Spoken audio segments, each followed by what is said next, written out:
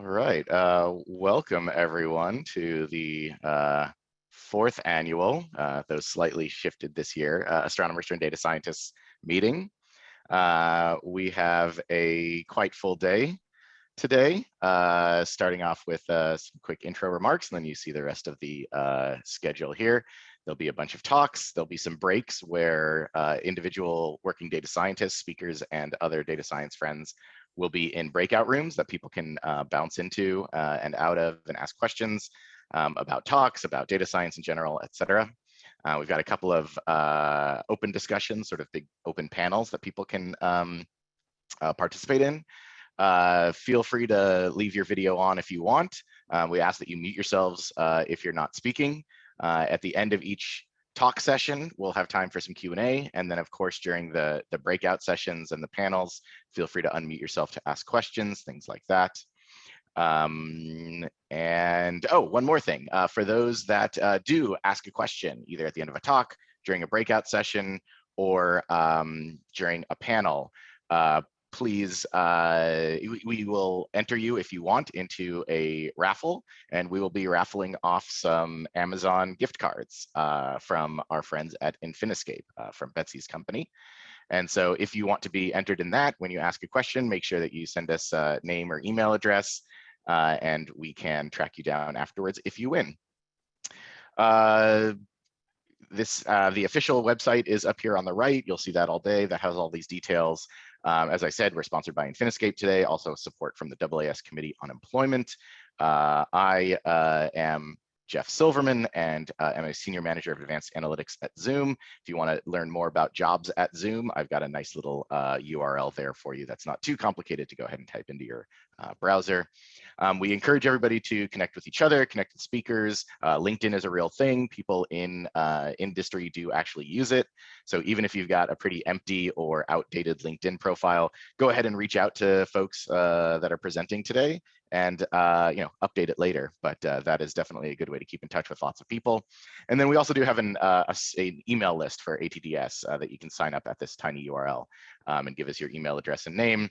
And we send out just a small number of emails a year, basically announcing this conference and then asking for feedback after the conference. So that's basically it. Quick background of me, I've been co-running this meeting for 4 years now. I got my PhD at Berkeley doing supernova observations, was an NSF postdoc at UT Austin, and then did the Insight Data Science Fellowship to get into data science. Worked at a TV analytics startup company for about 5 years, and then just a couple months ago transitioned over to Zoom. And so I can happily answer more questions about that in our breakout sessions. And running the show with me today and helping organize and sponsoring our awesome gift card raffle is Betsy Barton. Betsy, you want to give us a bit about yourself? Thanks, Jeff. Yeah, hi, I'm Betsy Barton. I was an astronomer, feels like a couple of lifetimes ago. I was at UC Irvine until 2011, and then at a hedge fund, and then I left to really enter data science proper, and I started Infiniscape, which is a very early stage startup company working on new social media and learning platform solutions that I'll talk a little bit about later. And I am super excited to introduce our first speaker. I've gotten to know him better in the last few months. I've been working with the company that he works at a little bit, Taka Tanaka. So. Great, thanks, Betsy. Are we ready to jump in? I know we're a few minutes ahead of schedule for the talks, but I'll defer to you, Jeff and Betsy. I think we're probably okay. Just double checking, Taka, you're okay recording this talk? Yes. Okay, then we will record it. It'll be posted on the ATDS website. And I think there's a good quorum of people who are excited to hear about real estate. Okay, awesome. I'm going to start sharing my screen. Great. All right, can you all see that? Awesome.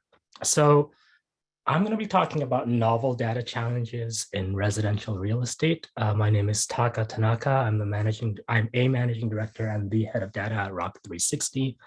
My LinkedIn and contact information are right there. So let me jump in. This is what I'll talk about in my 20-25 minutes. I'll go through my own journey from astronomy to where I am now, and I'll just say that it's been a series of unexpected events, but unexpected in a good way and in a way that I could control. And I've those of you that follow me on social media and other platforms are probably tired to death of hearing me talk about this, but I can talk a little bit about that. And then I'll go through Rock 360 and the kinds of data science problems that we work on. And the thing that I'll emphasize throughout the talk is how unsolved and relatively less mature a lot of data science problems and solutions are in the residential real estate space. And then I'll wrap up the talk and with a little focus on how we approach team culture and team building at Rock 360. So yeah, about myself. So I got my PhD in 2011 at Columbia. I moved to Germany for a few years to do a postdoc there. I decided, hey, I want to kind of be back in the New York area. So I had a research faculty position at Stony Brook. And then I left academia after about 20 papers. I had a good run, just decided it was time to move on. 5 years ago, I went through the Insight Data Science program, which is now inactive, but it's a bridge bootcamp program for people in academia to leave for data science. And then I landed at a consulting firm. And then from there, I went over to lead a team at Weight Watchers. And then during the pandemic, I started as director of a data science team at a mobile fiction startup. And then last fall, I moved over to lead the data team at Rock 360. So it's been a fair amount of jumping around. In a little less than 2 weeks, I'll have been an industry data scientist for 5 years. And at my first stop, which was at a consulting company, one of the things I discovered about myself was that one of my strengths is in mapping out and communicating data strategies and project roadmaps at the executive level. And that's kind of like, if you go back to kind of my resume or the jobs I've held, that's kind of been the thing that I've been doing for the last 5 years. But in specific terms, I never really expected to be a consultant when I left academia. That's not necessarily what I was aiming to do. I never thought I would work at a health company like Weight Watchers, or that I would work for a romance fiction startup, or work in residential real estate. So it's been an unexpected turn of events at every step. But I think all of those leaps, what they have in common are exciting problems, amazing people, great career opportunities. And the thing that I really appreciate about being in industry data science is the career security. It's not even job security. It's the career. It's that, hey, if the right opportunity happens to come across, or if, heaven forbid, something happens at my current role, then I have the option to kind of seek other opportunities, and there will always be other opportunities for an experienced data scientist. And it's very much the opposite of what I found as an early career academic. So that's something I really appreciate. Okay, so let me go on to talk about what we do for data science at Rock 360. Let me start off by sharing who we are. This is a team picture we took on Monday. You'll see Betsy on this picture. She consults with us 1 day a week, and we're very glad to have her. On the upper left, the other person whose name is unmasked is Vasant Dar, who's a professor, and he heads the data science program at NYU Stern. So our team grew from about 2 people 12 months ago to 20 people today. Going through academic backgrounds, about a third evenly, it turns out, have bachelor's degrees. About a third of us have or are completing our master's degrees, and about a third of us are in the same, either have PhDs or in the process of completing them. So this is who we are. At a company level, I would say at Rock 360, data and science are part of our identity. The CEO has a PhD in computer science and talks constantly about learning through research, really wants to understand the details of the algorithms we're doing, He's asked me more than several times to show him some equations during update meetings. And our CEO is very, very data driven. I've probably hear him say once or twice a week, it's like, hey, this is my hypothesis. I could be wrong, but if I'm wrong, show me the data to prove me otherwise. So I really love that the company is led by very scientifically minded people. And that's not always the case as in industry, as it turns out. So what is it that we do? We're a financial firm specializing in investment residential real estate. So types of products we offer, our core business is loans for investors. And mostly the thing we specialize in the most is what's colloquially called fix and flip loans. If you watch kind of those kinds of reality TV shows, you might be familiar. But these are investors who look for maybe rundown or homes in unique condition. They buy it and then they pay for renovations and they put it back on the market with the hopes of making a profit. And we also have longer term investors who buy residential properties for other purposes as well. We also have are experimenting with a pilot business for what's called in the industry is iBuying, which is essentially buying and selling homes electronically or through the website, or trying to do as much of that process through the internet as possible. But the key difference for our company is that we focus on vintage homes, right? Or we still have this fix and flip central mentality. You probably have never heard of our company before today. We are the leading firm in this space. We've done 5 billion in loans since 2014. And our investors and advisory board are stacked with industry leaders. As an example, our chairman of the advisory board used to run the S&P 500 or the S&P. And the data first approach has really paid dividends for our company. We've gone from 30 employees to 300 in the last 4 years. And the data science team, as I've mentioned, went from 2 people to 20 people in the last 12 months. And Rock 360 is actually an umbrella entity that incorporates a lot of different businesses. We have our kind of central capital financing company, which is Rock Capital. We have a lead generation tool for investors called House Lending. We have a platform for owners to sell vintage homes. We have a title insurance company, property insurance company, appraisal company, and a reward program for investors. Those are all separate corporate entities under the Rock 360 umbrella. And I think the thing I'd really like to hammer home today is that residential real estate is a place where core data science offerings are much less mature than in other industries.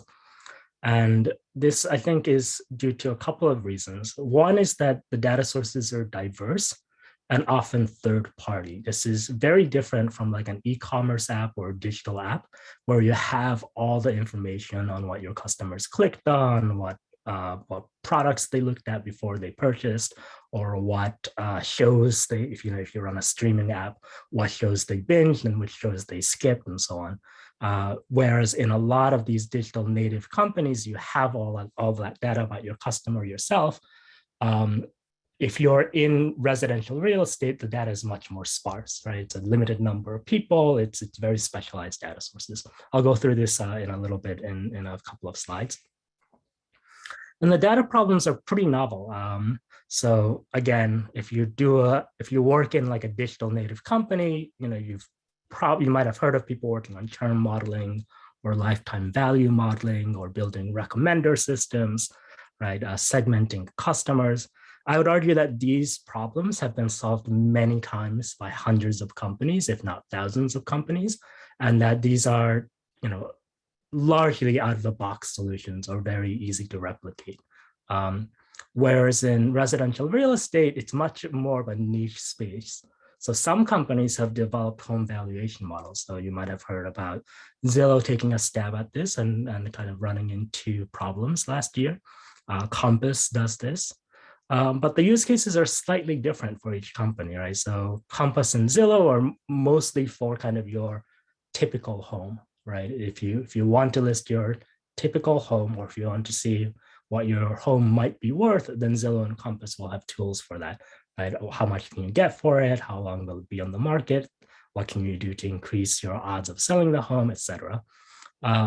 Again, for our company, we specialize in vintage homes. So this is turns it into a much more niche and nuanced problem. So here's a broad and I'll say an incomplete overview of what the kinds of data projects we work on. We work on lead generation, and that involves identifying people or properties of interest for the company or for our investors. It also involves finding out the right way to reach these people, the owners behind these properties. We do a lot of predictive modeling around home valuation, for example. The key thing for our company is that we want to know what a home is worth before and after fixing it up. If you think about this problem a little bit, figuring out what a home should be worth after it's fixed is relatively easy. You can say, okay, this is going to be in the top 20 percentile of similar homes in this neighborhood, and you can probably assign a value assuming that it's in good shape. If it has not been repaired, that's a lot trickier problem. How do you value a home that has flood damage in the basement? How do you value a home if 2 of the bathrooms don't have running water? Things like this. We want to model repair costs. We want to model loan defaults.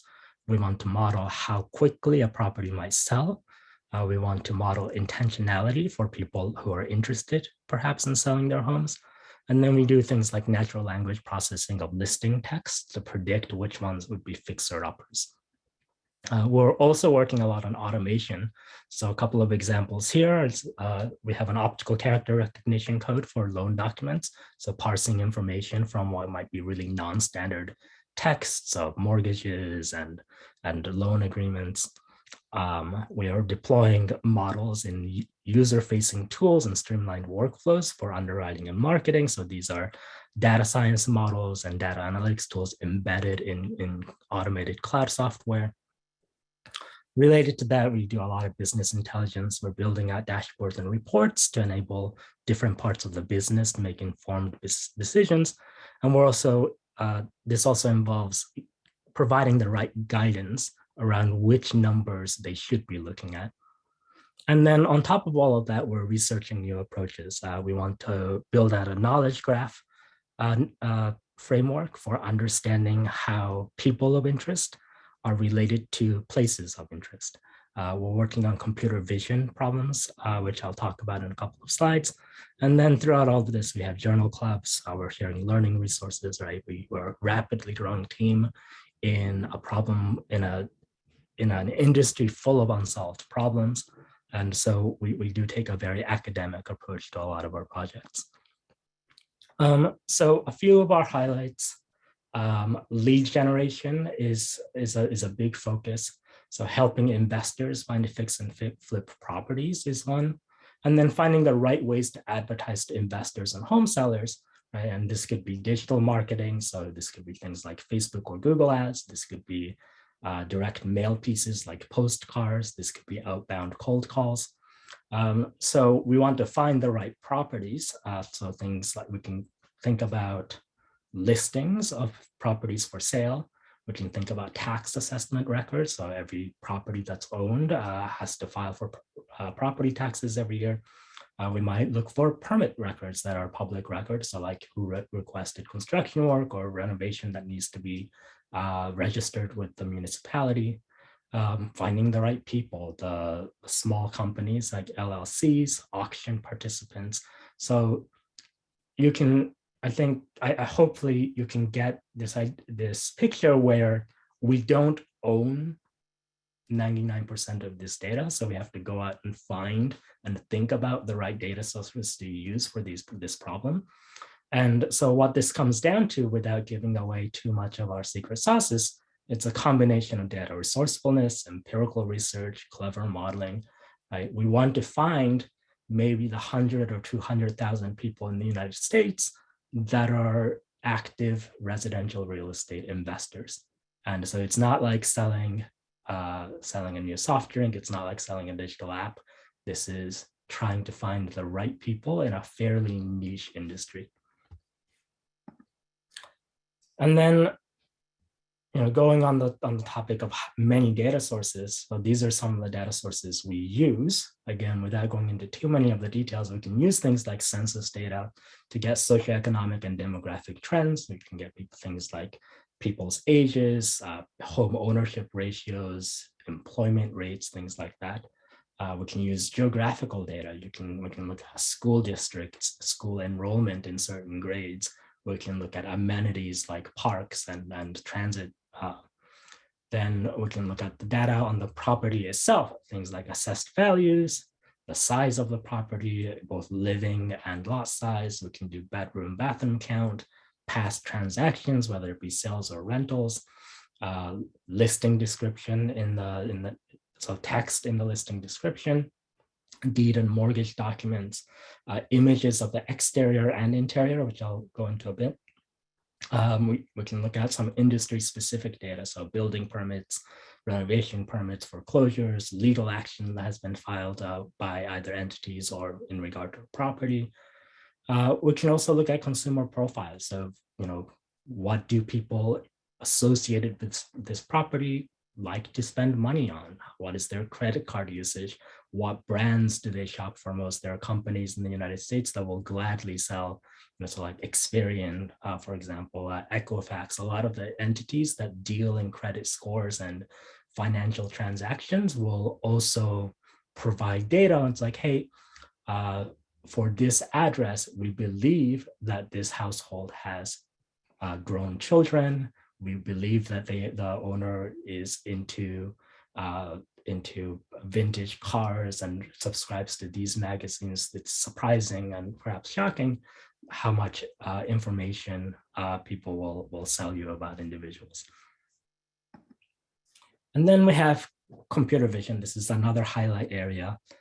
These are some just quick animations of the kinds of images that we look at. So we want to use interior and exterior images of homes to see how much they can help us in understanding the value and other attributes of the home. So some examples of this work is we can train models to replicate human-like tasks. So we can train models to grade property appearance, for instance. So take these outdoor images on the upper right, for example. Would you rate this as a 3 out of 5, a 4 out of 5, 2 out of 5, right? And then can you train a computer vision model to replicate that rating system, right? And so we're really trying to go for, hey, this is in a nice neighborhood or not a nice neighborhood. We know things about the neighborhood. We know things about how many bedrooms and bathrooms, past value of the home, but it's really missing, those numerical or tabulated pieces of data. What they really miss is this human element of like, what do you feel when you look at a home that you're looking to buy or rent? And this is an attempt to try to see if we can patch that gap using computer vision. And things like recognizing room types and features. So training vision models to say, yep, this picture is of the exterior of the home, this picture is of the bathroom, etc. And then saying, okay, this is a picture of a bathroom, and this bathroom looks exquisite, or this bathroom looks like crap, things like that. And then, a really important thing with computer vision is we want to make sure we understand what the models are doing. And so on the bottom row of images is essentially a layer in our models that allows us to hone in on what the model is seeing as positive and negative features. And so we can say like in some of our prototype models, we can see when a model is classifying a room as a kitchen, it tends to focus a lot on the counter space and the appliances, which makes sense. And then this is just a way of making sure that we understand what the model is doing.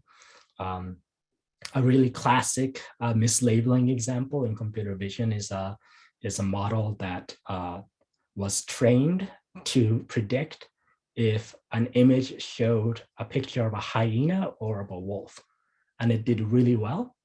And they rolled it out, and it turned out that all the pictures of wolves had snow in the background, and the image and the model was actually not looking at the animals, but actually the context of the image. So we want to prevent snafus like that from happening in our production models. This kind of project involves tens of thousands of labeled images. It requires some manual work or some clever way of having our source of truth, and also a robust model development infrastructure so that we can develop many kinds of iterative models on many kinds of property images. And then something we work on is automation and production, right? We don't want to be a team that develops models on Python notebooks and sends results back and forth in CSV or Excel files.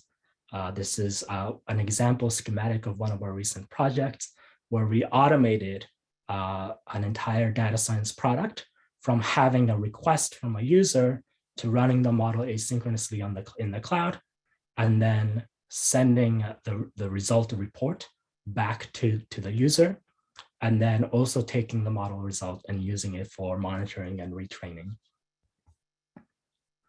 So let me wrap up here. Rock 360 is a data-first leading financial firm in residential real estate investments.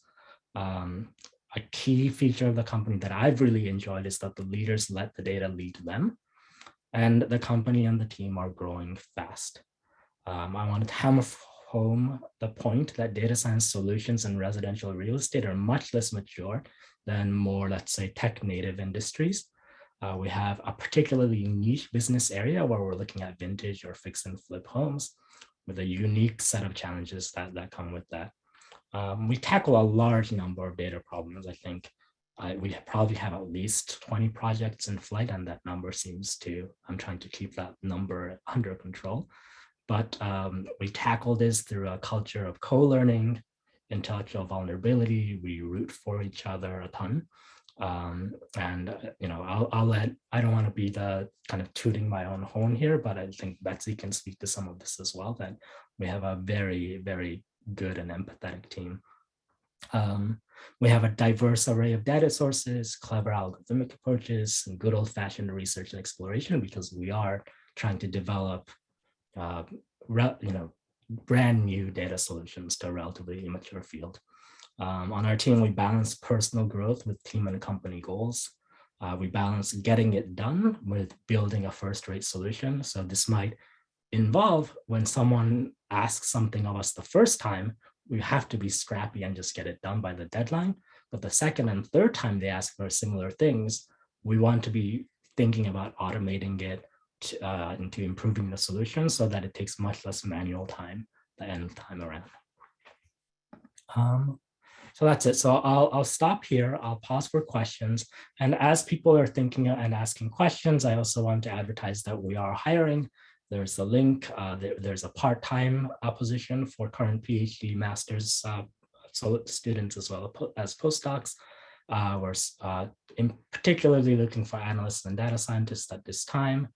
And then I also wanted to advertise and share a set of slides that I maintain on the topic of this very conference, which is astronomy to data science. Jeff and others have contributed a lot of ideas to these slides over the years, but this is just one set of steps and examples and suggestions that you will hopefully find helpful if you are trying to navigate this career jump.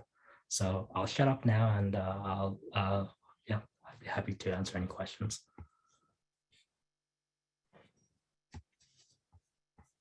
Okay, folks.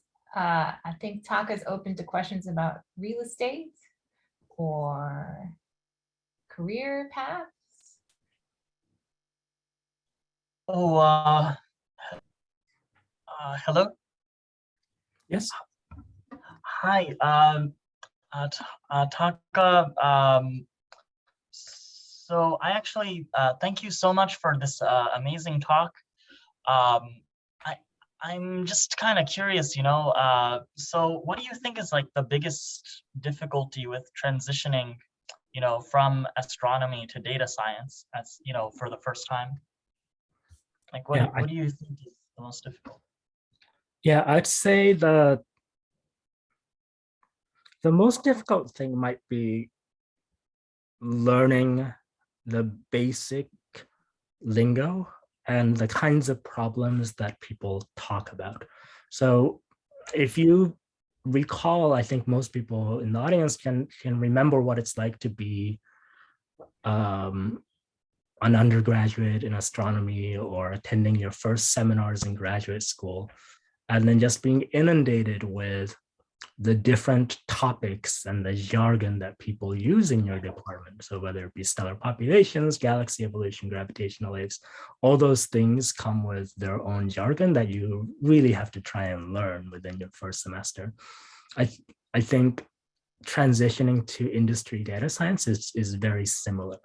Is like hearing about AWS and GCP and SageMaker and Vertex and PyTorch and you know, it's like people hearing people talk about, I don't know, IDL or, you know, telescope specific jargon or SEDs all over again. So I think that's probably the toughest thing, but also the easiest to address in the sense that there are so many resources out there to help you with the jargon.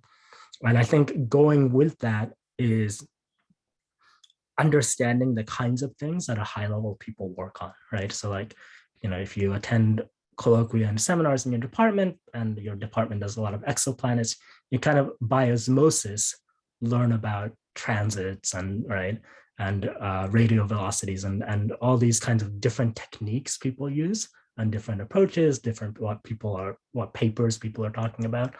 And then figuring out the equivalent step, right? So it's like, oh, right, collaborative filtering or recommender systems, or hey, okay, this is a gradient boost model, right?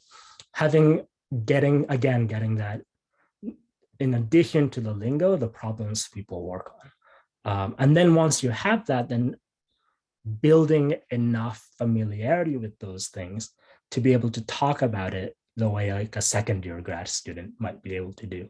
And I think once you're able to do that, that's when in interviews, you sound like you know what you're talking about, or you can talk about what you don't know about and what you have done. And that's really, I think, the real where you see that step function is because before that, you just sound like you don't know, and because you don't know, right? It's you sound like an undergrad freshman, right? And the goal, again, to keep going on this analogy, is to sound like a participant, a practitioner of data science, just the way a fairly advanced grad student, or at least a grad student who's on a good path, will be able to talk about. Thank you so much. That was very helpful. Okay, I think we have a hand raised from Adam Hughes.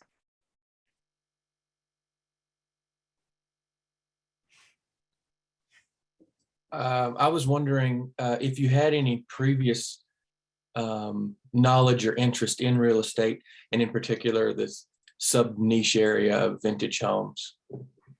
Absolutely not is the answer. Yeah, it was when I learned about this opportunity, I learned somewhat about real estate, but what really drew me to this opportunity was to be able to tackle this kind of wide open array of unsolved problems. That's what really attracted me about this opportunity. And I think that's what a lot of our teammates are interested in is, right? It's an opportunity to do something that's it's a little bit Wild West in terms of the data problems and solutions that we're working on.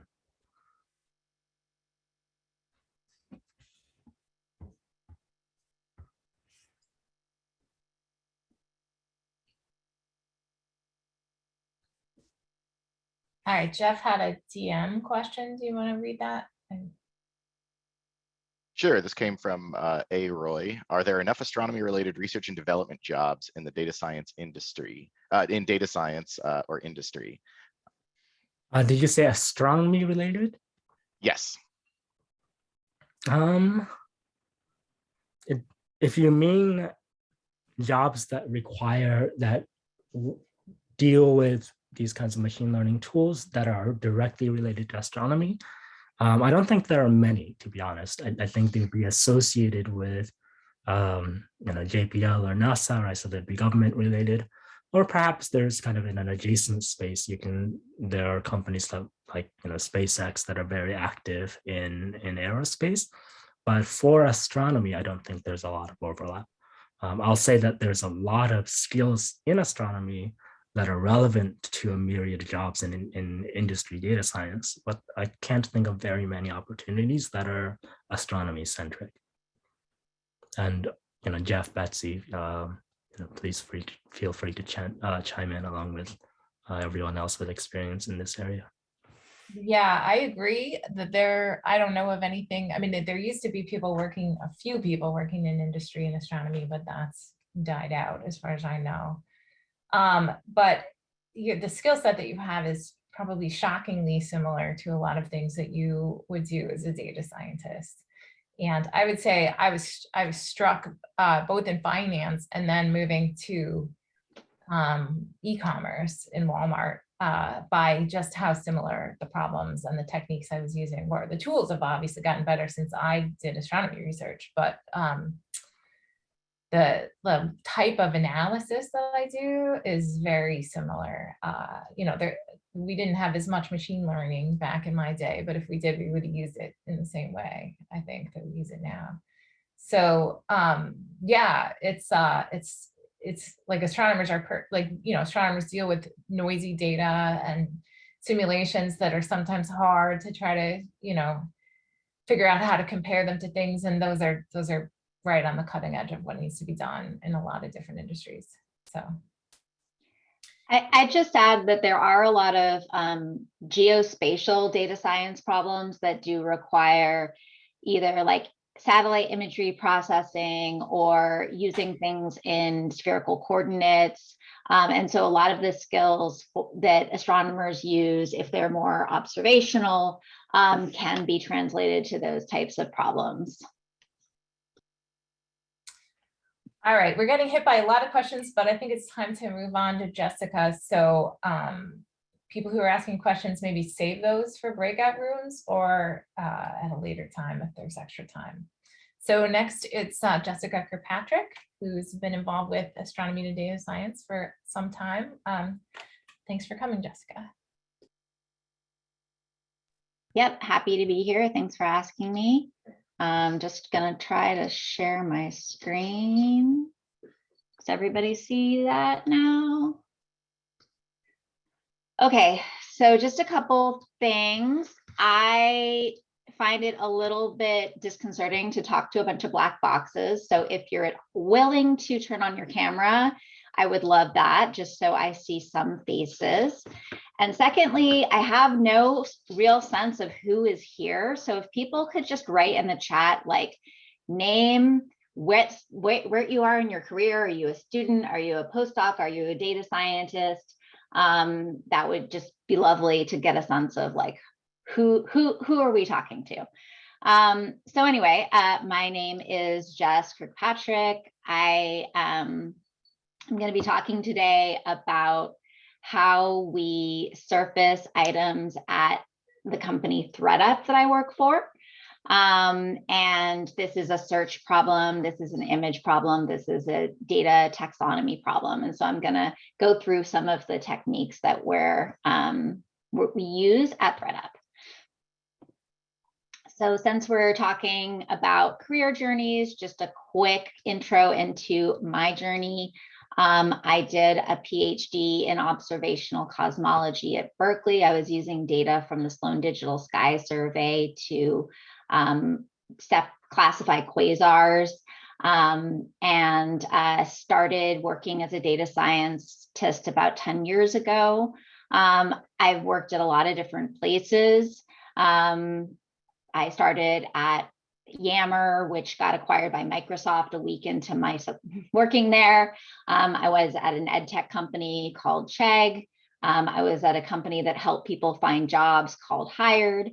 I worked for the social network, or not social network, the communication tool Slack.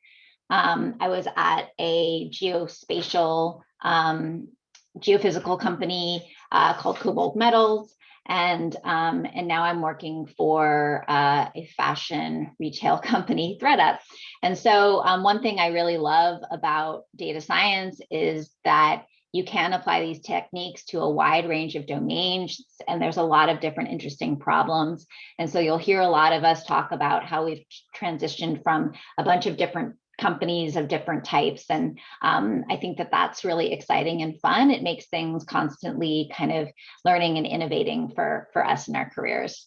And I'll be in some of the breakout sessions and happy to talk about my experience at any of these individual companies or about my trajectory. I also have a blog where I write a lot about my transition to data science.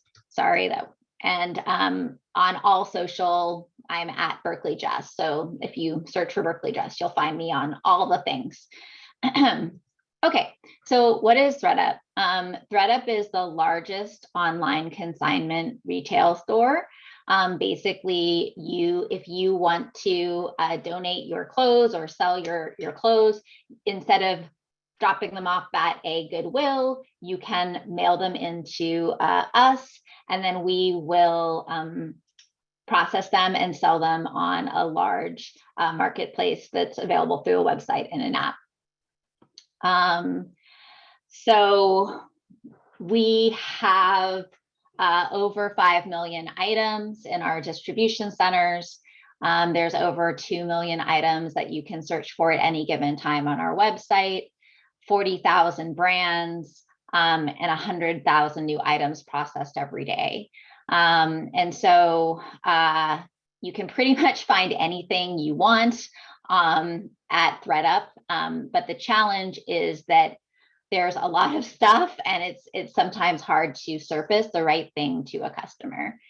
I was attracted to this company because I had been using ThredUp as a consumer and buying clothes for them for the last 8 years. I really believe in sustainability and environment and reusing and recycling. And so I loved being able to reuse clothing that had been discarded from somebody else. And so I was really excited to start working for them. So just to kind of talk about the way that traditional retailers sell things online, for those of you who don't buy online. So this is Banana Republic. You can essentially filter items to focus in on what you're looking for. So here I've filtered on women and on pants, and then it'll show a bunch of different pants that are in their line. You can see that right now, as of last night, there are 182 different pant styles that you could buy on Banana Republic. That's a lot, but it's, not completely overwhelming. Like, you can scroll through it in about 5 minutes and focus on the things that you're looking for. So the similar experience on ThredUp, if you were to focus on women's pants, sorry, my mouse keeps going back and forth. There's over 50,000 items. And so this can be very overwhelming for a user because whereas with Banana Republic, it's one brand, it's at least for a given season. Right now it's longer pants, it's wide leg pants are in, so it's a particular aesthetic. Whereas this is a wide range of things. You see here that there's athletic pants, there's sweatpants, there's khakis, there's leggings. And so it can be challenging for the user to find the right thing. So this is where taxonomy comes in, where with every item you can get information about what features you might want to allow a user to filter on, or that would go into the search algorithm to bring up the right item for the user. And so, for instance, if we just narrow it down to Banana Republic pants, little bit better. There's now 2,800 items, still about 10x what's on the Banana Republic website. If you say, I want wide leg pants, because that's what is on trend right now at Banana's homepage, it's 126 items. So now we're getting to the same kind of order of magnitude of what you're seeing on the Banana website. This is also already filtered on my size. So you'll see that all of these are a size 4. And then let's say you even further know you want brown wide leg Banana Republic pants. Now there's just 13 items. So this works really well for a person who knows what they want. And so there's a lot of details that we can collect about every item that can go into this taxonomy. So you can filter by color, where you might work, wear this item. Is it work? Is it formal? Is it vacation? What the cut is, what the rise is, inseam length, size, condition, how new or old it is. And you can also filter on price and material. So if you're allergic to wool, you can exclude wool. So this is really great for users who know exactly what they want. And another way to get to this very focused result would be in a free search.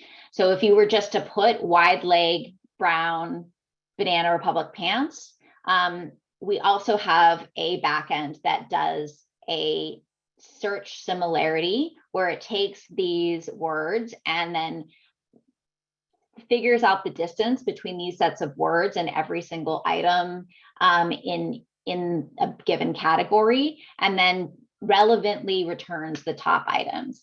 And this will actually get you slightly different results. So you'll see that there's 15 items here versus 3 items, because it's also including like jeans, for instance, which are in the filter view different than pants, but in the search view, search understands that pants and jeans are closely related. So if there's a brown pair of jeans that are wide leg, it could be surfaced here, whereas in the browse experience where you're filtering and using the taxonomy, that would not be considered part of in that category.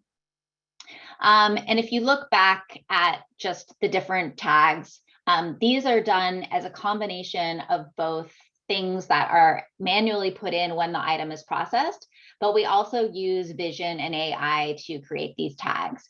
So this item will be put through an AI system and it will be classified by what color is it, what cut is it, does it have any pattern or any particular style? And so sometimes you'll see something like floral or bohemian or festival, and that is from the AI tool that adds that added augmentation. So all those tags go into both the search experience and you can filter by them.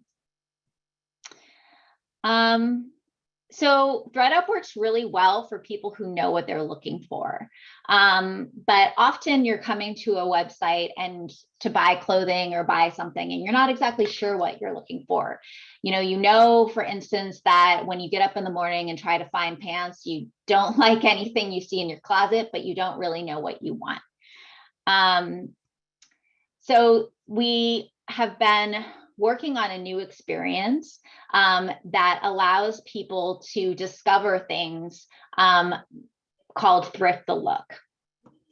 And so the equivalent would be that on the traditional retailer, every season they have a look book of their most recent looks.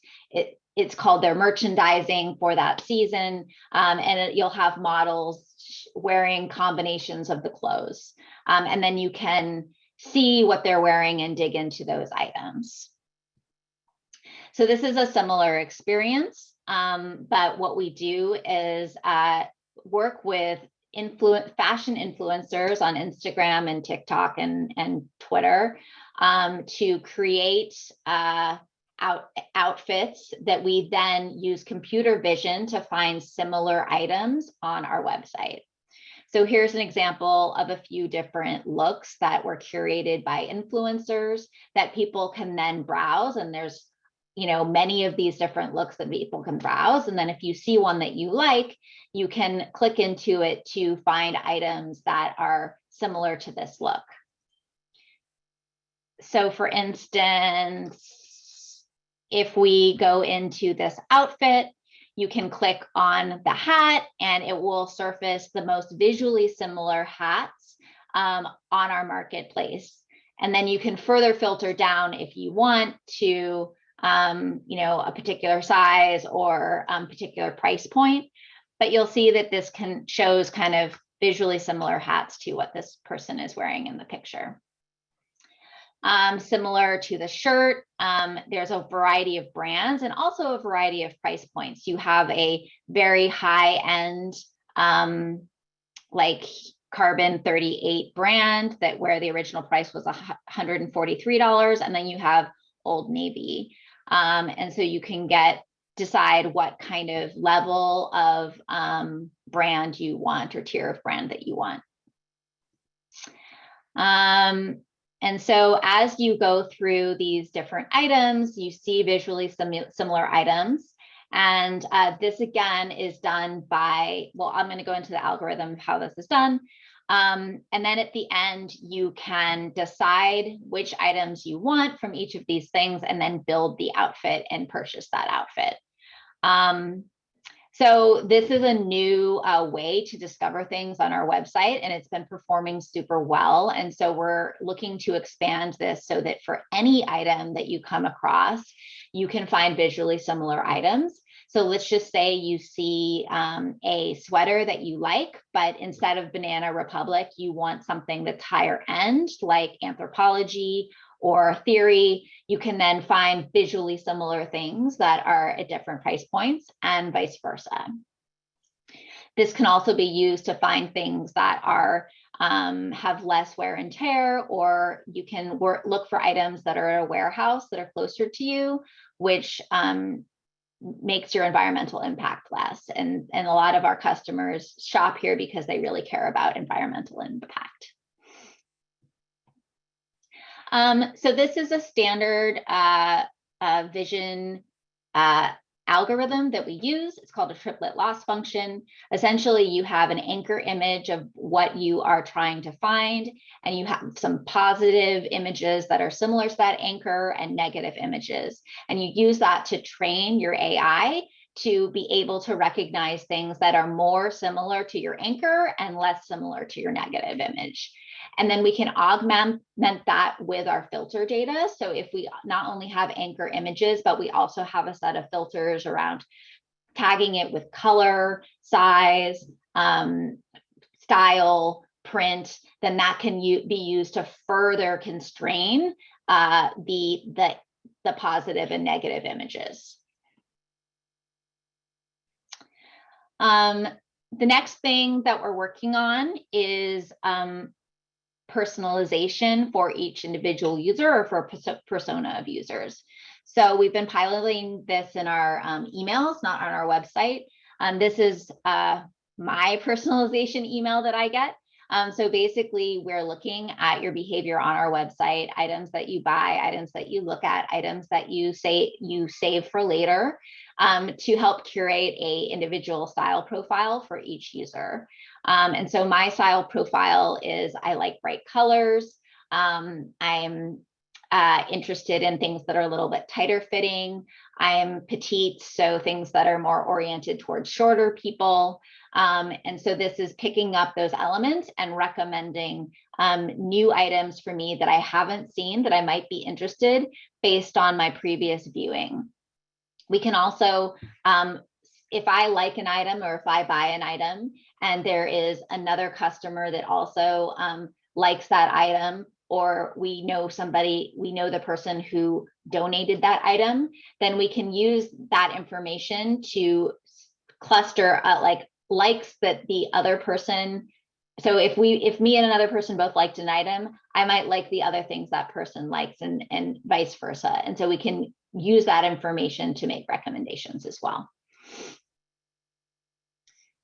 So that's all I have for the content. I should say that we are hiring, and so please check out our careers page. We're hiring both analysts, which are more entry-level data scientists, as well as data scientists and machine learning engineers. And we'll be at some of the breakout sessions, and I'm happy to talk more about ThreadUp or careers in data science. Thanks so much, Jess. That was really cool. And I'm definitely going to be shopping on ThreadUp tonight. Just, that is like That's potentially world changing here. Questions?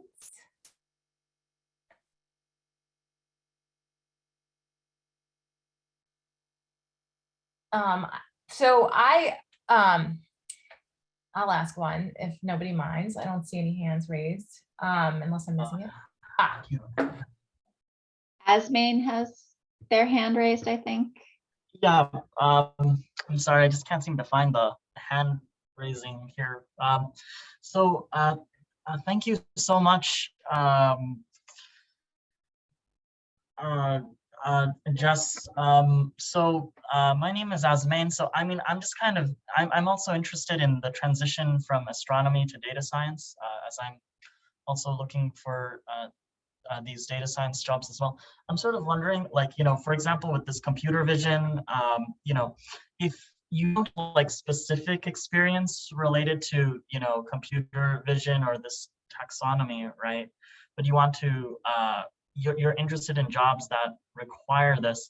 I'm sort of just wondering, like, is there a way to get, like, for example, if I did some kind of project, like a personal project of some kind, and I wanted to get some quick experience that, would show that I have some familiarity with it. Like, is there, like, some way to do that? Or I don't know, like, getting some experience that, you could probably sell, that might help a person to sell themselves for that job, for example. Or if perhaps there are some resources to gain familiarity with it beforehand. Yeah, so I definitely have a lot of recommendations on my blog about this, so please check that out. I will put a link in the chat. So generally, there are a lot of resources online these days to learn different data science techniques. There's free courses, there's free kind of example data sets that you can play with and run different algorithms on. Insight, the program that Taka spoke about, their main thrust was for people to do a project that they could demo to companies. And you don't need to do Insight to do that. If you can come up with a cool project that highlights some skill sets you have and you put it on GitHub, that's a great way to profile your skills and also learn something in a more applied way. And I would highly recommend, before applying for data science jobs, to have something on GitHub so people can see your code, coding, like actual code that you've worked on. And if it can be something that is not super domain specific in terms of astronomy, but something that a hiring manager who is not an astronomer could understand, that would be really great too. There's also a ton of volunteer hacking experiences. There's hackathons, there's Data for Good, so places where you can collaborate with other data folks and technology folks to work on problems that will help others and give you some additional experience applying data science skills. Thank you so much, Jess.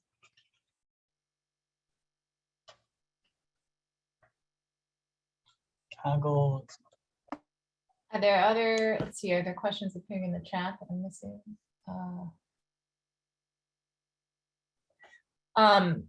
Just calling attention to the fact that Taka has answered some of the questions in the chat as well, so people don't miss that. Jess, yeah, so about your own specialization, how did you decide which areas you were most interested in data science? I guess that would be my link. Yes.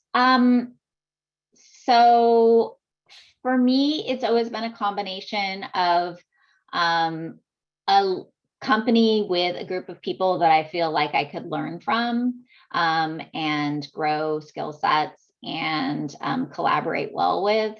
And then working on problems that I think are helping people in some way. So I'm just very motivated by humans and making the world better. And so whether that's helping people find jobs or helping people connect more easily with each other, or trying to help people reduce their carbon footprint. These are all things that are exciting to me. I definitely have not specialized as much as a lot of other data scientists. I'm much more of a generalist. I've worked on things that are more AI and machine learning, and then I've worked on things that are more considered like traditional analytics, where you're measuring how people interact with a website and trying to run experimentations on websites. And I've also done a lot of infrastructure and like data pipelining.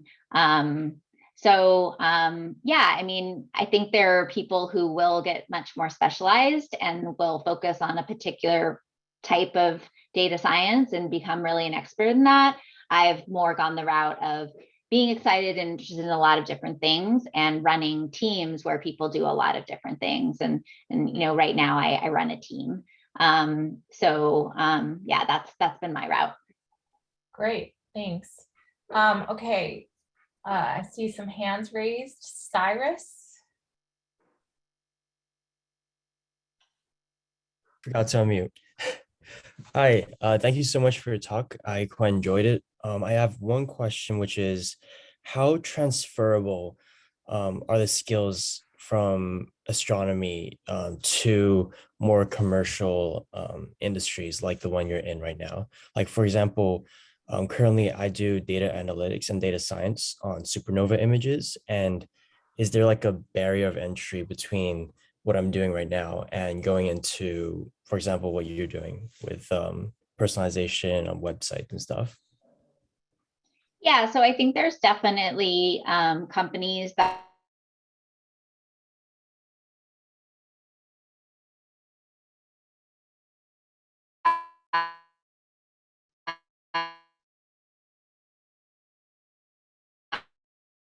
are experienced to be like working on our pricing algorithms, and we really do want somebody who has some experience with like how to think about the economics of price.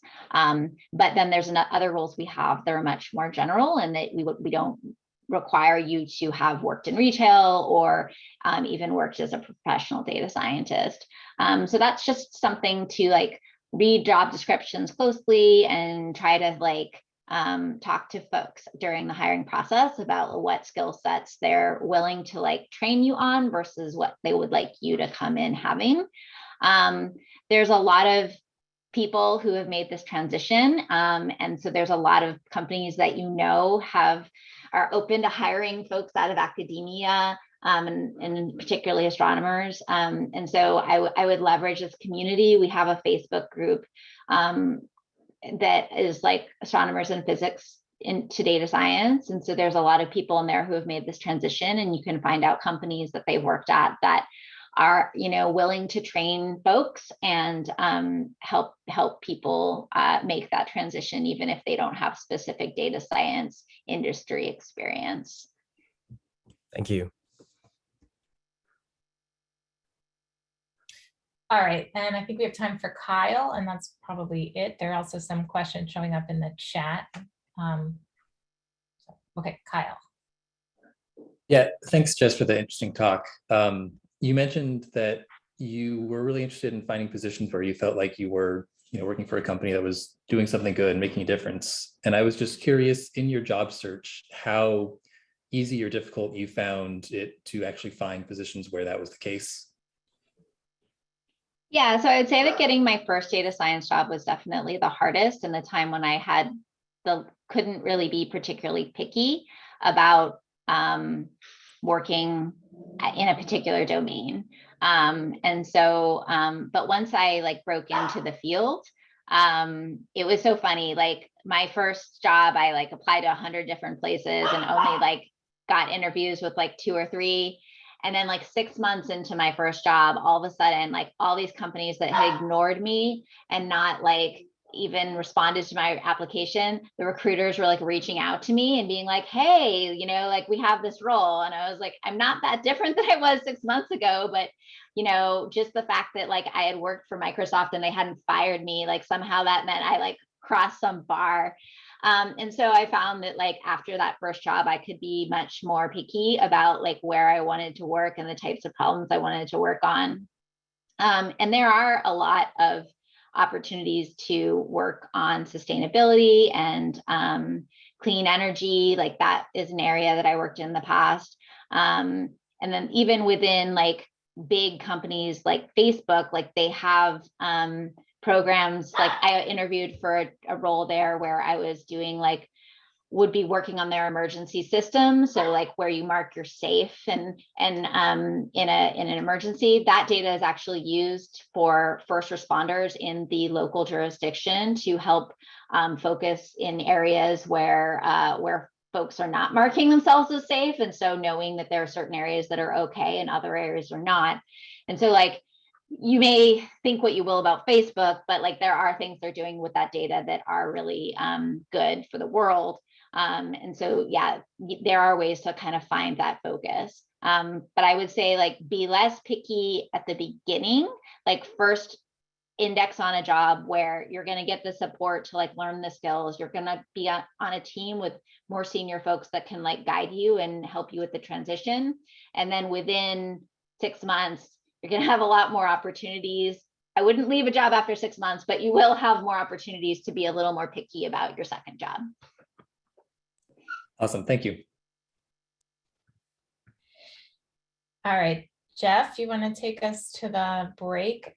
Yeah, so I am just setting up our breakout rooms. We're going to have a breakout room for all of our speakers and data scientists and folks who are presenting today. So you've met a couple of them already, but we will have rooms for everyone. Feel free to jump into any of them, ask whatever you want. There's been a lot of great questions and some answers already in the chat. But to go real quick, just to give you a heads up of who these people are, I will open these now. So Ben Nelson is a senior data scientist at the Chan Zuckerberg Initiative. So Ben, if you want to hop into the room named you, go for it. And people who want to chat with Ben can jump in there. Betsy, founder and CEO at Infiniscape. Chris Bochenik is a data scientist at Google. Deep Chatterjee is a Illinois Survey Science Fellow at the Center of Astrophysical Surveys, NCSA. Genevieve Graves is CEO at I0 Incorporated. Jessica Patrick, we just heard from, senior data scientist manager at ThreadUp. John Franklin Crenshaw is a PhD student at the Dirac Institute at the University of Washington. And Taka Tanaka, we heard from first, head of data and managing director at Rock 360. So feel free to jump into any of those rooms and feel free to bounce between rooms, ask people questions. We'll do a bunch of these throughout the day. Also, this is a good time if you need a bio break, need to grab a coffee, food, whatever time zone you're in, feel free to do that as well. Sounds good. Great. Feel free to DM me with feedback about how the breakout stuff went either now or later. This is our first time on Zoom doing this. Our second time virtually. Last time was through the AAS last year, winter meeting virtual. But moving on, we've got a couple more talks up next. We wanted to bring in some working astronomers that use data science. Oh, I'll turn on my video. Sorry about that. Working astronomers that are using data science techniques in their research. And so first up for that pair is John Franklin Crenshaw, who's a PhD student at the Dirac Institute at the University of Washington. So take it away, John Franklin. Yeah, let me share my screen.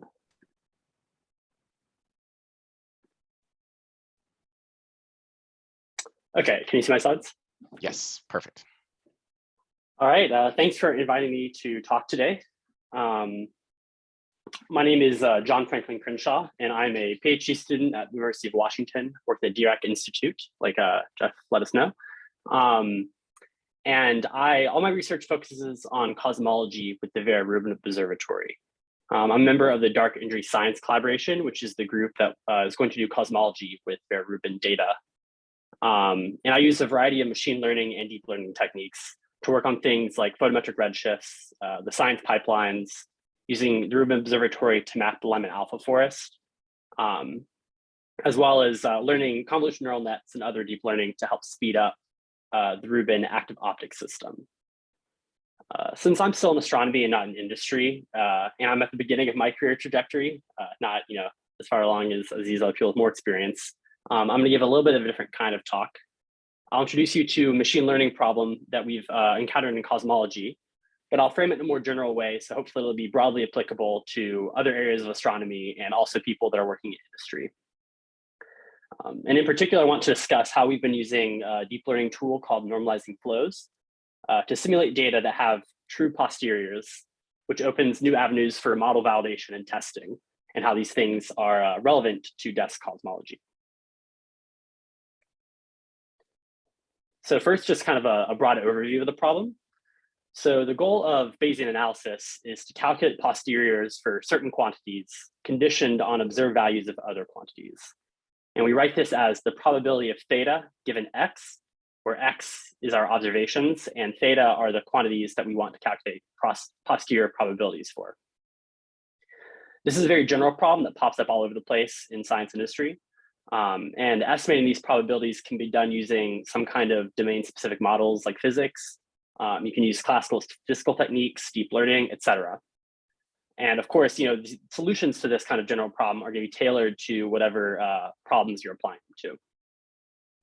What is universal, though, is that we need to test and validate our models and our pipelines so that we can be confident that they are accurate and that the conclusions we are reaching are a true reflection of reality, and we're not just being led astray by biases in our training sets, for example.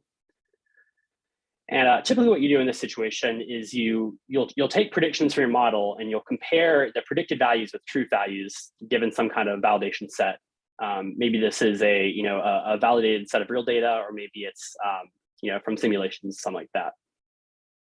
But the problem is often all we have are true values of theta, but not true values for this posterior distribution, P of theta given X. And oftentimes that's sufficient, but when you really care about P of theta given X as a statistical product, and really that posterior is what you truly want to validate, it can be hard to really validate this using only the true values of X. And sometimes the metrics based on just the true value of X can lead you down the wrong path. So this was general, but to make these ideas more concrete, I'll spend the rest of the talk applying these ideas to a specific problem in astronomy, specifically photo Z estimation for cosmology.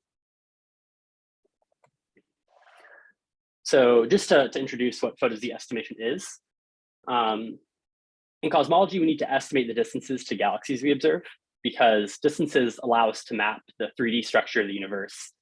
And excuse me. Additionally, in astronomy, the farther away you look in the universe, the further back in time you're looking. And so by knowing distances, we also have a time axis that let us study how the universe evolves in time as it ages. And because the universe is expanding, light from distant galaxies gets stretched as it travels from the galaxy to our telescope. And so distant galaxies will appear redder. So for any given galaxy, the farther away it is, the redder it will appear. And that's an effect we call a redshift. So in this plot on the right here, you can see the intrinsic spectrum of a galaxy drawn in blue. And you can see that this galaxy peaks in the violet.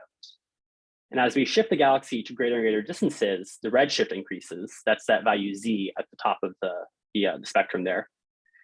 And you can see that peak shifts to the right into the redder wavelengths.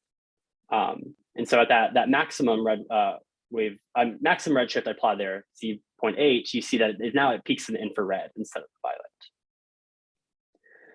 violet.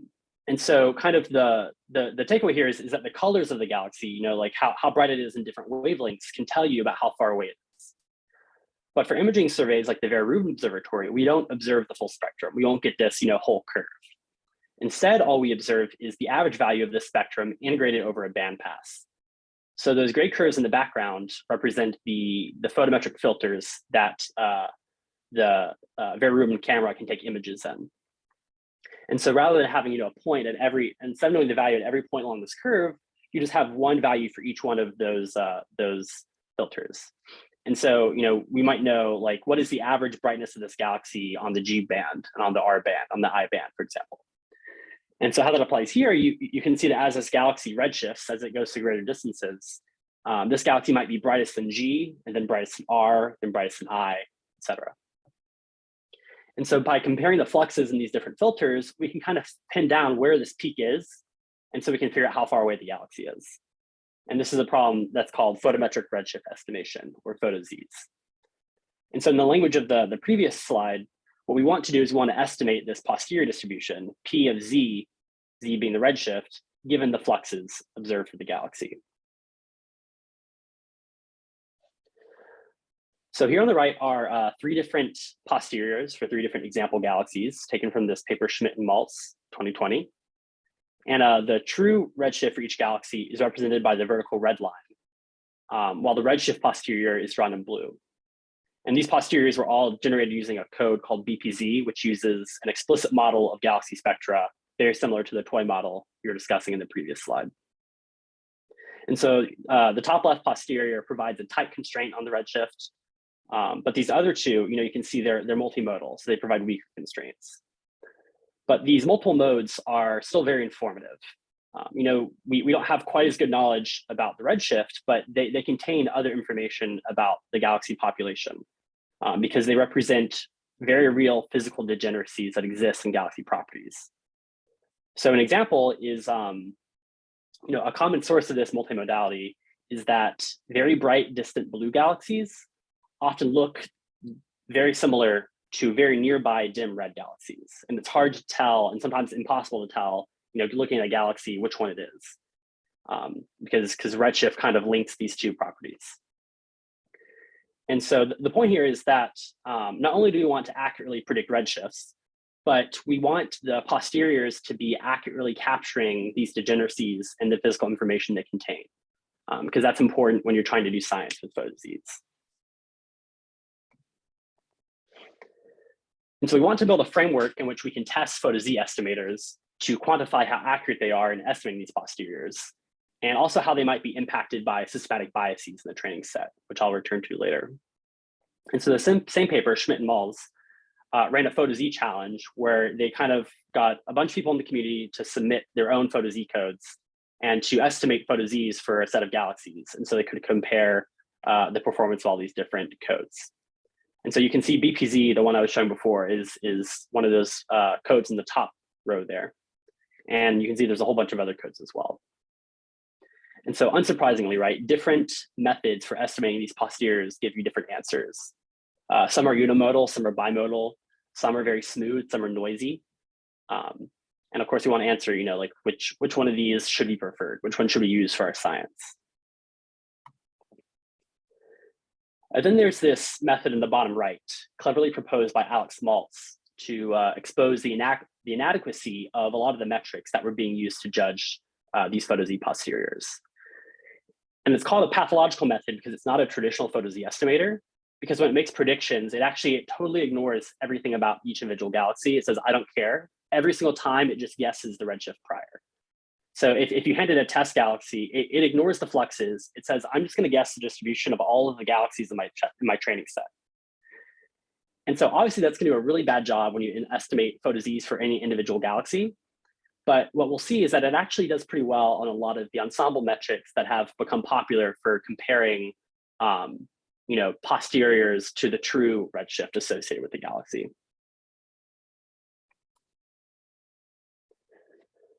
So we have all these different photo-Z estimators, and we want to know which one of these is best. Which one is, maybe one of them is best for all the science we want to do, or maybe we can identify, this estimator is good for this kind of science, this estimator is good for this kind of science, et cetera.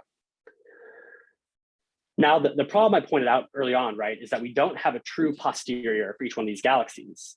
And so we can't, validate the posteriors directly. All we can do is compare the posteriors to the true redshift associated with each one of these galaxies. And so one set of tests you can ask is you can say, how well calibrated are these PDFs? So are they too broad and thereby underconfident in their conclusions, or are they too narrow and overconfident? And these metrics on the right measure just that. And so, for example, if you look at the blue histograms, that's called the Pitt transform. And ideally, you want these blue histograms to be totally flat. If the histogram bulges in the middle, then that means your posteriors are too broad and your predictions are being too conservative. If they bulge at the ends, that means your posteriors are too narrow and your predictions are overly confident. And again, if you look to the bottom right, you'll see this train Z estimator, this pathological estimator, is winning. It's beating all the other estimators on these two metrics. And it turns out a similar story follows for a lot of the other popular metrics as well. And so, is this the best estimator? Like, obviously no, right? Like it's explicitly constructed to be a ridiculous estimator that doesn't do what we want. What this is showing us is that a lot of the popular metrics are not really telling us what we think they're telling us. They might be leading us astray because you can come up with this pathological estimator that kind of beats all of them, right? And so the conclusion of this paper is that we need to develop more robust metrics that really get at what it is we actually want to test, that can't be fooled by this pathological estimator.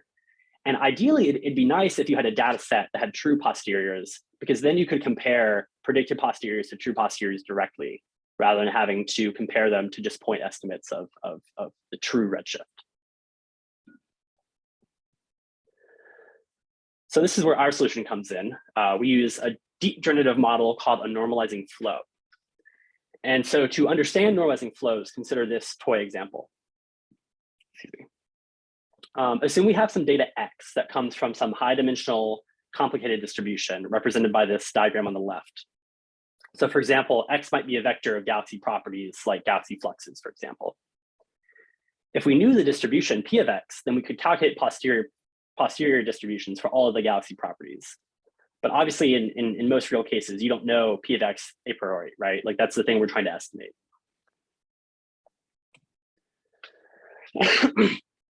Normalizing flows solve this problem by transforming your complicated distribution into a very simple distribution. For example, the normal distribution on the right. And that's the origin of the name normalizing flow. It normalizes your data distribution. And so if we just assume we have this function f that you can apply to all of your samples from your data distribution, their image under f, if you look at their distribution, will be normal. And this is nice because we know how to calculate probabilities and sample from a normal distribution. So if we want to calculate posteriors for our data, we can use this normalizing flow f to translate our data to this new normal distribution. And now we can calculate posteriors easily with respect to the normal distribution. The one twist here is that you have to multiply by the Jacobian determinant of f, which accounts for how f is stretching and compressing volume elements of x. And that's the same factor that appears, for example, if you do a change of variables in an integral. On the other hand, if you want to simulate new data, you can do this by sampling, latent variables from this normal distribution. And then you can apply f inverse to translate these samples back into the original data space. So you can essentially think of a normalizing flow as a translator that allows you to go back and forth between these two distributions. And that's nice because it allows you to work with your data, but to do your statistics in the realm of this much easier distribution that we know how to work with. And so here's an explicit example of a normalizing flow. On the left are data drawn from a complicated 2D distribution. You might recognize it as the 2 moons distribution from scikit-learn. And the normalizing flow transforms that distribution into the Gaussian distribution on the right. I colored all the data points in the original distribution so you can see where they get mapped to in the new Gaussian distribution. And kind of thinking in the inverse, you can see that if you were to sample a new point from this Gaussian distribution, you can kind of look at the color of the surrounding points to get an idea of like where that gets mapped back to in your data space. So if you drew a new sample from like this orange region, that'll probably correspond to drawing a new data sample on the top left of that 2 moons distribution.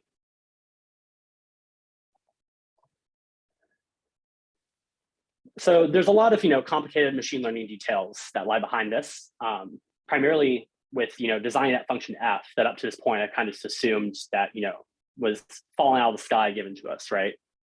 You have to make sure it's expressive to capture all the structure of your data. It has to be invertible. You have to be able to calculate the determinant of the Jacobian efficiently. And these things are all really hard. There's a lot of clever work that has been done by machine learning researchers to design these. The details aren't super important for what we're talking about here, but just know that I'm using something called a rational quadratic neural spline coupling. It's a long name that's basically just saying this function f is a piecewise spline and it's parameterized using a neural network. And we chose this because it's efficient and flexible. You can quickly sample and calculate posteriors, so it's good in both directions. And it has this parameter k, so you can control the number of spline knots, which kind of scales up and down the resolution of this transformation you're learning, which will be useful. And to handle all these details for desk cosmology, I developed this Python package called PZ-Flow that has a lot of features that are useful for cosmology built in, a lot of stuff that's useful for posterior estimation. And the front end uses pandas, which means it's pretty user friendly, but the back end is written in JAX, which means it's fast, it's GPU enabled, you can JIT, stuff like that. And so I'll talk about how PZ-Flow addresses the issues that we discussed earlier.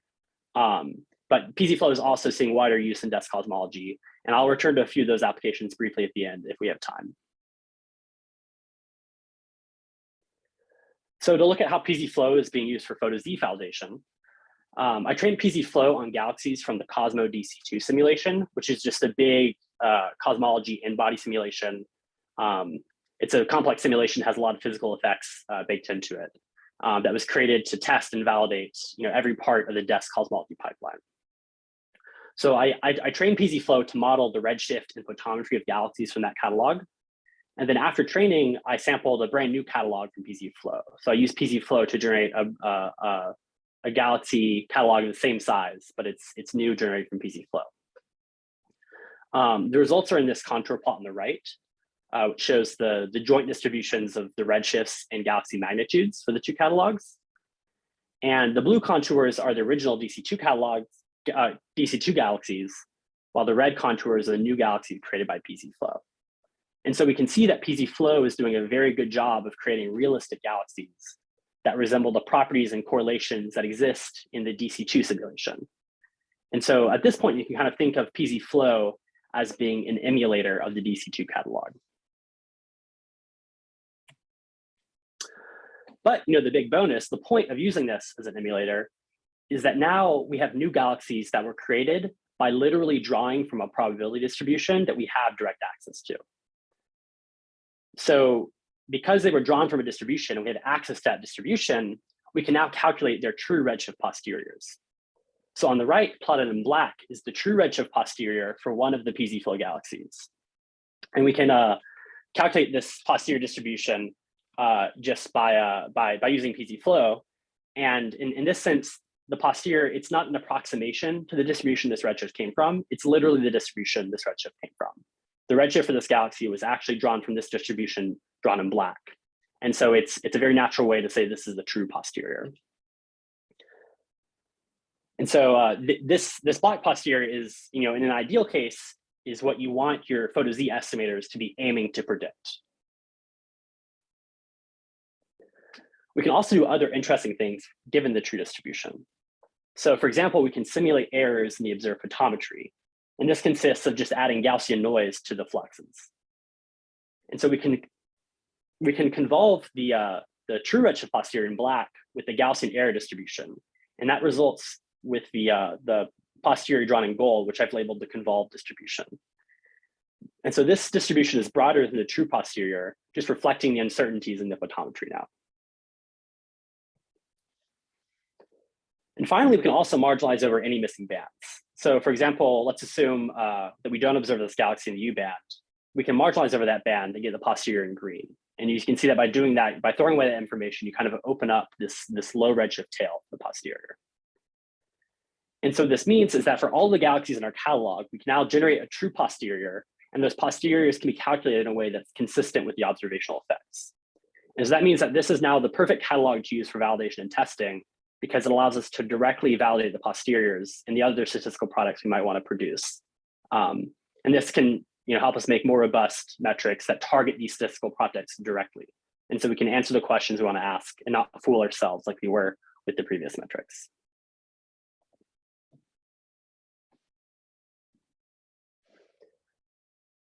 And so this framework for galaxy catalogs is kind of the backbone of this larger project Rail, which is the photo-Z validation pipeline we're building for desk cosmology pipelines.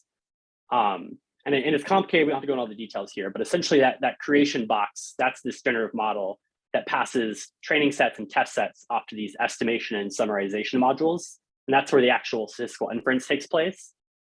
And then you have these estimated posteriors, and you have the true posteriors, and now the evaluation module will compare them. And we can evaluate statistical metrics, cosmology metrics, and stuff like that. So we can understand how well we're doing at photo-Z estimation and how this propagates to our uncertainties on desk cosmology.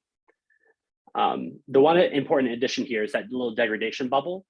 That's where we simulate systematic errors so that our training sets have biases with respect to our test sets, as will always be the case in real science, right?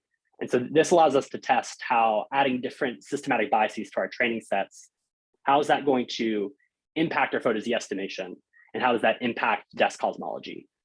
So that will allow us to build pipelines that are robust to these kinds of errors, and also allows us to kind of quantify their impacts on desk cosmology so we can have properly calibrated error bars on our results. So to summarize, PZ-Flow simulates data with true posteriors, and access to these true posteriors enables the use of more robust and interpretable metrics. And the Dark Energy Science collaboration is using this to comprehensively test our models and test for the impacts of systematic biases. And this normalizing flow-based framework for testing and validation is applicable and useful whenever you're trying to test models where the output of your model is a statistical distribution, and you'd like to directly validate those distributions rather than comparing them to just point values that are truths. And so if anyone wants to use PZ-Flow, it's available on GitHub and by the Python package index. There's a whole bunch of different example notebooks I kind of show you on the right there that range from basic topics up to advanced topics. Covers things like designing the bijection, convolving errors, discrete variables, marginalizing over missing data, modeling data with periodic topology, conditional distributions, etc. And I will just very briefly kind of, looks like we're almost out of time. So I'll very briefly just kind of point to different things that PZ-Flow is being used for in desk cosmology. So on the left here, this is a distribution from DC2. And the point of this plot is just to show you that at high redshifts, you can see there's kind of discreteness artifacts that are going on. And that's just from due to the discrete number of galaxy spectra that we use in the DC2 simulations. And so this is to show that if you emulate this catalog, but you restrict the number of spline knots in your splines, then you can kind of smooth over these really fine details and kind of smooth out these artifacts. And so this kind of process is being used by Locken and Galliano et al. To kind of smooth over these artifacts so they can make a more realistic catalog of supernova host galaxies. You can also use normalizing flows together with another popular generative model called a variational autoencoder. So variational autoencoders work by compressing data into a lower dimensional latent space, that space Z there. And then that's the job of the encoder on the left. And the job of the decoder is to take samples from that latent space and turn it into data samples. And so you can use this as a generative model by sampling from that latent space and converting those to data. And usually that latent space is assumed to be a Gaussian distribution. Often that assumption is not very good, and that leads to VAEs producing unrealistic samples. And so what you can do is you can, instead of assuming your latent distribution is a Gaussian, you can you can model your latent distribution with a normalizing flow. And so that will increase the fidelity of your simulated samples. And so that's exactly what Alex Galliano has done to simulate images of host galaxies for transients. So on the right, he has these host galaxies do not exist, kind of an homage to the, these people do not exist, where we generate fake images of people. And finally, of course, you don't have to use normalizing flows to generative model. They're also just flexible and powerful tool for posterior estimation themselves. So Bryce Kalmbach is using PZ-Flow as a photo-Z estimator.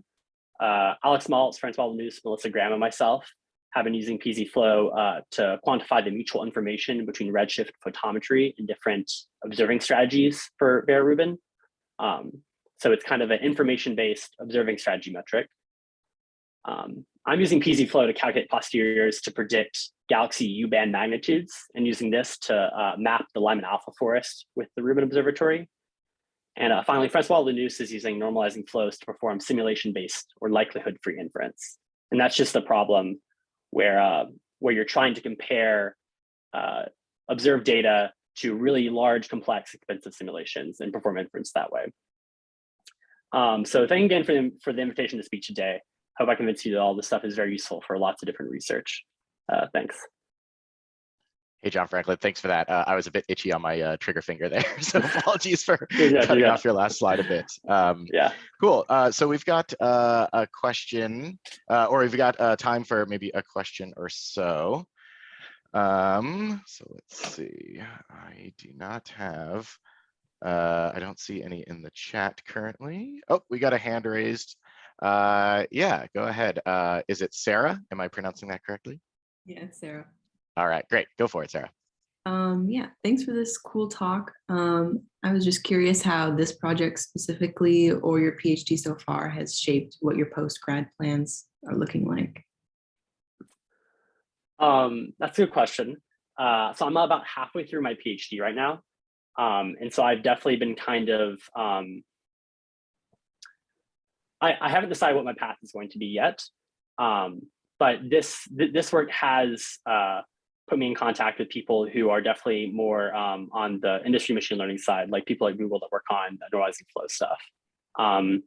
And one recommendation I got was that I should take some time before my PhD is over to do an internship in industry, just so that before I make the decision of do I want to do postdocs or do I want to go to industry, that I have kind of an idea of not only what academic research is like, but also what research in industry looks like. And I think that's good advice that I plan to follow when I get towards the end of my PhD and have to start making decisions about what my future looks like. Thank you. All right, thanks for that. Up next, we have another data science plus astronomy talk from Deep Chatterjee, Illinois Survey Science Fellow at the Center for Astrophysical Surveys, NCSA. So take it away, Deep, and feel free to share your screen.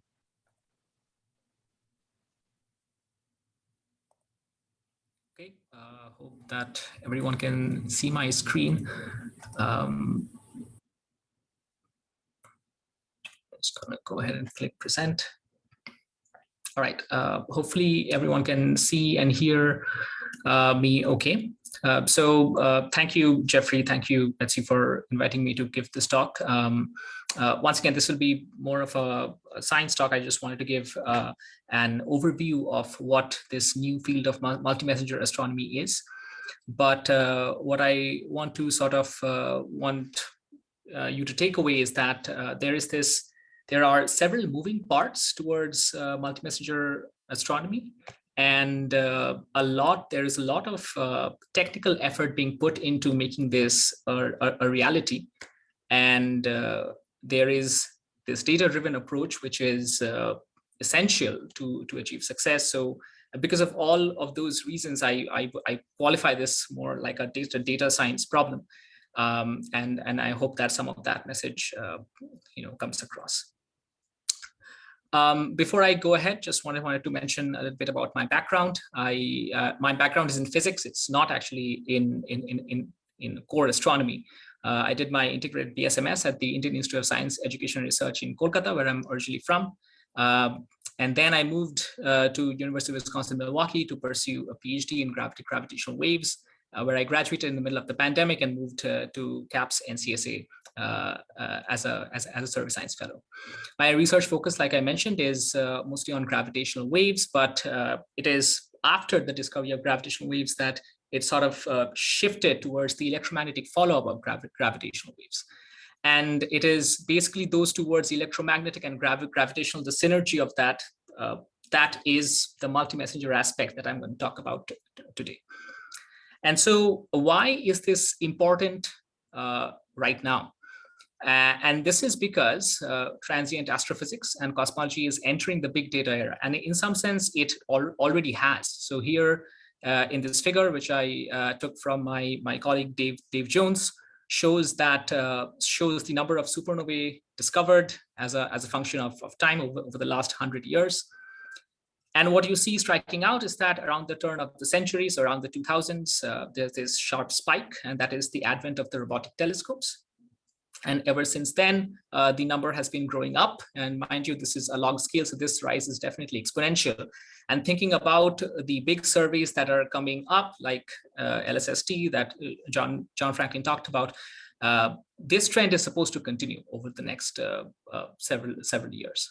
So we are seeing definitely new objects that we have not seen before in the traditional astronomy sector, in the electromagnetic sector, but there are also these other probes that we have started to see, like gravitational waves. So gravitational waves were discovered in 2015, almost a century after the original prediction by Albert Einstein in 1916. They are a prediction of general relativity that were directly observed by LIGO in 2015. Now, the number count is nowhere close to the supernova number count that I showed in the previous slide. But what I want you to take away is that the rise is there. So at the end of the first observing run, there were only 3 events detected. At the end of the second, there were 11. At the end of the third, which was very recent, there are close to 100 events. And once again, thinking about the future, we are getting to a point of time when this will be routine. Maybe we'll have observations every other day. And so it is not surprising that these compact binaries, those are the systems that LIGO sees, or these gravitational wave instruments, they see these gravitational waves from. They will be neutron stars going around each other, and as they merge, they will create an explosion that will be viewable in the electromagnetic spectrum, and therefore the synergy between electromagnetism and like you'll see the same source in multiple messengers. I do want to mention that this video here, it shows this gravitational waveform as the binaries merge.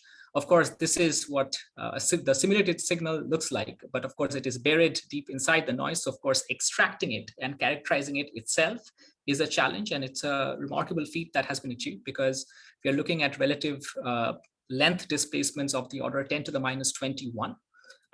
However, that instrumentation side is something that I'm not going to get into today, but it's a remarkable feat that has been achieved. Okay. So while there are close to 100 events that have been already seen, the star of the show, or well, in this case, there are 2 binary stars really. So the stars of the show is really this one event that all of you may know by now. I won't bring in an element of surprise because it's 4 years old now. But this first ever binary neutron star discovery, which you saw the 2 in this artist's impression, the 2 neutron stars come around each other.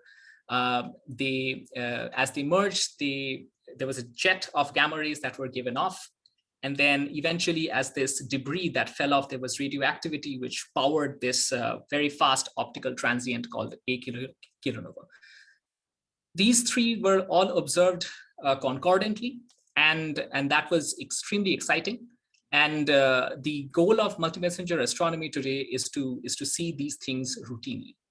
And that's the unfortunate part, or the non-exciting part, that this has been the only event that we have seen jointly till date. So while the number of gravitational wave discoveries have going up independently, it has just been proven to be a very hard problem to find these counterparts. And that is what the effort is. So why do we care? And the short answer is that these events are extremely rich in science. They have impacts from the fundamental nuclear physics and fundamental physics right up to the larger scales, the cosmological scales, so cosmological parameter inference. I will, however, talk about 2 results really quickly, because they are simple and short, and also the second one has sort of immediate relevance to, or rather, it has an that is something that we see or feel every day. The first one is the equality between the speed of light and the speed of gravity. So in terms of general relativity, these 2 should be equal. However, modifications to general relativity, not all of them say that these are equal. However, this was the first ever observation where we saw the light and gamma rays at the same, well, roughly at the same time in a 2-second difference. And that 2-second difference over the span of the distance to the source, which was about 40 megaparsec, immediately put a constraint up to 15 decimal places on this equality, which I think is a very simple but yet very beautiful result. The second one is the synthesis of elements beyond iron, which again has been a mystery. What kind of high energy astrophysical phenomena generates those? We know that there's a lot of iron and nickel that's generated in supernovae, but not beyond that. And it had been hypothesized that merging neutron stars, could forge these elements. And this was again the first time that there was direct observation of the nucleosynthesis of these heavy elements from the data. In fact, numerical calculations show that this merger produced close to 1 Jupiter mass of gold. So it is fascinating to know that while we are stardust, there is some amount of neutron star in the jewelry that we are wearing, be it our earrings, our wedding rings, or the gold medal that was presented at the Nobel Prize ceremony. Okay, so all of that is great, but where is the data science aspect? And I would say that it is there at every stage of leading up to the discovery, also the follow-up, and then the multi-wavelength inference, because this is very heterogeneous data, and we are wanting to do pretty exotic science, like I said, ranging from the fundamental physics up to cosmological scales. And I'll just mention the time scale of this. And when I put a divider over here, this top part is looking at a gravitational wave data analysis standpoint, and this bottom part is looking at anything which is external facilities like a telescope or a high energy instrument. So to begin with, one has to clean the data, calibrate the data within seconds to minute time scale. It has to be searched over certain source properties need to be calculated. That information has to be passed over to the partner facilities who then need to schedule the observations. So questions like, is this thing astrophysical at all? Where is the source? Is it at all interesting in terms of having a counterpart in the first place? And then in terms of the observational side, is it opportunistic enough to disrupt my regular observations to actually follow this up? What is the best observing strategy to maximize the chance of finding the counterpart? And then based on the data that you have already gotten, should I trigger a different instrument? These are questions that has to be done in a matter of, say, days, because the kilonova that you saw, that decays very quickly, and after a matter of a couple of days, there is no hope of finding it. So it's really making these informed decisions from the data in a low latency setting. That is what I find qualifies this to be very much a data science problem. So clearly at the core of multi-passenger astronomy is the understanding of the extreme matter and extreme gravity. And also something that is probably not very much highlighted is the instrumentation, because after all, we are building extremely sensitive instruments, and we need to understand their properties, the noise profile, maybe any biases like John Franklin mentioned that may exist, because they will affect the ultimate inference about, say, something like fundamental cosmological properties and parameters and so on and so forth. And that automatically uses a lot of HPC resources. High performance computing is very natural. But at the same time, in case of multi-passenger astronomy, because we are looking at, there's a time constraint, because you have to find these things quickly. There are several applications of machine learning as well, so in terms of fast inference. And so so what I'm going to do in the next few slides is I'll try to give an overview of a few interesting topics or use cases of machine learning. Not all of them will be machine learning as well, of this process, the steps in the process that I mentioned. And this is because I got to attend a couple of applications of machine learning in multi-passenger astronomy conferences over the last few months, and courtesy COVID, everything is recorded. So if you are at all interested, then you can follow these links that I've linked. So the first thing in the chain that I mentioned was this topic of data cleaning. So like I said, the instruments are extremely sensitive, and any environmental effect could have a chance of coupling to the instrument, the detector response. It could be the wind, it could be some lumbering activity happening outside the site. In this example, there's the 60 Hertz power mains, which show up, and they can be subtracted away. But oftentimes due to nonlinear couplings, one sees these side bands, which are very hard to subtract away. However, there has been work which shows the application of deep neural nets because of their function approximator properties that could be useful in situations like this. And why is this essential? Because every unwanted bump in this sector is hurting the range of the instrument, for hurting the scientific data that we can take. Another one is the reconstruction of the signal. So in this case, imagine that as a signal is evolving, there is some kind of unwanted glitch. And at least in a low latency setting, what can be done is the data is excised out. But that can have a profound impact on certain other observables, like say the sky localization, where the source is. And that can be completely off from what, say, the true location is. So what this work shows is that by using, again, a deep learning model and reconstructing the source, we can, prevent some of that. And I think that this is extremely important given the science that we wanted to do. I'll mention some of my own work, which comes at the next point in the chain, which is the prediction of counterparts. Is this trigger interesting at all? And there are, like I said, that characterizing the biases of the detection uncertainties is extremely important, at least in a low latency setting, because when a search is being run on the data, they're very good at telling you whether there's a signal in the data, but not necessarily what the right parameters are.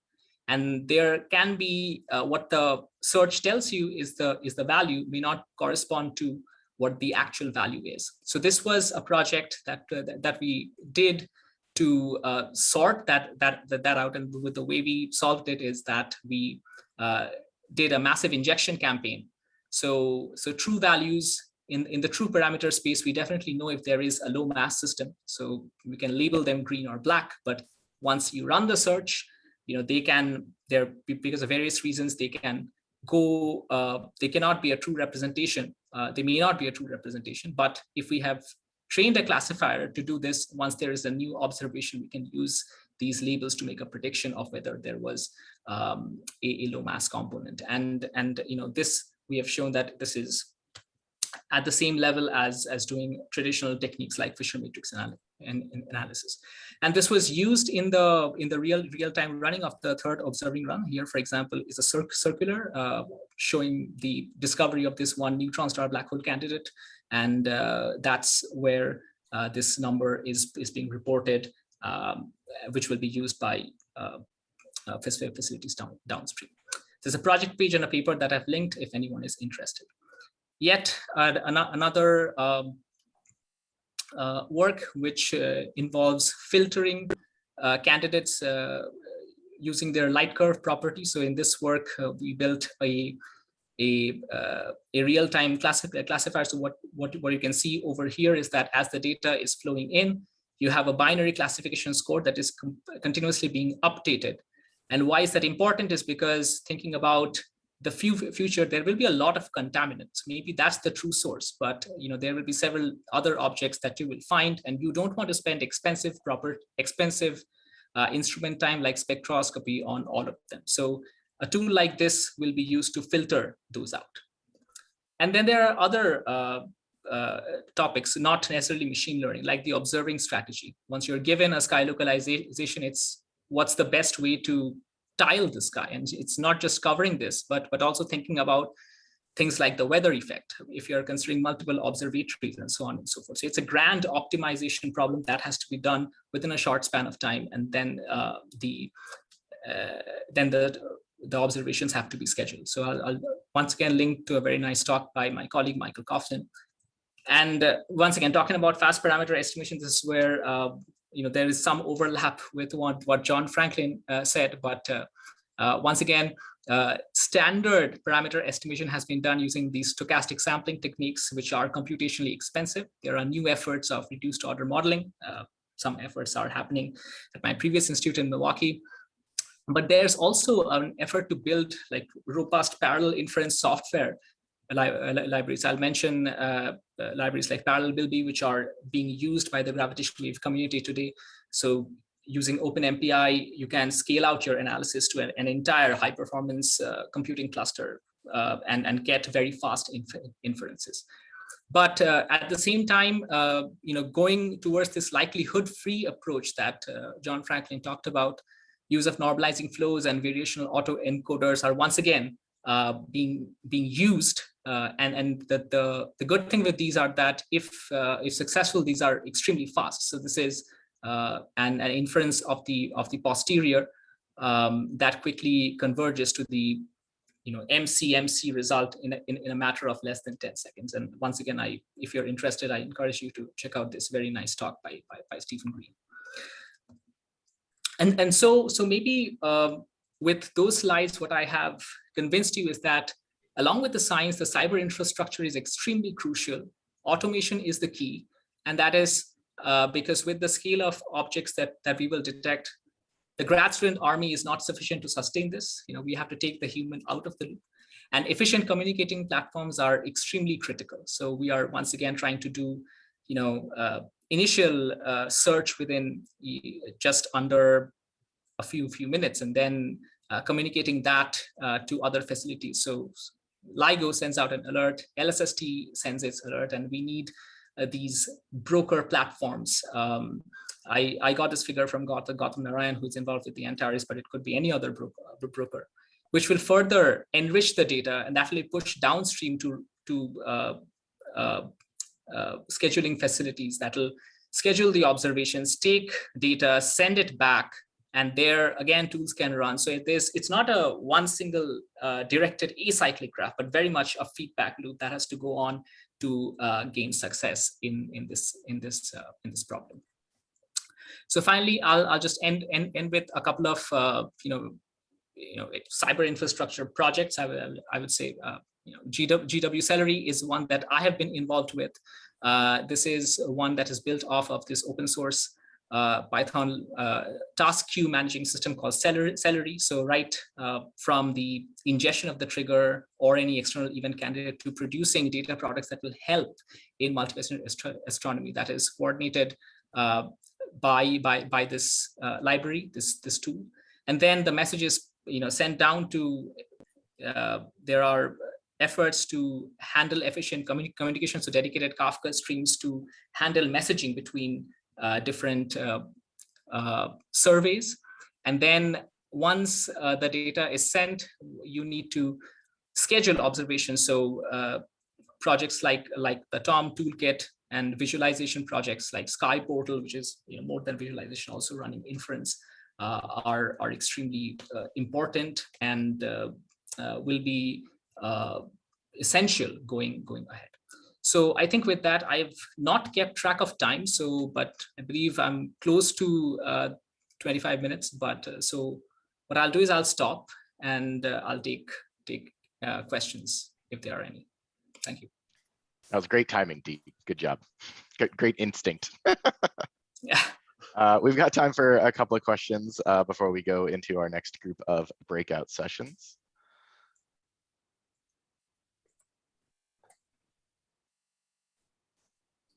So I've got a question, Deep, and this is something I hear from astronomers, and I sometimes hear from data scientists in industry as well. Is I think I know the answer to the first part, but curious more about the answer to the second. Is how do you see the current ways that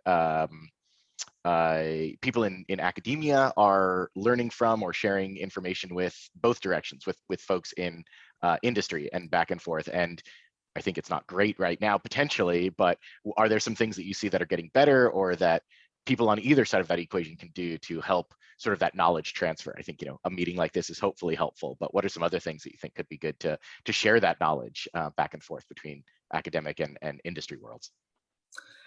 So I think that, and a communication, people knowing both sides of the story are very crucial, especially in the era that we are embarking on. And there is already effort. I think funding agencies have definitely, encouraging cyber infrastructure efforts. So that is great. Also, the place where I am at NCSA, there is already some industry presence, and creating like a interdisciplinary environment where, say, the computer scientists can talk to, say, the physicists, or some infrastructure that we have built for astrophysics could be also applied to, and I was talking to someone at the breakout room, but could be applied to, say, in digital agriculture. So having that platform would be really beneficial. I have personally found that, especially at NCSA, there are many interdisciplinary talks, meaning folks from the industry come to give a talk, and I've seen that sometimes I hear their talk and feel like, okay, they are using the same tools as we do, maybe learn something from their techniques. So to me, organizing conferences like that, like ATDS, or having a segment in a conference where people can come in and share their knowledge will be extremely vital going ahead. Awesome, that's great. Another question for Deep.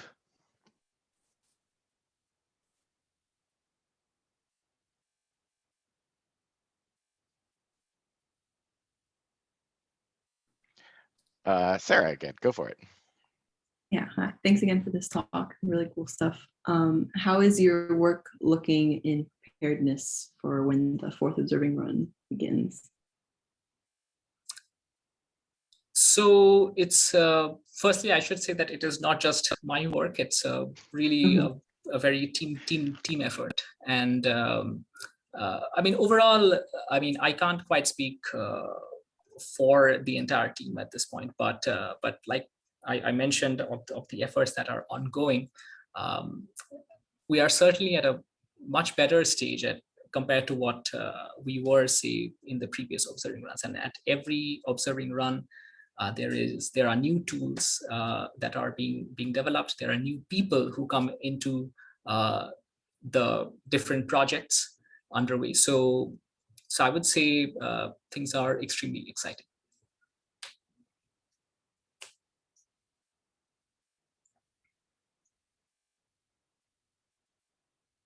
We've got time for probably one more question.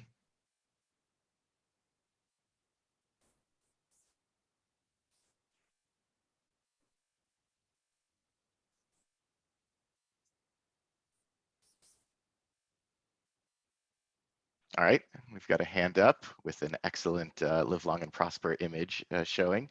Go for it. Hi, Deek. Thanks for the talk. It was really interesting and cool kind of marriage of data science and astronomy. So, but it sounds like at the institute that you're at is kind of a mix of data science and academia. Can you talk about the institute there, the institute of that you're currently at? Yeah, so this the NCSA is a center here at Illinois, and the projects that NCSA work on are extremely interdisciplinary, ranging from say astrophysics, engineering, digital agriculture, you know, material science. So it's essentially you know, with remembering, you know, computing at the center of everything. So NCSA, there are computing resources that are available for the university faculty and staff and students to use, and also for other affiliates to actually buy time into. But at the same time, there's also expertise on the computing side. So, for example, it's from my talk, I think it came out that there's a lot of technical infrastructure requirement for the sustenance of projects that we are we see today. It can be any optical survey, it can be a gravitational wave instrument. So the data processing facility, the cataloging, the visualization, you know, there are people with who have worked on that setting and can provide the support. Okay, cool, thanks. And I think we can squeeze in one more quick question. There's one in the chat channel. Do you have advice for other projects hoping to participate in multi-messenger style programs?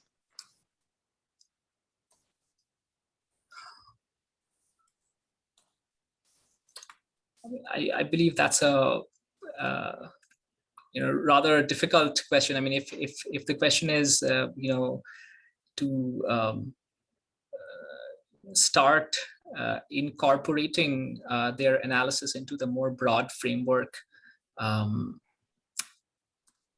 would say that maybe staying up to date with what's going on in the multi-messenger landscape, and realizing where the analysis fit in, and also analyzing whether any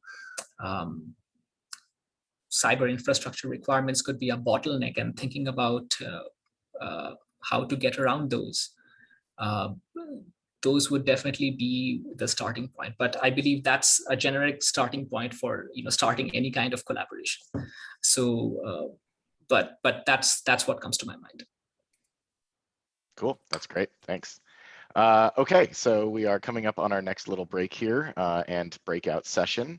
So I will open the rooms in just a sec. For the data science and astronomy folks that are have their name on a breakout room, if you haven't given a talk yet, please give just a really quick, like, couple sentence brief introduction, so people in the room kind of have an idea of who you are, or feel free to drop in your LinkedIn and they can do their own research. And again, for people running the rooms, please try to note who all is asking questions, and so they can be entered into our raffle for Amazon gift cards provided by Infiniscape. So I'll open up the rooms. We're going to have Deep in a room and John Franklin as well. We're also going to have Ben Nelson, a senior data scientist at Chan Zuckerberg Initiative, Brendan Wells, a senior data scientist at Samba TV, Christopher Bochenek, a data scientist at Google, Chris Griffith, an engineering specialist at the Aerospace Corporation, Genevieve Graves, CEO at I0 Incorporated, and Taka, who was one of our first speakers, head of data and managing director at Rock 360. So I'll open the rooms. Feel free to hop into any one that you want. You can access the breakout rooms by going to the bottom of the Zoom screen, and you should see a little breakout room icon. And we'll be back in about 20 minutes.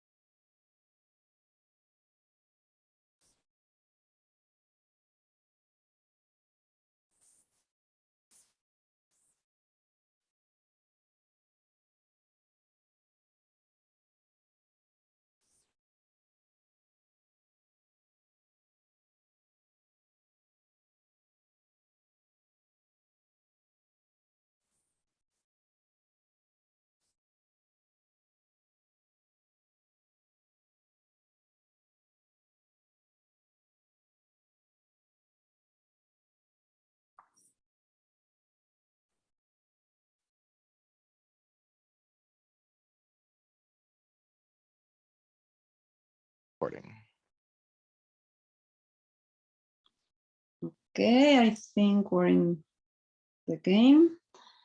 Is it okay if I leave it small so I don't occupy the whole screen and I can sort of see if there are reactions?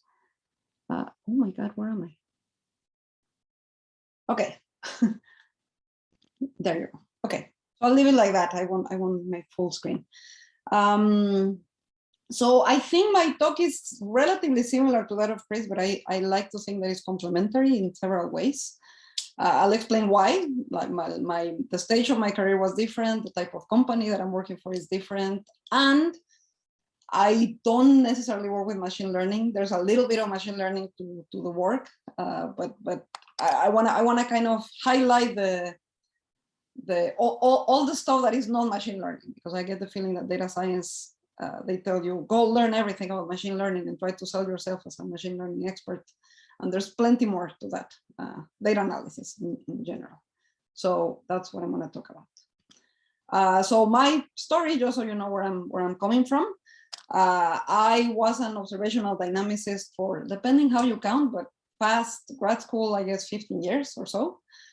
So, you know, I spent a fair amount of time doing stuff. I also got to work a little bit with instrumentation, which, you know, was a good angle to have to turn knobs every now and then. I like I said, I went to telescopes. I did a lot of proposals. I guess my dynamical modeling is the heaviest part of what I did in my work. I mean, all of the general data analysis and data reduction and all of that, but I guess dynamical modeling was the most specific and sophisticated part of my work as an astronomer, Schwarzschild models and that sort of thing. So what did I do when I decided that I was going to make a transition? I definitely had to hone my skills in SQL. It wasn't used much at work where I am, other than like query a big database for something quickly. Like I didn't use it a lot. Some other people in some other projects probably use it more. It's probably being used more and more. But in my case, I did have to spend some time just, getting better at it, because it's definitely an important tool. I did train myself for machine learning in Python. So it's definitely a good idea to, whatever the language of your preference is, to be very equipped with all the jargon and the techniques and all of this, at least at a basic level, so you can carry a conversation, regardless of if you're going to use it or not. It is definitely a good practice to have that. I did show my resume to fellow data, I forgot to say data scientists, but astronomers that have moved on to data science. And that was a super useful. I'll come back to that later in the talk, but that was a very important step in the process. And why is that there? I thought I had put it in the end, but any interview is useful, I think should be a big mantra for anybody out there. There's no such thing as a bad interview. It doesn't matter if you get an interview for a job that was not what you were thinking you would like, maybe was not the type of business or industry or whatever that you had your dream set on. Any interview is very, very useful practice, and nothing can substitute a real interview with a real person that is hiring. So your friend listening to you talk about things is not the same as a recruiter listening to you talk about yourself. So the job that I got, and in this case, I'm gonna try to tell you my story a little bit, because it differs a lot from that of Chris. Since I was already a much more senior person living in academia, it's a different ballgame. I also have children. I have to say the very first resume I sent as a job application was in January 2020. So you all know what happened right after that. Just as I was getting started, the world kind of came to a halt, and my kids came home and needed attention all the time. Therefore, the rest of my job search was kind of, it happened. I did apply to a bunch of jobs. I tried many of the things that Chris talked about, but it was like a super slow motion version of that, because pandemic and all of this. I had to do, anecdotally, one take-home test during the first vacation that I had in 2 years, family vacation. And I was, because, they only tell you, oh, by the way, here's your home test and it's due next week. And you're like, that's when my vacation was happening. Another time I had to do a take home with my 2 kids in spring break, because again, you don't get to choose these days very often. You move in an interview process and these things land on you. So I literally did a lot of these applications with 2 monkeys on my head. So that changes the time. What happened to me should not happen to other people, hopefully. So in my case, it was a matter of 1.5 years. So I did all of these things that I'm telling you in a super slow level. And the second my kid went back to school, a month later, I had a job. So that matters, right? The practice that I got in that time was very important, but don't be discouraged by the fact that it took me a while. It took me a solid 1.5 years to get a job. But I agree with many of the things that Chris said. You increase your chances the more you apply, and your chances are better if you're referred versus if you just apply blindly. That said, I did get a bunch of very good interviews, in the sense that they were very good for training me to interview, from just blind applying to posting Indeed and that sort of thing. So I think there's value on those regardless. So my job now is peculiar because my title is a senior data analyst, but I'm part of the data science group in same business. So when people ask if I'm a data scientist, I say yes, because I'm in the data science group. Technically, my job is as a data analyst. So a lot of what I do has to do with dashboarding, which it may sound silly. Like, we all know how to plot things, right? Dashboarding sounds like it should be easy because we all know how to plot things, but each one of the systems, depending on the system that your company uses, can be very finicky. So getting familiar with dashboarding systems is not a bad idea. The way they are organized and the things that they can do vary widely between one system and another. So just keep an eye on those things, because they tend to be present in every company, and it's good to carry the conversation about dashboarding. I happen to do, just part of my job has a lot to do with monitoring, and I think that's one of the things that we're super trained for as astronomers. Time series and all that, or anomalies, or we're looking data points. It's very much our thing. So that I think it's a part of being a data analyst that we as academics are super well trained for. I have to support or work with or work in the vicinity of finance, marketing, and product in my company.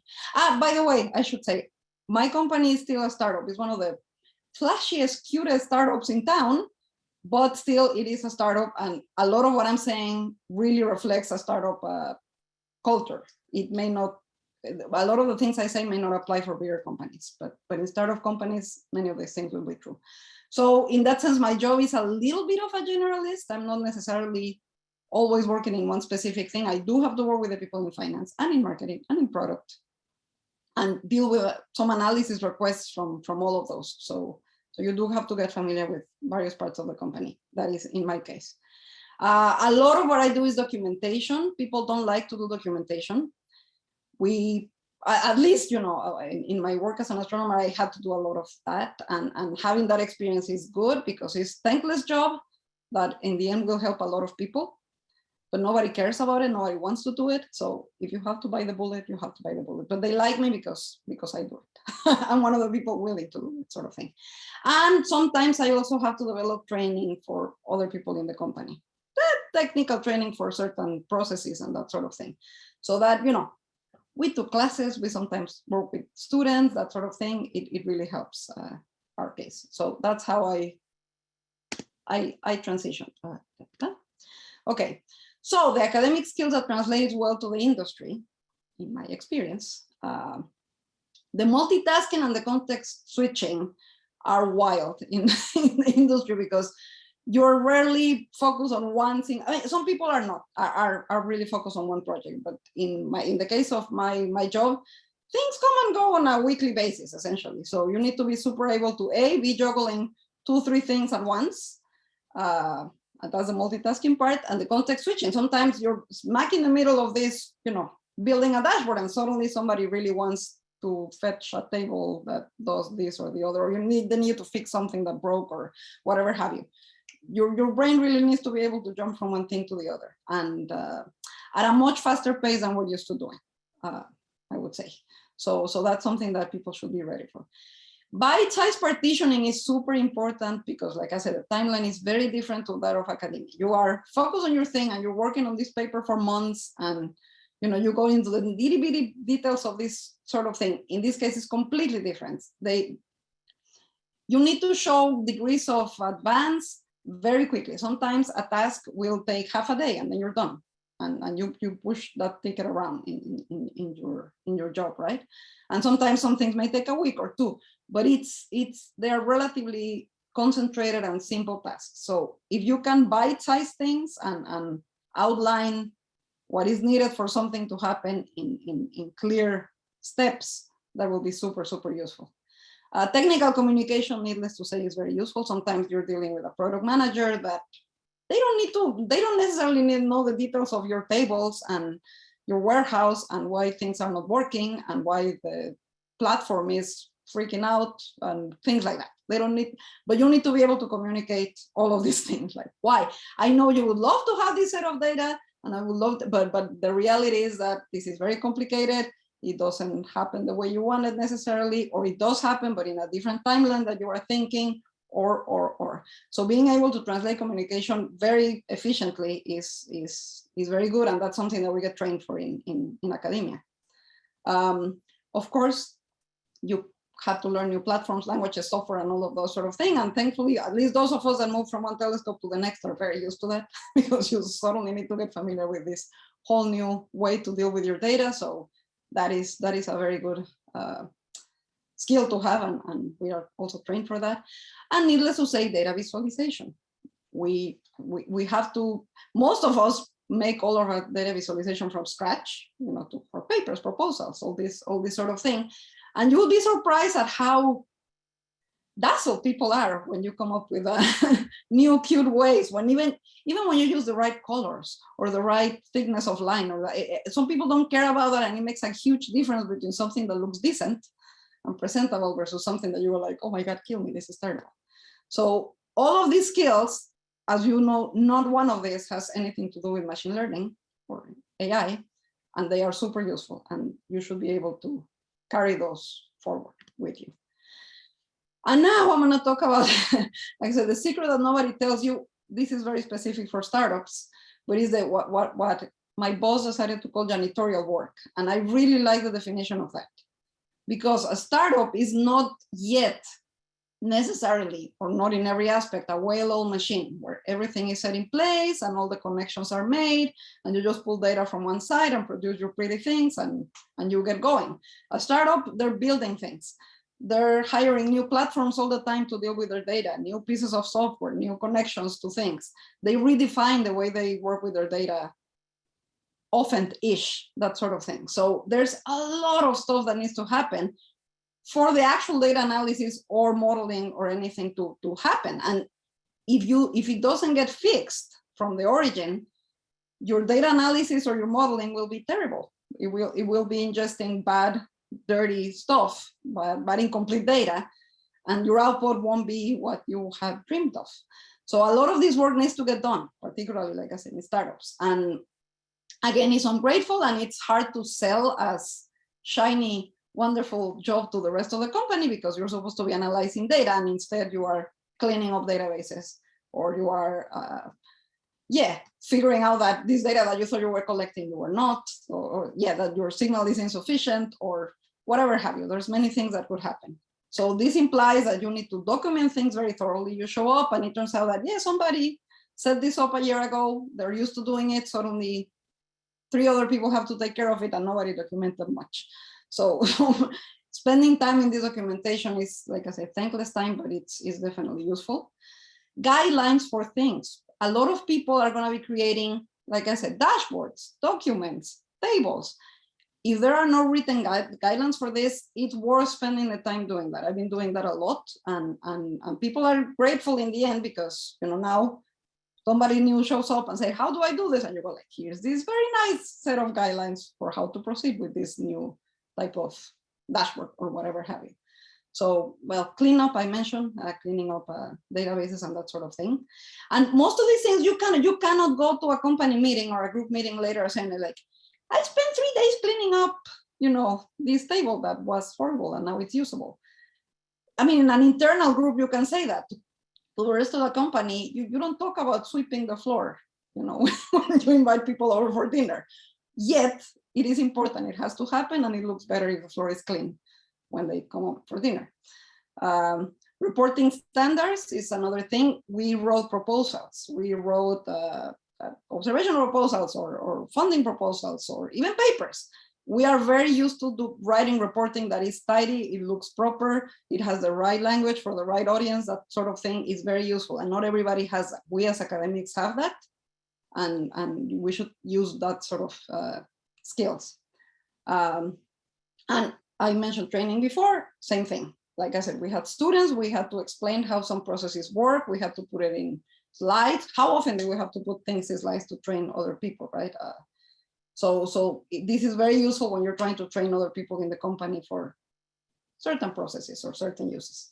So all of that academia gives to us, and it needs to be done, and it doesn't always shine or gets officially talked about, but it needs to happen, and you have the skills to do it. There's a little more specific skills that are part of a data analyst tool set. Obviously, needless to say, relational databases. We used a lot of that in academia, and that is essentially the bread and butter of most industry jobs. They have a big warehouse that you need to work with and connect in multiple and different ways as needed. So any work that you have done with relational databases will be super, super useful. That is the type of thing that you need to highlight in your resume, for example.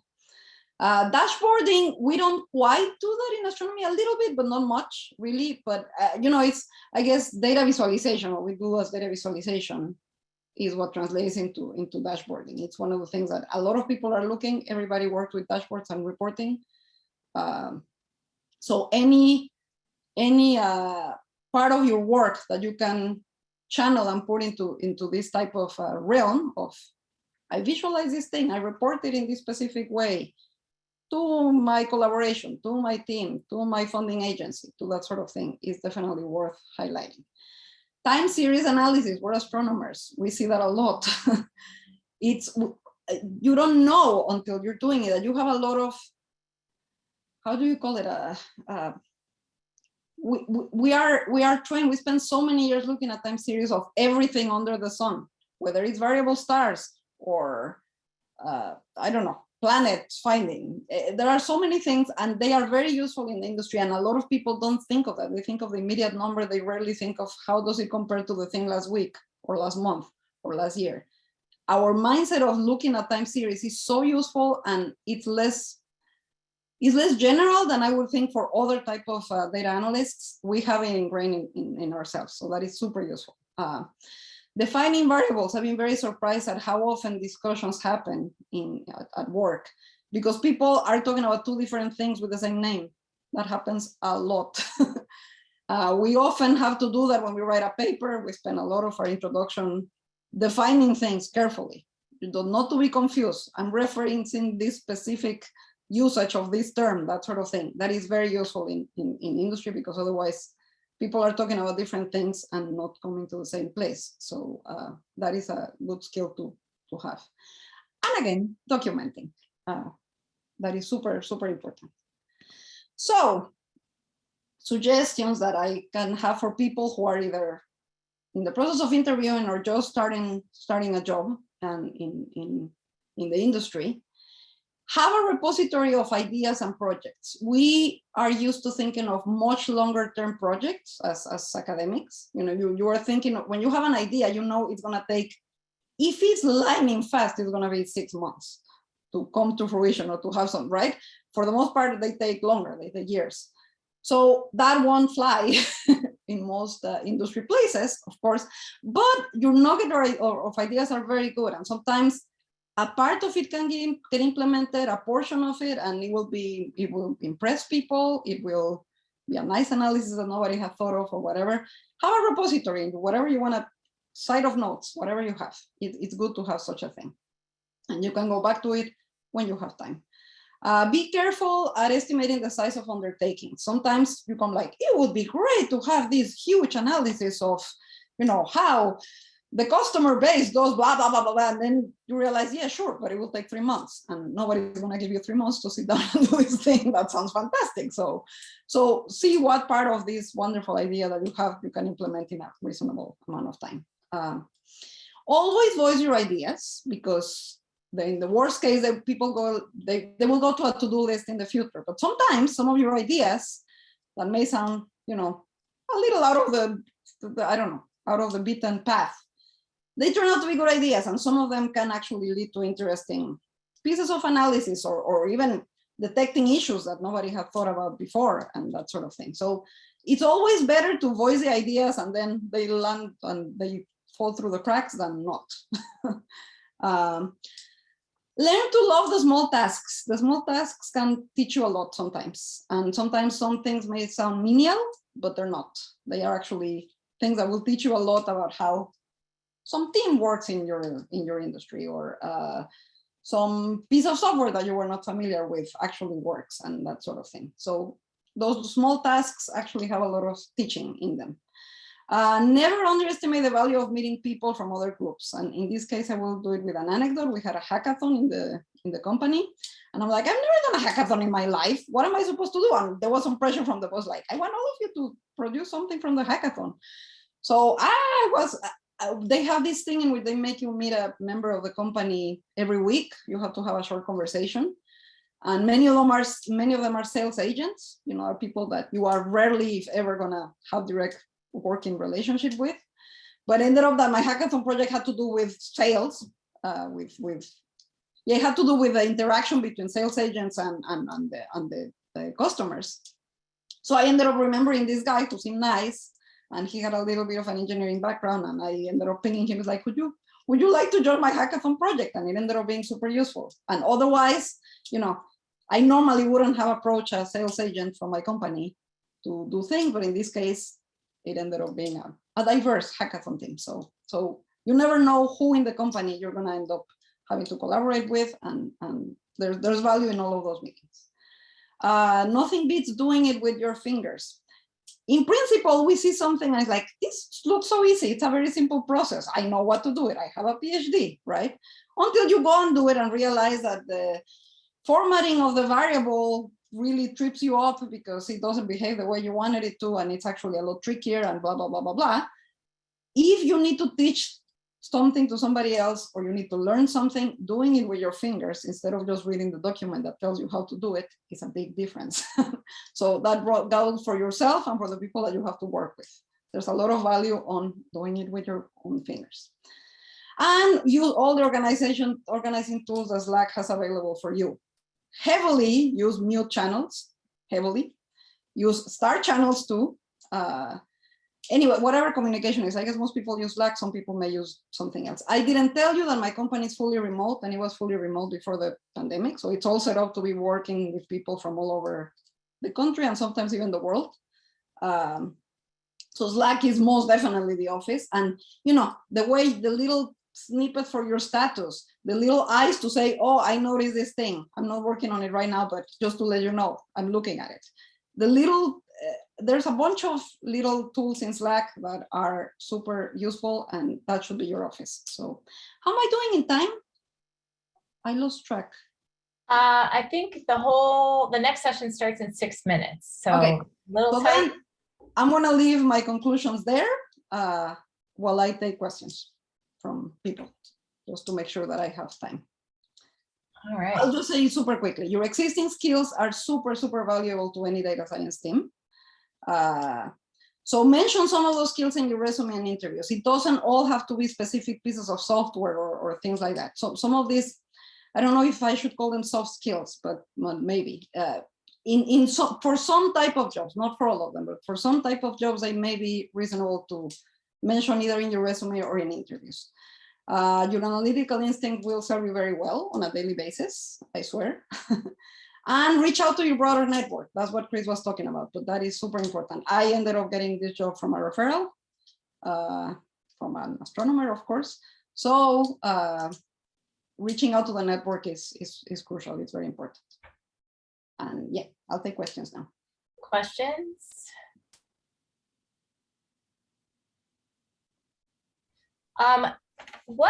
So this is a great talk. I love the just awesome array of different types of advice you're giving.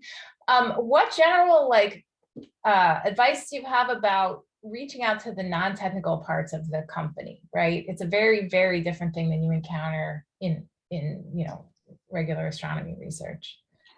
Yeah, of course. So for example, often people ask you for reports, and you're giving this to a product manager who doesn't necessarily know how a chart gets built. So you really need to walk through the chart in a very baby step kind of way, right? Like make sure you're labeling to a level that may sound a bit extreme for you, but it's never extreme.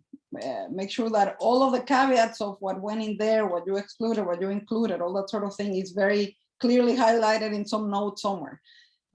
There's a lot of value when you're dealing with other people. Try to figure out exactly what is their comfort level. You don't want to sound condescending either. Oh, no, right. Never. Yeah. So very often it's like, are you familiar with this? It's always a very good question to ask, right? Are you familiar with this? Or is there anything else I can help you with? Let me know if you want to know any of the details, that sort of thing. It always helps.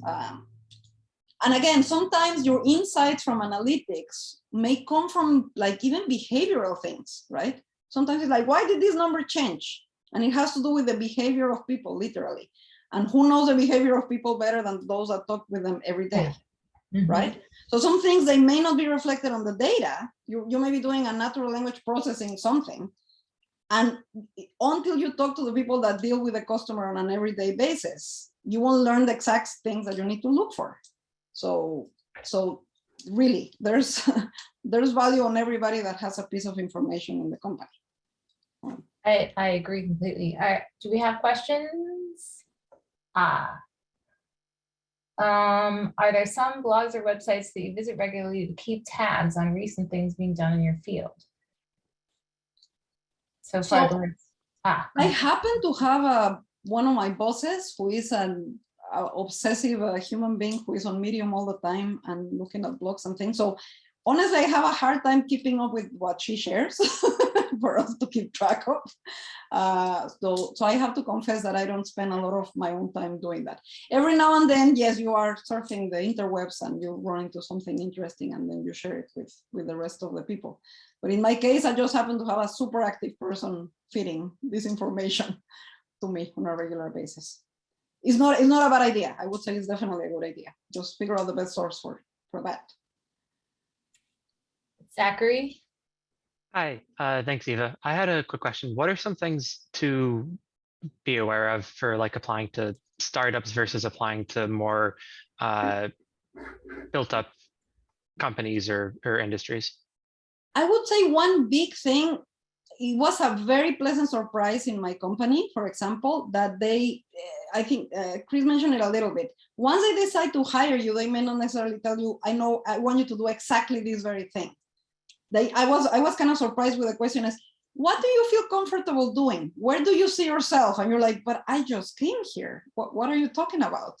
But it turns out that yes, channeling your strengths, right? If you are good at communicating with people, if you're good at documenting, if you're good at that sort of thing, say that from the get-go, say that in the interview, say that in your first few conversations with people.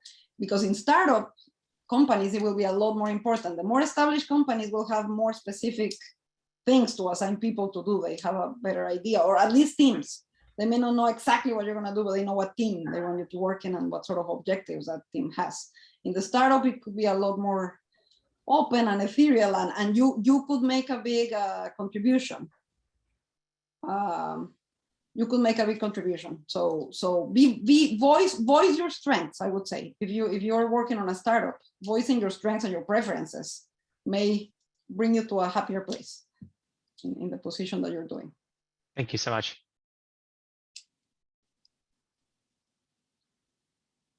Okay, we might have time for one more question, particularly. I am not seeing the chat, so I don't even know if there's. Ooh. Okay.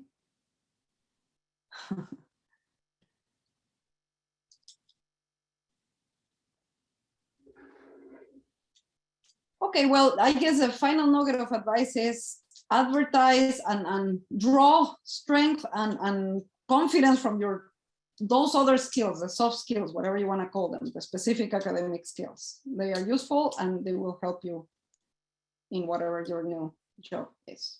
Absolutely. Thank you so much.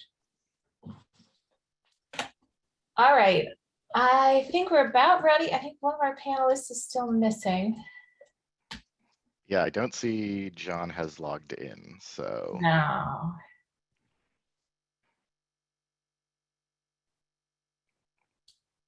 So we can potentially get started with the two panelists that we have, and I'm sure other data science folks will be adding into the chat as we go.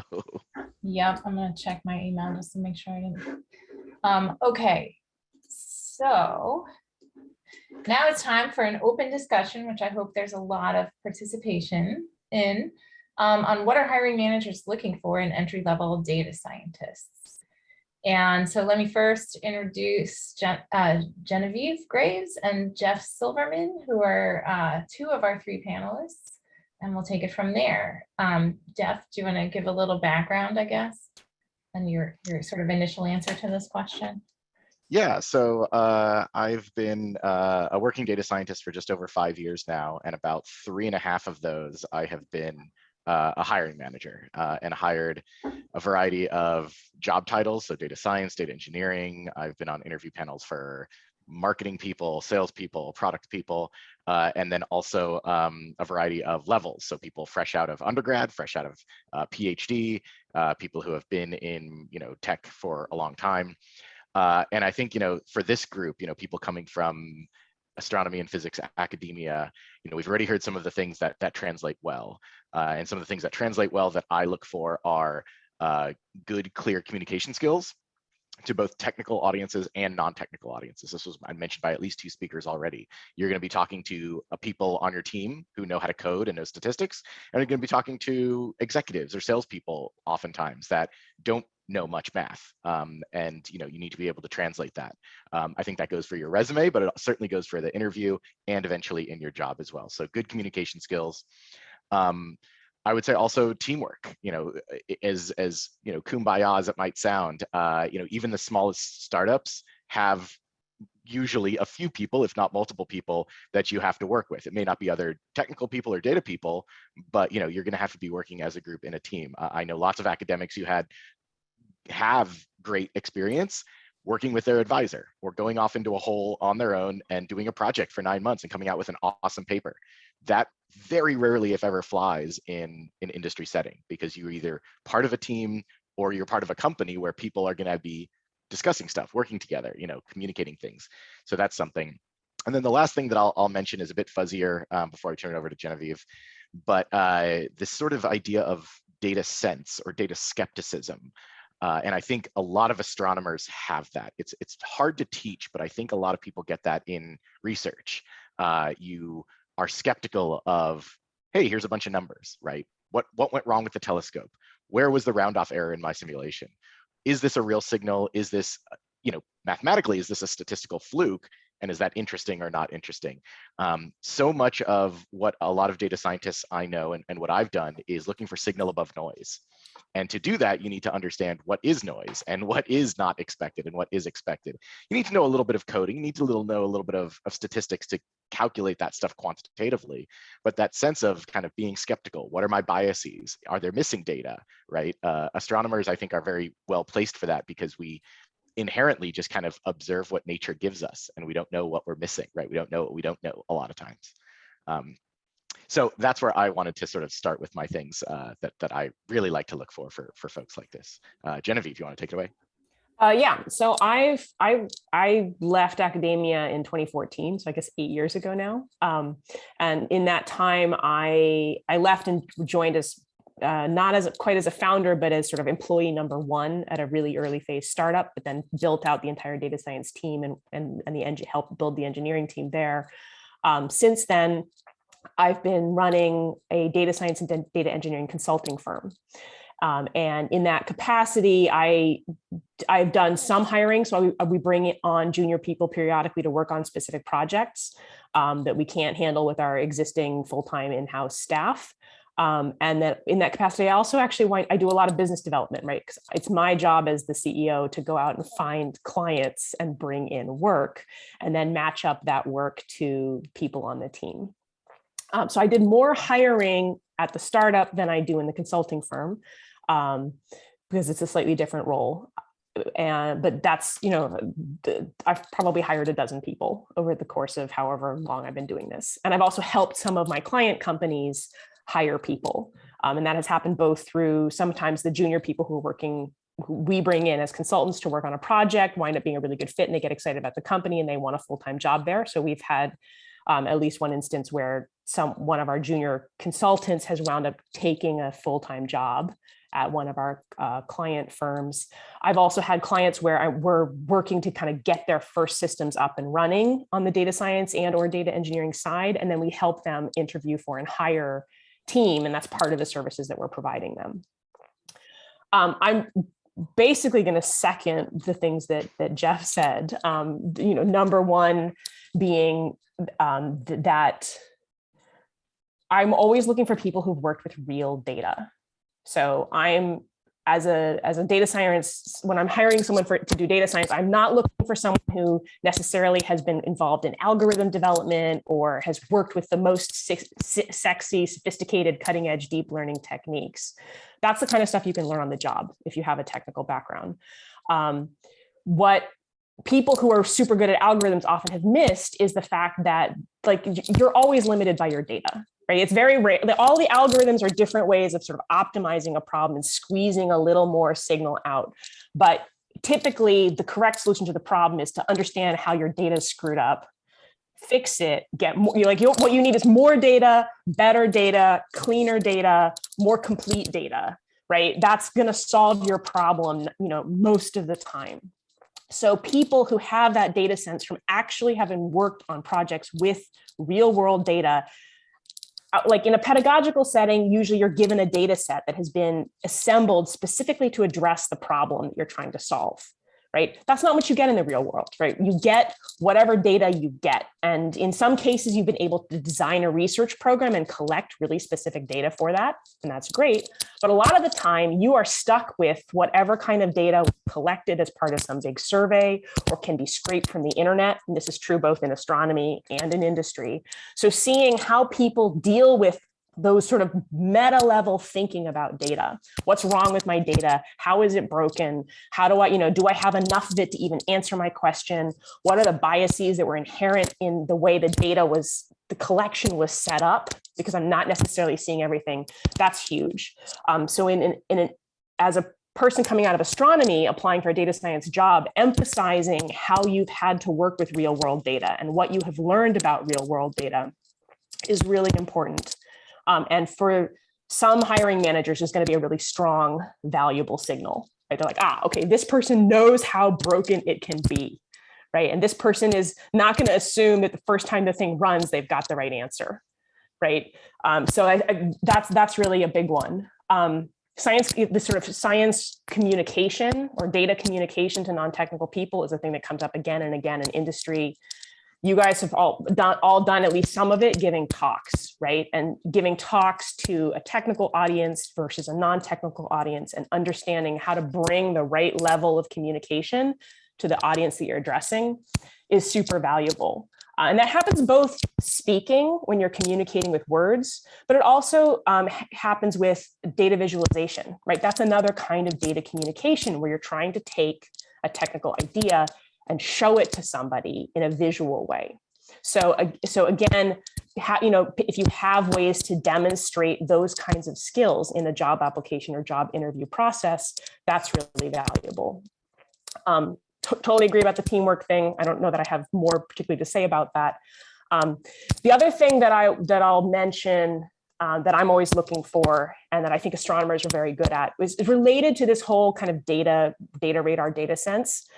But sort of zooming out even to the whole scope of the problem you're trying to solve, right? So in astronomy, one of the places we encounter this is if you've ever, worked with or taken a class on instrument design, right? You're building a system, you're building an instrument, you're collecting data, and you have all of these different sources of error and noise in your measurement, right? There's going to be just sky background. There's going to be read noise from the instrument. There's going to be dark current. You sort of have however many lenses or mirrors you put in the path, right? You lose something with each surface. And what you're trying to do, of course, from the science perspective, is manage your total error budget. Right? How do I get the error bars on the total outcome as low as possible? And what that means, if you have all of these different things that are contributing uncertainty, you're totally dominated by whatever is your biggest source of error, your biggest problem. And if you are spending a lot of time working on getting this error bar small, but you've got this thing over here in your system, like you're wasting your time. Translating that to the business world, like often data scientists are not brought in to build a specific thing. They're brought in to solve a problem. And the problem can be defined pretty amorphously. And what I'm looking for in data scientists and the way they think about a problem or talk about their past work is people who are thinking about how do I solve the whole problem? And part of that is this sense of what's really holding me back from solving the problem, and how do I address that thing? And maybe it's I need better algorithms, or maybe it's I need better data, or maybe it's it would be like if we could actually capture some of the way users are using our system and fold that in, we would suddenly be able to learn much more about what isn't working. It's about designing something into the product that can actually capture that information. So that ability to think about the whole system that impacts the problem you're trying to solve, and then zoom in on whatever is the dominant thing holding you back, as if you were managing like an error budget for an instrument, is a really valuable skill. And when I interview people who can kind of talk to that whole system solution thinking, that's really positive. So I see a couple of questions around PhDs, masters, things like that in the chat, and a couple of our other presenters have already responded to the first question, but I just kind of want to riff on that for just a sec here about, job descriptions can be a bit useless sometimes, and this comes from someone who has written job descriptions. You want to walk the fine line between listing out stuff to give a good sense of what the job is, as well as you kind of know what it is, but also without trying to bias your incoming pool in any sense of the word bias. And so, you don't want to write it so vague that it's going to be useless for people to say, is this good for me or not? But you don't want to be so specific that you shrink down your pool in any way. And so, it might say PhD in a related field or years experience, something like that. But it's not a full checkbox. If you check some of the boxes and it sounds interesting, apply. Right, that's sort of the highest level advice. As far as sort of like master's versus PhD, I think, again, it sort of depends on the level, but I've hired plenty of people with just masters. That's still a great accomplishment, and no other, no industry experience, because that worked for the level or the job that I was hiring for. And something I think that Genevieve kind of talked to, and we heard a little bit, but I wanted to call out explicitly, was one of the things that also academics and astronomy and physics academics are very good at is learning new stuff quickly and on their own, right? So you've heard a little bit, and there's been some questions about, do I need to be an expert in this domain, right? Like, can I get a finance data science job if I don't know crap about finance? The answer is yes, because academics, even, undergrads to some level, but certainly grad students and above, are good at, hey, here's a new thing, I don't know about it, I'm going to go figure out, do a literature search, I'm going to go to NASA ATDS or the library, digital or otherwise, and learn things and teach myself and find the most useful up-to-date information. We're good at that, and that is incredibly powerful when you're starting a new project, new career in any domain. I knew nothing about advertising or ad tech, and that was what I spent most of the last 5 years working on in the digital space and the TV space. And so that is definitely a very positive thing. There was also another question I just wanted to mention that is sort of related to this. Where did it go? And maybe it was answered already, forgive me, but difference between sort of, physics background versus astrophysics versus astronomy. Any field where, you have done some research, you've taken classes, and you have applied numbers, data, some computer programming, statistics type stuff, is good. Often people talk about, STEM fields, but I don't think it's just STEM fields. I have met a data scientist that has an art history master's, and they were doing analysis of like pieces of art over time and like X-ray imaging of art to look at the layers on, multi-hundred-year-old canvases. So like, there's lots of different fields you can come from. So once you get to the physics versus astrophysics versus astronomy, you are really splitting hairs, and most people really do not care. So while we're sort of keeping with the intro, I'd like to go ahead and invite Tanaka. I know for a fact that he's been hiring a lot of entry-level data scientists. Taka, do you want to answer the basic question of what are hiring managers looking for in entry-level data scientists? Yeah. There are two contradictory things I look for, and then one thing that I always look for. One is the ability to collaborate, learn, and teach. And this is something that has been increasingly more important for me now that so many members of different teams are remote or hybrid or mostly remote. I don't want to hire, my biggest fear is hiring someone new, especially if they're new to industry, and then feeling lost and then not knowing how to reach out for help. So I tried really hard on my team to make sure that people like are effusively helpful and also really comfortable asking for help. So like, that's like one thing I absolutely look for. If I have, and if there are any kind of concerns I have there, like I want to ask them about it. Like, tell me about a time where you felt lost or you got stuck on a problem. How did you deal with that? I want to make sure that person feels comfortable coming to us for help. And then for the technical, or there are a couple of contradictory skills, and I want either. One is evidence of scrappiness, being able to pick up new things, being able to figure it out on your own. It's like, someone says, oh, I Googled this, I found this thing, and then I asked someone for feedback and thought this tool looked good. So I just built a proof of concept. Here's a notebook and here's a couple of plots, right? Like a really resourceful PhD student can usually do that. Like once they start really rolling with a research idea. And so that kind of scrappiness and resourcefulness and like figuring out solutions, playing around, just like trying things, for people that's like in their nature, I love to see that. I love to see evidence of that. Kind of on a contradictory note, I also love people that can hit the ground running on some of the technical skills, especially on the engineering side. I like people that can, this goes a little bit with the picking up new skills thing, but they can, right, learn about a new GCP or AWS offering and say, oh yeah, I tried this out. I built out an API framework. I built out a pipeline, right? Who can, or like I found this open source tool that I implemented, who can run with, who have like a deep technical expertise. They don't have to know the machine learning, they don't have to know the exact tools, but being able to implement those things and then pick them up quickly, that's something else I look for as well.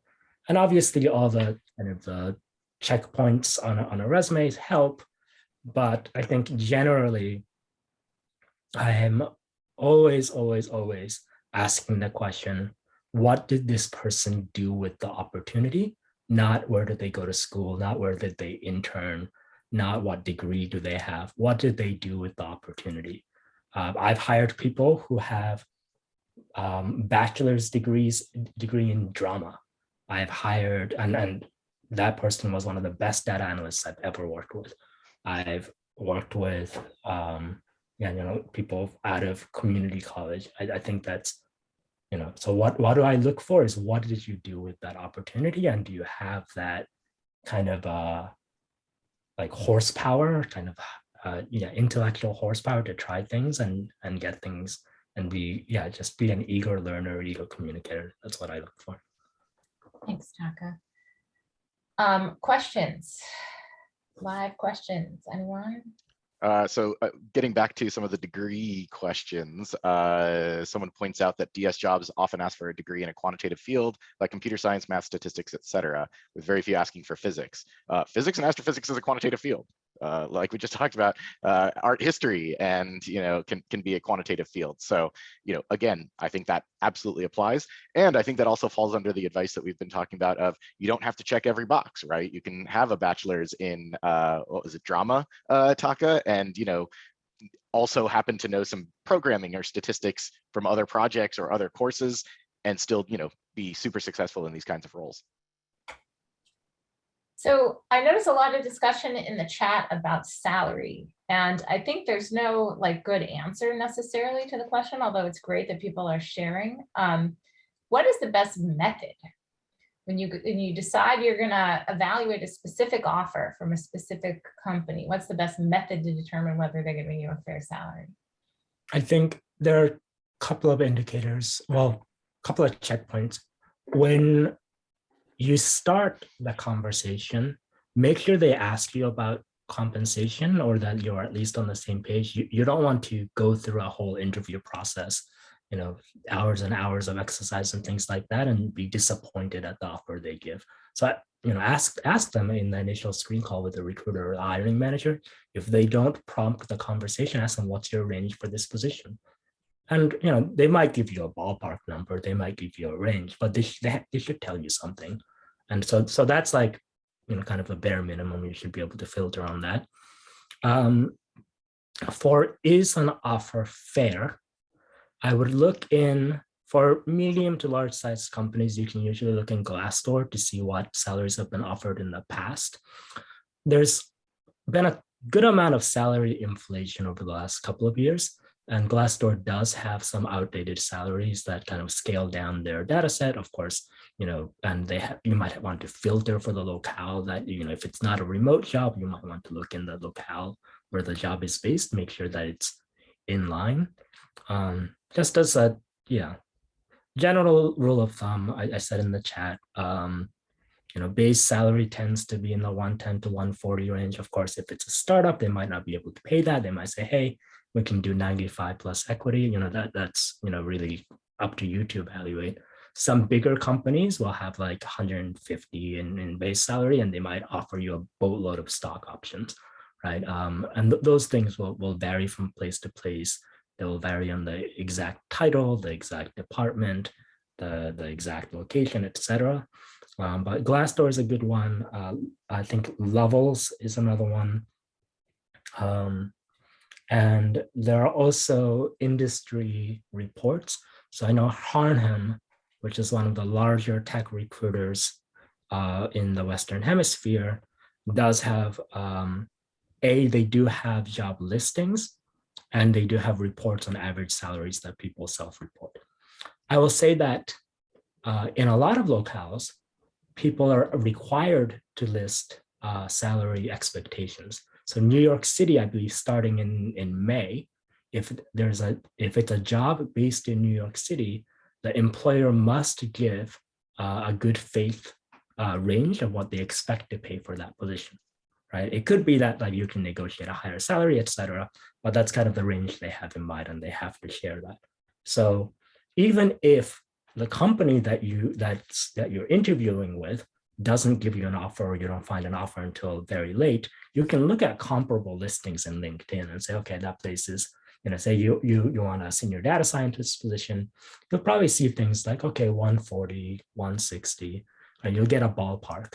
And then you can see if they come back to you with 120, you can say, well, that kind of seems low for this position. And then, again, that's for you to evaluate. Sorry, that was a long-winded answer, but those are the resources I would use. Thanks, Taka. Jessica? Yeah, just to add, so one thing I would think about asking when you're just trying to evaluate how a company decides compensation is to ask, like, what is your policy for evaluating the compensation for given roles? Do you have a regular period where you reassess and realign compensation? Is there any a way that is equalized across bands or across departments? That's much more standard at larger organizations. At smaller startups, it can be much more Wild West, and people's compensation can be much more about if they had a competing offer or if they were able to negotiate hard. So it's just something to get a sense of if this is the compensation that you're going to have forever, or if it's regularly reassessed and re-leveled based on different markets, values for the role. And then the other thing I would say is that the numbers I've been giving and that I think Taka is giving are for for-profit tech companies. There's a lot of ways to do data science, in nonprofit space or in spaces that aren't the tech space. And so that's not as common to get those places. You wouldn't get stock, and salaries tend to be lower. I was interviewing at NPR and at a nonprofit, and the tech salaries there for data science jobs were a lot lower than at a more traditional tech company. Yeah, I think also the industry matters in that, if you work for brick and mortar sales companies, right? If you work for older, say, journalism companies, right? They're not used to paying tech workers the way kind of digital native startups are or successful scaling startups are comfortable paying. So if you talk to Peloton or Zillow 2 years ago, they would have made you very good offers, I think. Whereas if you talk to, say, I don't know, Harper's, right? If you talk to people with similar titles at older companies, you might have seen a gap, and I think you will still see a gap today. I'm seeing a couple of questions about the value of analyzing simulated data as opposed to real observational data. My answer to that is analyzing any data is good, right? So if you're a theorist who's built big simulations and you've analyzed the data from them, that's great. I want to hear about both of those things, right? Because the fact that you've built simulations tells me things about what you know about coordinating and developing a larger scale software project, probably in collaboration with other people, version control, that kind of stuff. So building the simulation is great evidence that you can write code at some scale and with some level of organization and collaboration. Analyzing data from a simulation is analyzing data. I would have the little asterisk in my head that I'd be worried about, okay, but does this person know the problems that can come up with real data when it isn't what you actually think it is? So I think that, certainly being able to show what you can do, analyzing data is super valuable. If you can also supplement that with stories about, a time when you maybe worked with real data or you had simulation data that didn't work out the way you expected, it to, and how you then, how you then saw and address some of the problems that can come up with real world data in your simulated data.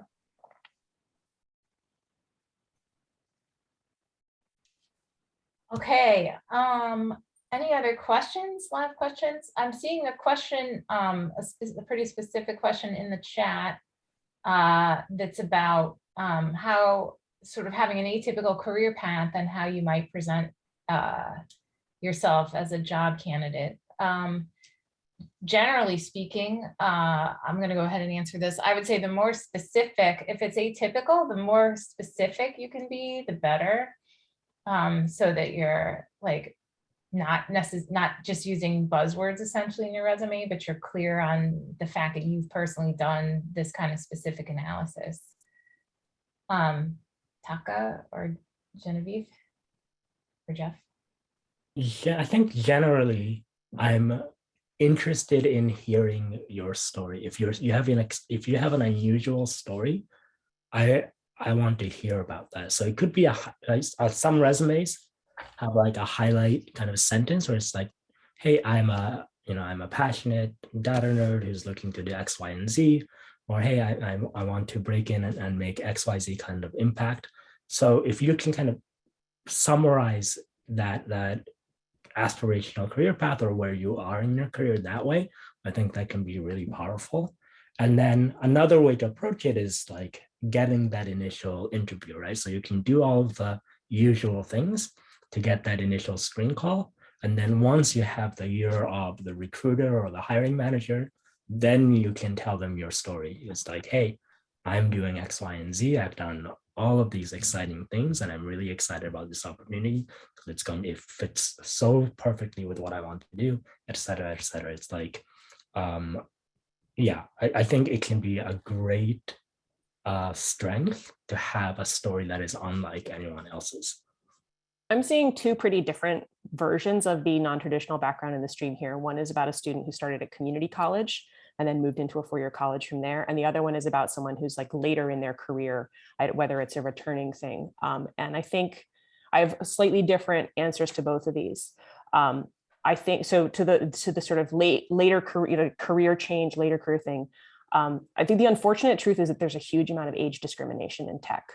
And it's not universal, but it is part of the landscape and it is real. And I think that for older students or returning students or people returning to the career path, I think that there are particular challenges. I wouldn't necessarily lead with that. That said, you don't want to be hiding things. The other thing though, and I think also when you're sort of later stage in your career, people are going to want to know what you did with that intervening time, because you're being less judged on your potential for what you might do in the future, right? When you're 20, everyone's like, oh, well, who are you going to be in 5 years? When you're later in your career, people judge you more on what you have done and what you are doing now. So I think that for people trying to return to a career when they're older, I think this is a place where I think having portfolio projects, being able to demonstrate here are things that I have done is going to be super valuable, because people are going to be less like, oh yeah, I'll hire this person and then they'll learn on the job, right? The expectation is more that you have skills that you're going to bring. So I would make sure that I had some good portfolio projects to talk about. In terms of there was a specific question about community college and, should you put that on your resume? I wouldn't. I don't think, I think it's the kind of thing, if you get asked in an interview, you can talk about your background, and if there's like an interesting story there, that's great. But I don't think so I'll say I have one of the perspectives I have on this is that I work for a venture capital firm. And part of what I do for them is help them screen for founders of interest in early stage companies. So that's not quite the same as like entry-level data scientists. But there are some parallels with people who are just hiring. And a lot of the time people are flipping through resumes super, super, super fast. At the first time, they're going to spend a few seconds looking at your resume. And what you're trying, so with that very first like resume thing, you're trying to give the shortest possible description of who you are and sort of tick enough of the boxes or catch their eye in some way that is valuable. So it's not about being complete. It's not about everything you've ever done. And you always want to make sure that the most important, most valuable, most interesting things are the things that are on your resume and get highlighted. And everything that isn't super relevant, important, impressive, valuable, it's almost just like in the way. It's masking all of those things. So I would go for minimal when it comes to a CV. Assume the person looking at it is going to spend 10 seconds, 30 seconds the first time they look through it, which is terrible, but that's the reality.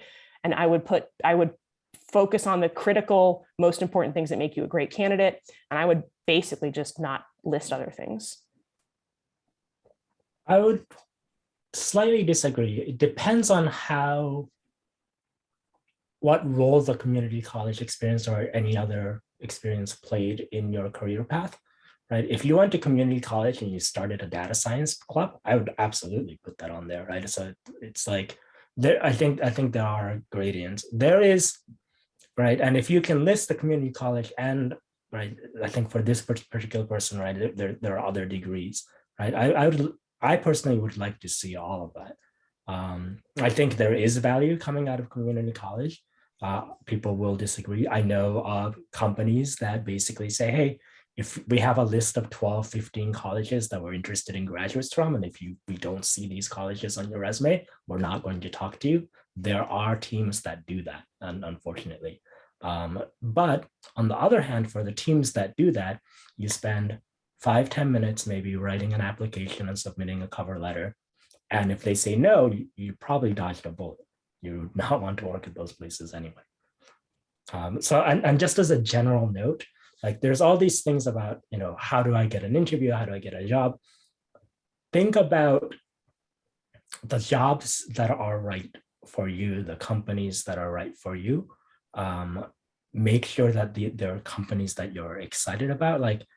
And it kind of goes both ways, because it's like I've definitely talked to candidates that were just like obviously looking for a job and had no particular interest in the role that we were advertising, and like an enthusiasm gap there. And it does kind of, it can be a little bit of a down for the interviewer too. And you find, oh, right, you know nothing about us and you didn't Google us or anything. So, definitely think about the kinds of bosses you want to work for, kind of teams you want to work for, kind of projects you want to work, kind of industries that's a no-no for you, maybe for you, enthusiastic yes for you. And then at each step in the interview process, they're trying to figure out if you're a good fit for them, but make sure you're also doing the opposite. It's like, am I going to be happy here? Do they deserve me? Mm-hmm. All right, we're a little bit over time. Jeff, do you want to?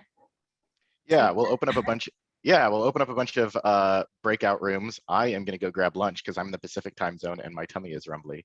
But we will have Jess, Taka, Eva, Genevieve, all in breakout rooms, as well as some of our speakers and other friends that'll be coming later, including Ben Nelson, Senior Data Scientist at Chan Zuckerberg Initiative, Chris Pachenik, who we heard from earlier as well, Brendan Wells, a Senior Data Scientist at Samba TV, which is a relatively small startup, so people interested in that should definitely talk to him. He'll be talking later today.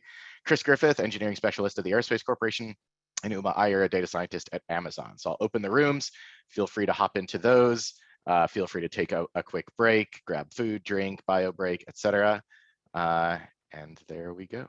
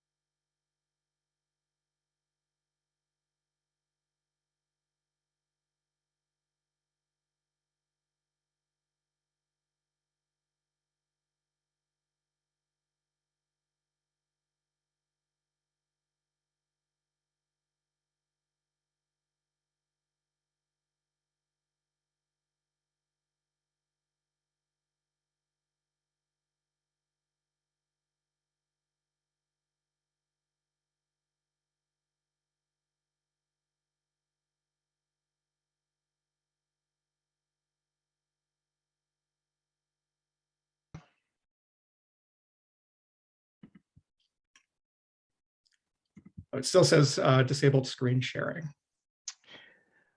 Let me, oops, let me make you a co-host. There we go. And now you should be able to.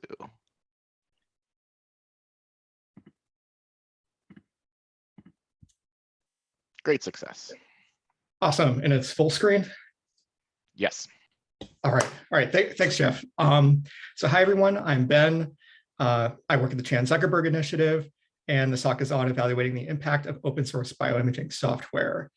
A good portion of this talk is going to sound like a product pitch, and that's because I will be pitching a product toward this crowd, because I think what we're developing at CZI and supporting at CZI does have some applications to astronomy, and I think astronomers have a lot to offer this stuff that we're building. So there we go. So I'm a part of the imaging team at CZI, and we fall under the science initiative, which is really focused in accelerating biomedical research. Okay, so this is really around human biology. And the imaging team's broad goal is to visualize, measure, and analyze the biological processes that underlie health and disease. And we do that in a number of ways.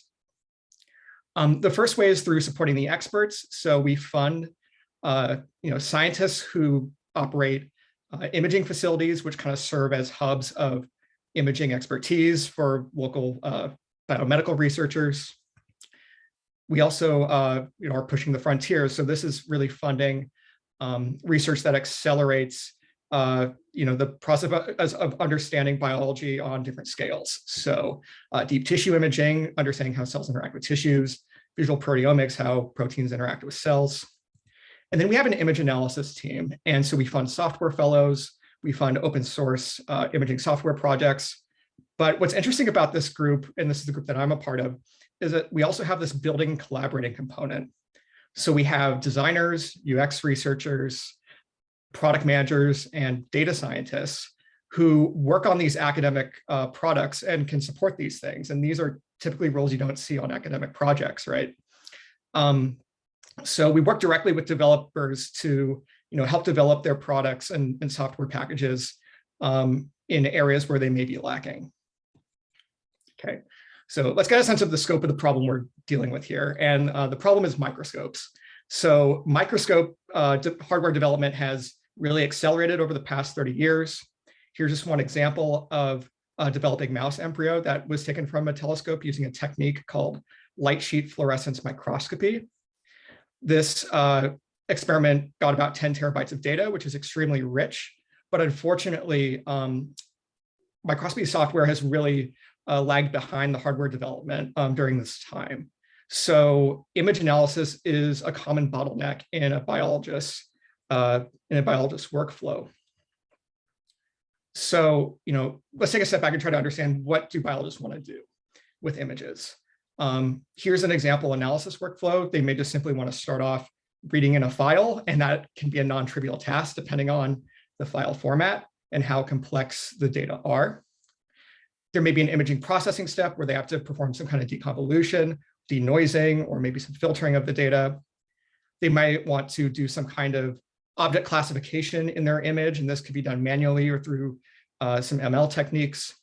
And then they want some kind of quantifiable output from this analysis, right? Something they could publish in their paper. And so this is a multi-step process. Oftentimes you're switching between different technologies, doing scripting for some steps. Maybe there's more manual steps to this process. And the goal on the image analysis team is to really just make this whole workflow easier. And we're doing this by funding a couple open source technologies in order to accomplish this. So I'm going to be talking about them. The first one is called Napari. Napari is a community-built Python-based open source tool for browsing, annotating, and analyzing large multidimensional images. I'm going to go over sort of the core components of Napari and also talking about this plugin interface. But before I do that, I just want to sort of call out the Napari development community. So this isn't a project, that started at CZI. This is started, outside of it. We're just merely supporting it. And we have a set of core developers, but we also have contributors from all over the world that have worked on this project. And in fact, the slide is outdated. We recently hit 100 contributors on our GitHub repository. So I just want to call out the enormous effort that's gone into this project. All right, so you can pip install Napari. That's actually the command you issue if you want to install it. And we are working on a bundled app, but this is essentially what it is. It's a GUI that allows you to manipulate and deal with your imaging data. And so you've got your canvas here, and this allows you to sort of zoom in and out and pan in your image. There are dimension sliders. So Napari is able to handle three-dimensional data, but say you have a set of data along, images over time, or maybe you have images across different filters, they will show up kind of as their own individual dimension that you can slide between. There's also an integrated console. And so this opens up an IPython session that you can use to interact with your image to either pull data or manipulate data in your image. Napari also supports a number of different layer types, which I'll get into. Yeah, on the left-hand side, there's this layer list to manage all the layers that you've enabled. And on a specific layer, you can control the properties like its opacity, contrast limits, color map, and so on. All right, so here's just some examples of like the different types of layers in Napari. The first one being a points layer. So you can plop down different points. These could be particles, these could be molecules, maybe in the biological context, and you can kind of pan around in three-dimensional space to see where they are. There's a labels layer. This is really good for cell segmentation tasks. So when you want to identify different cells in your image, you can see in the example here, someone manually annotating a cell to be a particular label. Maybe they're creating a labeled data set that they're going to use in some kind of training set for an ML technique. There's also a shapes layer if you want to draw polygons or circles. This could also be used as sort of a labeling technique, or if you want to apply a mask to your image. Vectors. So this is if you want to apply like a vector map to your image. I don't know if there's any CMB people on the call, but it could be useful for that. In this case, this is an electron microscopy image of viruses, and the vectors are indicating the spike proteins. There's also a surface layer, which allows you to sort of encode intensity information on a three-dimensional surface. So this is like a part of the brain. And I actually don't know what the quantity is that's being shown here, but it's, you've got this 3D mesh that you can put on top of it and rotate it. It's kind of trippy. And then finally tracks. So, I was an exoplanet person before transitioning to data science, and this is probably a layer that I would use in doing my own like dynamical simulations. So this is, seeing the trajectory of particles in your image. Cool. So that's sort of the core functionality of Napari, but what if you want to do something more complex with your image? Maybe it's a weird file format, or maybe you want to apply some ML or maybe a neural network on your images, do some kind of analysis like that. So Napari doesn't support it natively, but you could find or develop a plugin on the Napari Hub, and this is something we are developing in CZI. So the Napari Hub is a place to discover plugins that solve your image analysis challenges. We have documentation on these plugins, so you can learn how to install them into Napari and how to use them. And maybe you're a plugin developer, you have an analysis tool that you want to create, you want to make into a plugin, and this is a way to share it out and be recognized by other communities about your work. And so some of these plugins are developed internally within CZI, some of them in the Napari community, and then some people just completely outside of the Napari community have developed plugins as well. So just some examples. If you got a weird file format, you can build a plugin that allows Napari to read the weird file format in. A really common task, as I mentioned before, for biologists is cell segmentation, and we have a number of cell segmentation plugins using a variety of different machine learning and AI techniques. This one is taking an image that has a bunch of features about all the cells in here, and you're able to sort of like manually circle in this feature space which cells you care about and see how it maps onto your image. You can also just, blast away at your cells playing Space Invaders. So that's probably my favorite plugin. So this is what the community has developed so far. Everything I've talked about has really been restricted to cell biology. So has Napari been used outside of that context? And it has. So what I'm showing here is an analysis of land cover in Victoria, Australia, using satellite images. And this was an analysis done by a Napari developer, Draga, who I work pretty closely with.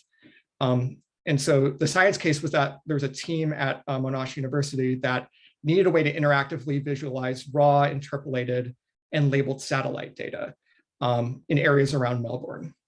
And so Draga was able to build a couple plugins that loaded the satellite data, because it came in kind of a weird format that loaded very slowly typically. And she was also able to do some science in here as well. So she also built a plugin that calculated this vegetation cover index. So you would plop a point on one of your satellite images, and it would track something about the vegetation on that point over time. So across all of your different images. And that's what's shown at the bottom here, is that vegetation index. It's actually a really interesting analysis. If you want to hear more about her talk, there's a YouTube link in here if you're interested. And we have gained some traction in astronomy. So this is kind of what I wanted to get to. In some cases, it could be a toy example, like plugging in simulated Milky Way data into Napari. It looks like, the person on the left is just experimenting around with particle shaders, but it had a really cool animation there. But we actually have someone developing a plugin that works, that connects with YT Astro. And so they're actually developing a plugin for Napari. And it looks like that this group called Foggy, which I believe stands for Figuring Out Gas and Galaxies in ENSO.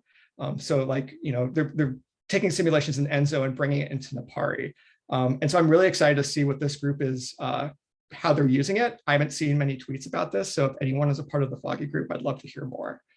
I think that it also is kind of implied with this slide, but we monitor our Twitter pretty aggressively. So yeah, anytime anyone tweets about Napari, we're like, oh my God, what are they using it for? So. All right, so I talked enough about the context. So now let's talk about impact, right? This is a really interesting problem space because this is academic software. We're not developing this for profit or anything like that. What we really want to see are good scientific outcomes. But what does it mean to have a good scientific outcome? I think this is a pretty open question. And the techniques that at least I often use to do this, come from the product analytics space, where it's working on products that are trying to generate a profit. And so how can we take these techniques and apply it in the nonprofit space? The space is also unique because we have a data problem, and it's not a big data problem, it's a no data problem. We can't track how users work in Napari at all. So I can't tell you that a particular user uploaded a set of images of this file size. I can't tell you what core functionalities of Napari were being used, because the community doesn't want to be tracked, and we have to respect that. We have had long conversations about needing telemetry and what would be useful indicators that could help us sort of develop Napari out in the open, but also improve it. So this is just a long standing conversation. You might also think citation information could be useful here. Citation is kind of the bread and butter of how academics measure impact. But Napari is still in the alpha. It has relatively few citations, and research takes a long time. And we want earlier indicators of success. We don't want to have to wait a year or two to know that what we're building today was actually useful. So we had to think a little creatively here. There are other public data sources that we can use right now. This is being developed out in the open, so we could look at GitHub data. There are discussion forums about Napari that we could look at. We could look at PyPI downloads, Twitter mentions. We could look at traffic to napari.org and naparihub.org. And we can do this not just for Napari, but other imaging software out there. And so as I joined this team and I was putting together this problem and trying to figure out how are we going to solve this, I referred to what I consider to be a good friend in the analytics space, and that's the analytics hierarchy of needs. If you've read data science blogs, you might have seen things like this before. All the fun stuff about analytics and ML is sort of at the top, doing the analysis, evaluating impact, optimizing and predicting, that's all the fun stuff. But you can't do that well unless you have like a solid foundation of clean and well understood data. So before we could even get to addressing evaluating impact, we needed to build out what we're calling our data foundation, right? So I worked with my product partners to better understand like what data sources do we want to pull from? And this is a combination of like, what do we need to prioritize now versus what's easy to pull? And we had identified 3 places. One is the Python package index for downloads, GitHub data, and ImageSC. So this is a forum dedicated to image analysis problems. It's very much like Stack Overflow, where you ask a question, someone answers, and you can say, this is the thing that solved my problem. There's a variety of APIs that we can use to pull in data. Google offers some services too. And this is all really just being done in a Python notebook that's just run every 24 hours. The data get written to a database, and from that database, we're able to access some insights. And I'm actually happy to share out some of those insights right now. So this is GitHub data. What we're looking at here is user growth in a variety of repositories. So each line is a different repository. We're tracking various bioimaging tools. We're also tracking some CZI software projects. The horizontal axis is the number of days since the first issue or PR in that repository.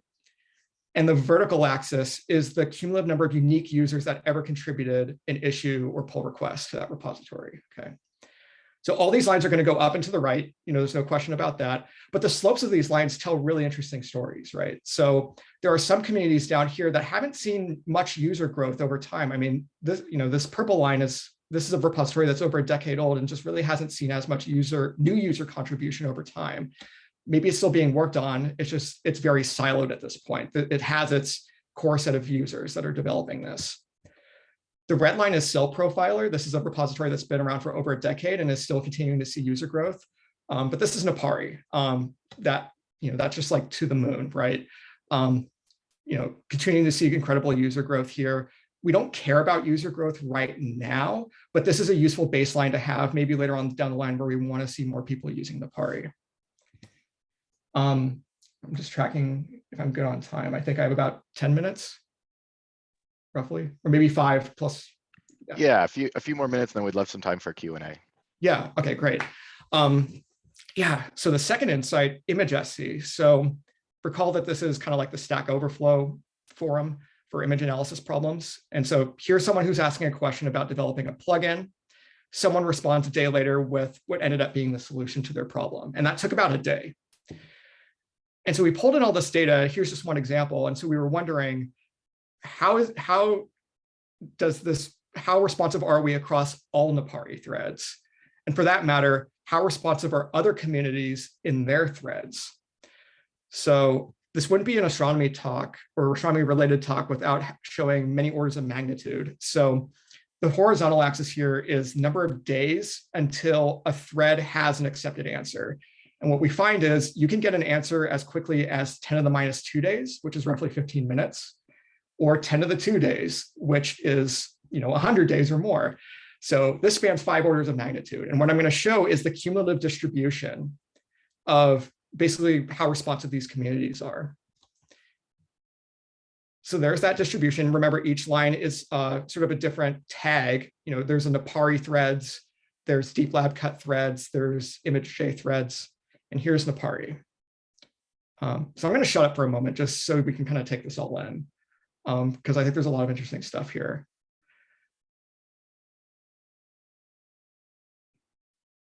But yeah, so one thing that's there's that 10 to the 0 line. So you can see like within one day, we're able to resolve like 70% of threads, right? So seeing in one day, the Napari line sort of hitting 70%.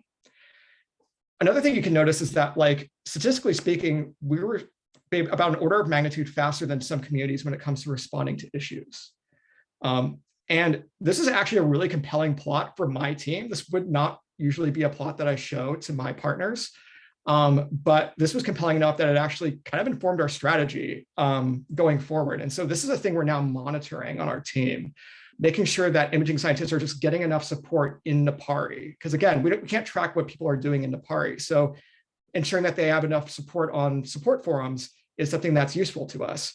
And so these gauges here are really telling us, are we on track to hitting these targets that we set out? And if we're not on target, like what can we do in order to get on target? And so there are some actionable steps laid out on this dashboard in order to get there. Yeah, so we have all this data now, which allows us to ask much deeper questions. And two in particular are these two bottom ones. What constitutes a quality plugin? So, we have 145 plugins on the hub right now, but we want to understand like which ones are useful to people, which ones are kind of garbage and don't have good documentation. Is it useful for users? Is it useful for developers? And then what constitutes a healthy plugin ecosystem? So if we look at all the plugins out there, like what's a good outcome with this? I mean, obviously if we just had one plugin and only people were just using that one and the rest were garbage, like that's not healthy. So, what should usage look like for these plugins? What kind of metrics should we design for this kind of thing? This is stuff that I think about a lot. So in summary, I'm just going to lay out kind of the summary of what we're doing at CZI and my responsibilities as a data scientist on the team. But the last thing I really want to, address here is, again, I'm like happy to discuss sort of my career path, my successes, and even my failures.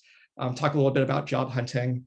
But I'm really curious just from this crowd, who may be interested in developing an APARI plugin, because right now it's just a bunch of cell biologists that are, employing their techniques, but I think astronomy has a lot to offer here. And we do have a tutorial on how to build an APARI plugin. And I actually created my first one this week. It was just like, so APARI can't natively handle FITS files, which is very common in astronomy, is to read a FITS file.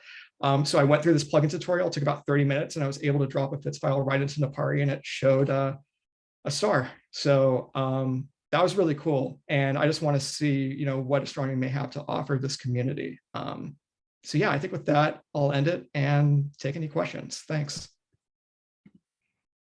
Thanks, Ben. That was great. Yeah, I lots of cool use cases for astronomy, I'm sure. So yeah, people on the call, this would make an epic portfolio if you're applying for data science jobs like in a year or two. Yeah, if you're looking for that like interdisciplinary angle, like, yeah, showing that like what you're doing is being used by cell biologists, that'd be awesome.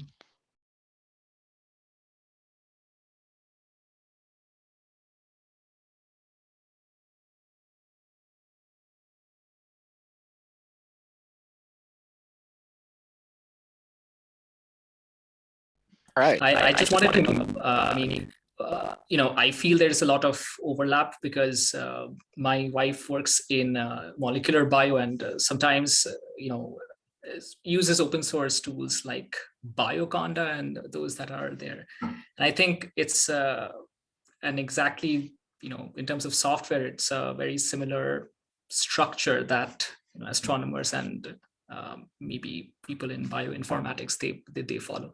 So it was really great to hear the talk. In fact, I just messaged my wife that, hey, have you checked out APARI? Maybe it might be of use to you. Anyway, great talk, by the way. Thanks. Yeah, awesome. I appreciate it. And yeah, I mean, the biology space is much bigger than the astronomy space. And so like there are a variety of tools out there, but it is very fragmented. And so we're just trying to address like one aspect of the image, sort of the biologist workflow, right? And that's just like making image analysis easier. But yeah, I appreciate it. Another question for Ben. Anybody want to pipe up and in front of this group commit to developing a plugin? Hi, Ben. Just a quick question for you. My name is Jen Sobek.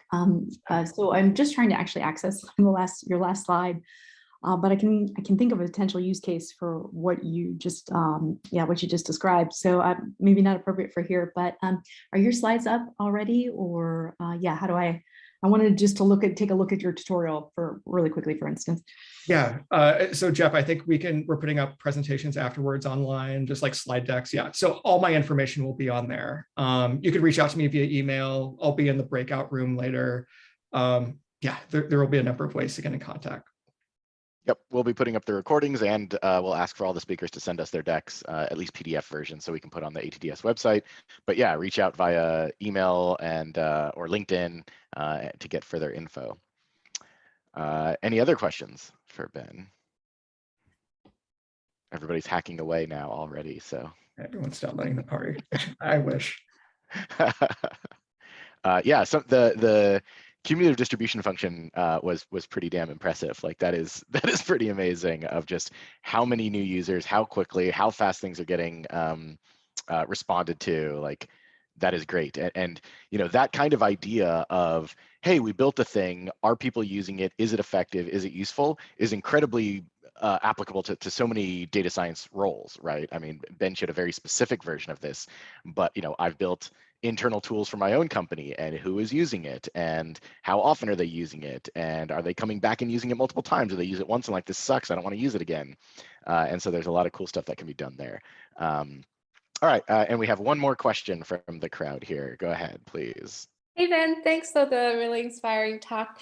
So I'm a simulation person. I was wondering if Napari had kind of volume rendering for 3D stuff. Rendering for 3D. So yeah, like, you know, if you have a 3D data cube from numerical simulations, it's often a challenge to kind of visualize. Yeah, I think you should be able to handle that. I haven't done that with any astronomical data. It seems that Foggy Group, since they're working with simulation data in ENSO, you know, they could be a point of contact for this. So yeah, I imagine it's done. It's just like, if you ask me today, like, how do I do this? I probably couldn't tell you, to be honest. So great, thank you. Yeah.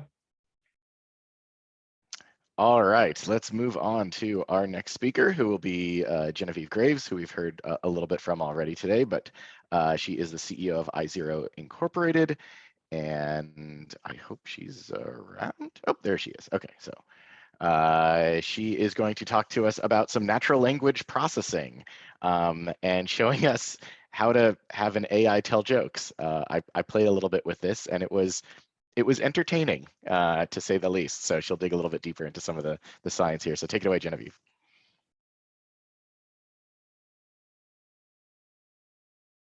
You're on mute. This is why Zoom produces these shirts. This is an official Zoom t-shirt. How about now? There we go. I was actually admiring your t-shirt earlier, thinking I need one of those. When I started at Zoom and like looked at the cool swag we had, this was like the first thing I bought, because I was like, oh, that's hilarious. Anyway, Go ahead, please.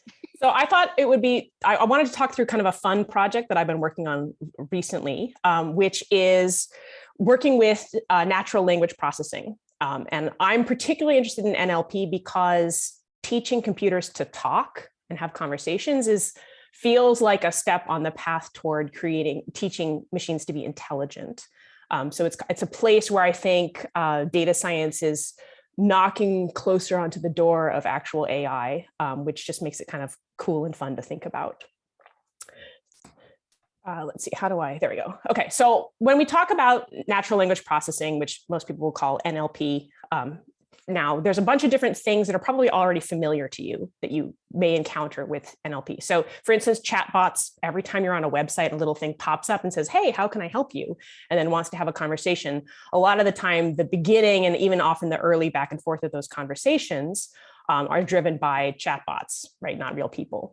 We use it for spam filtering to decide, you know, is this message a real message or not?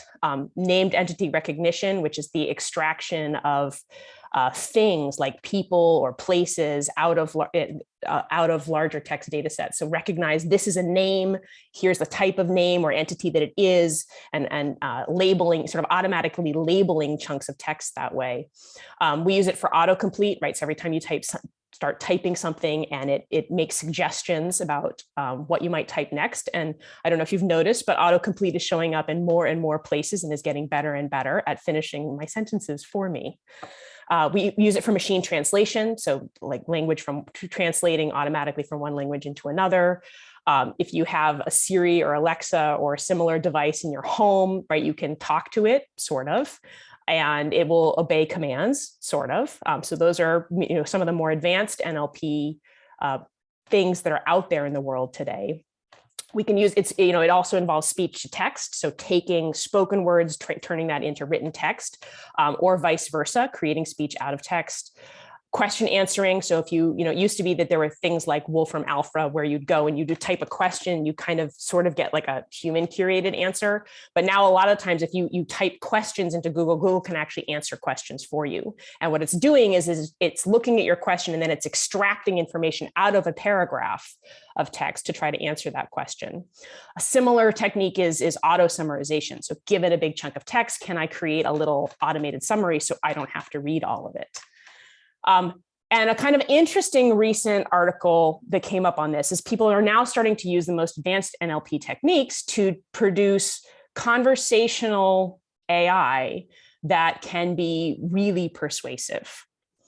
So there was an article in the San Francisco Chronicle, which I strongly recommend to anyone who's interested, from last summer, using GPT-3, which is one of the most sophisticated conversational NLP modules that's been trained so far. And there was a man whose fiance had died years earlier, and he took the existing pre-trained model. We'll talk a little bit more about that later. And then he basically did some fine-tuning training he trained it on a specific data set that was the text and email exchanges that he'd had with his fiance before she died. And this GPT-3 module then produced a conversational AI that was emulating the personality and the conversational dynamics of his deceased fiance to a level that got him really emotionally engaged with the project and starts to cross over into this exciting, but also in some ways uncomfortable vision of what the future of these kinds of technologies can bring. So hugely recommend this article. It was a fascinating read. And it also gives you some insight into the kinds of things that current state-of-the-art NLP is capable of doing.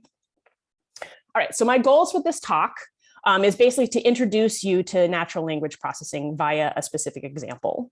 And in particular, I'll talk briefly about transformer models, which are the sort of current state-of-the-art NLP models, and just give you an overview of what those actually are.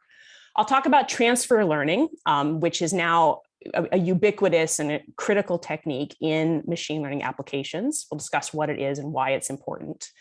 We'll spend a little bit of time walking through this project that I've done to build and train an AI to actually tell jokes. And then I'm going to give you guys access to that project and a platform where you can twiddle with it so that if you want to go through the steps as like a learning exercise for yourself to learn some things about NLP or to experiment with whether maybe you can build a better jokester than I can, you'll have the resources to do that. All right, so let's start by talking about transformer models. Transformer models are a type of neural net. This is sort of a theoretical schematic of what neural network looks like. And in the basic idea is that they take a bunch of input features. And in the case of NLP, input features we're talking about words, which are turned into the sort of tokens, and their position with respect to each other, right? So we have a word and we know where it is in the sentence, or where we've encountered it. So with a neural net, you have these input features. They go through a bunch of sort of nonlinear processing nodes.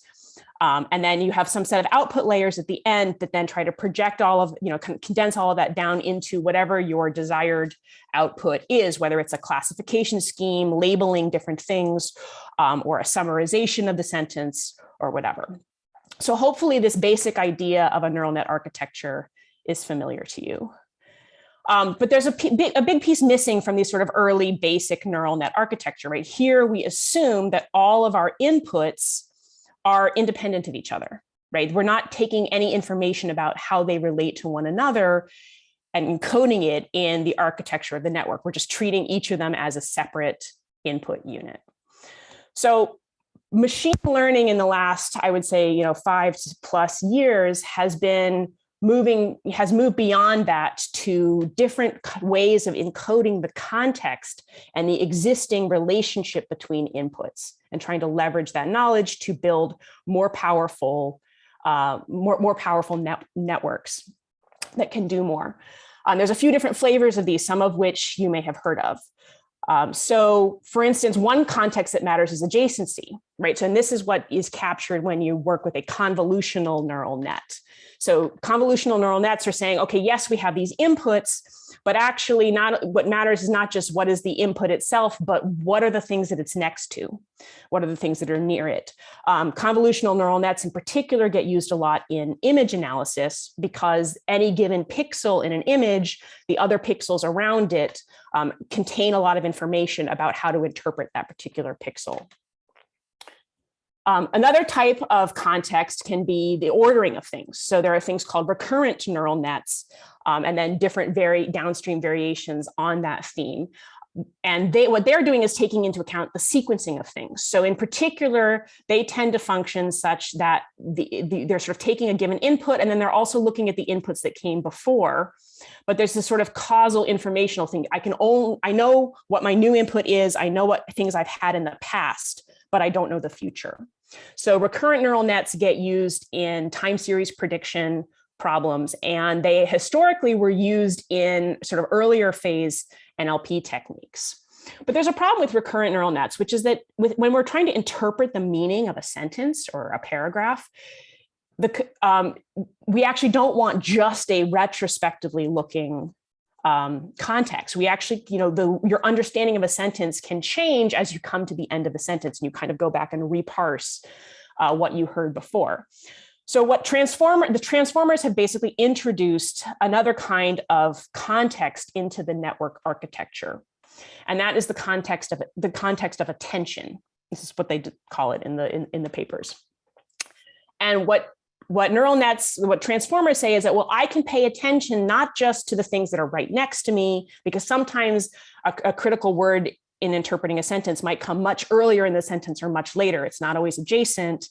And I also want to get past this sort of strict, past future. I can only know about the past because sometimes the way I interpret the meaning of something is going to depend on things that are farther down in the sequence than where I am. So transformers basically are neural nets that have a particular way of dealing with the context of the inputs. All right, so when you talk about a transformer, this is the architecture model that that was introduced in the early papers and that you'll see everywhere. Don't worry about trying to understand it in detail. I just want to highlight a few key features. So a transformer neural net has two main components. It has an encoder and it has a decoder.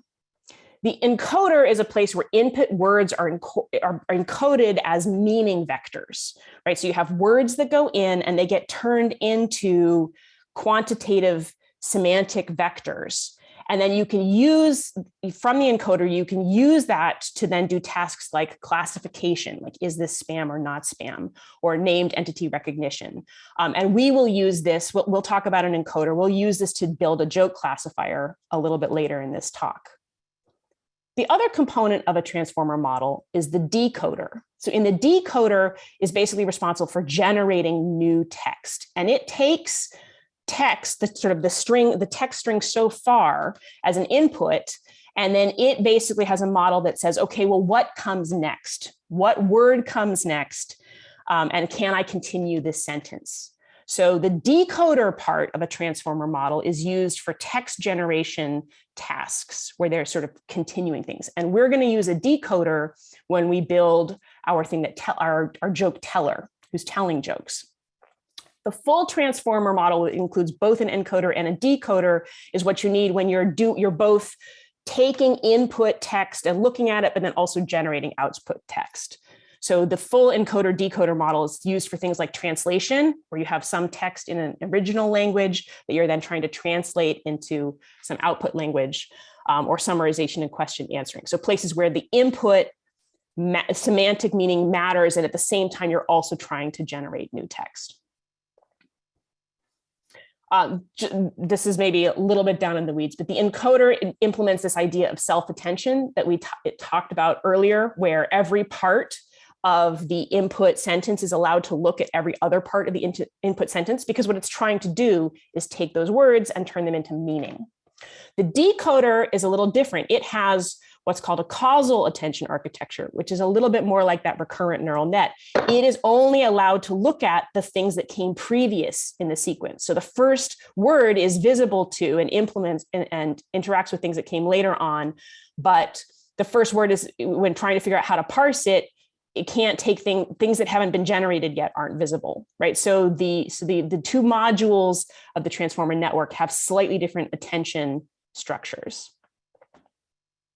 All right, so that's transformers. Those are what sort of current state of the art NLP neural nets are based on, and how they relate to other ideas of ways to create context architecture. I want to also talk very briefly about transfer learning, because this again is it's become a kind of critical modern technique in machine learning. The basic idea of transfer learning is simple, and it's to basically leverage existing pre-trained models rather than trying to reinvent the wheel for yourself every time. And the way you do that is that you have some complex network that somebody else has trained on a large data set, and you freeze the deep layers of the network. You can put them into kind of like a black box, and you don't try to twiddle with them. You don't necessarily even have to care how they work. You don't have to have the giant data set to reproduce that problem. But then what you do, but you have maybe a specific use case, right? So you have a thing that does a pretty good job of recognizing, of sort of image parsing, but you now want to build a classifier that is going to classify different types of dogs from one another, right? And that doesn't exist. It's not an off-the-shelf algorithm you can grab. So then what you do is you take an existing network that's already been trained to do a good job at image processing, and you do fine-tuning training, where you train one or more output layers for a specific purpose and on a specific data set. Why would we use transfer learning? Why not just build the neural net that works super well for our particular technique? Well, the big challenge is that modern state-of-the-art models are huge, right? This plot is even a few years old. You can see this exponential growth, right? And state-of-the-art NLP models that are being trained today have 200 billion parameters, right? So way off the chart here. Training a model like this takes about 4 months on a large, many hundreds of GPUs supercomputer, and it requires huge input data sets.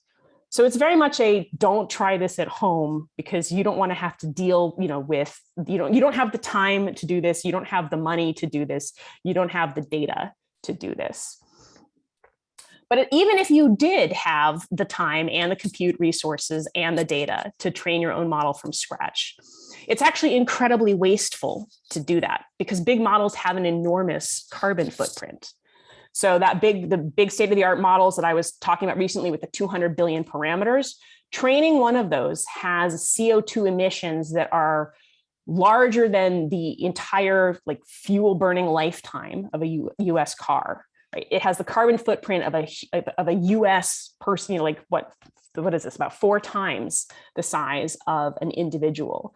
So not only can you not afford to retrain all these giant models from scratch, but the world cannot afford for everybody to be trying to train them themselves. And there's no reason to, right? So the goal with transfer learning is to leverage the incredible capabilities that have been built up in these trained models by big institutions with access to compute resources, and then leverage that to apply to a whole bunch of different specific problems.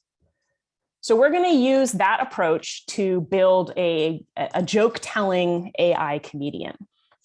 To do that, we'll need a data set of jokes. We'll then look at how well just the sort of out-of-the-box pre-trained GPT-2 model does before we've even done anything to it. Can it tell jokes, already? Turns out it's not very good at it. So then we're going to want to try to make it better. To do that, we first have to come up with a classifier which basically gives us a definition of better, right? Can we build something that can identify a real joke versus a fake joke? And then we're going to build a generator and see if the generator is good at tricking the classifier into thinking it's seeing a real joke.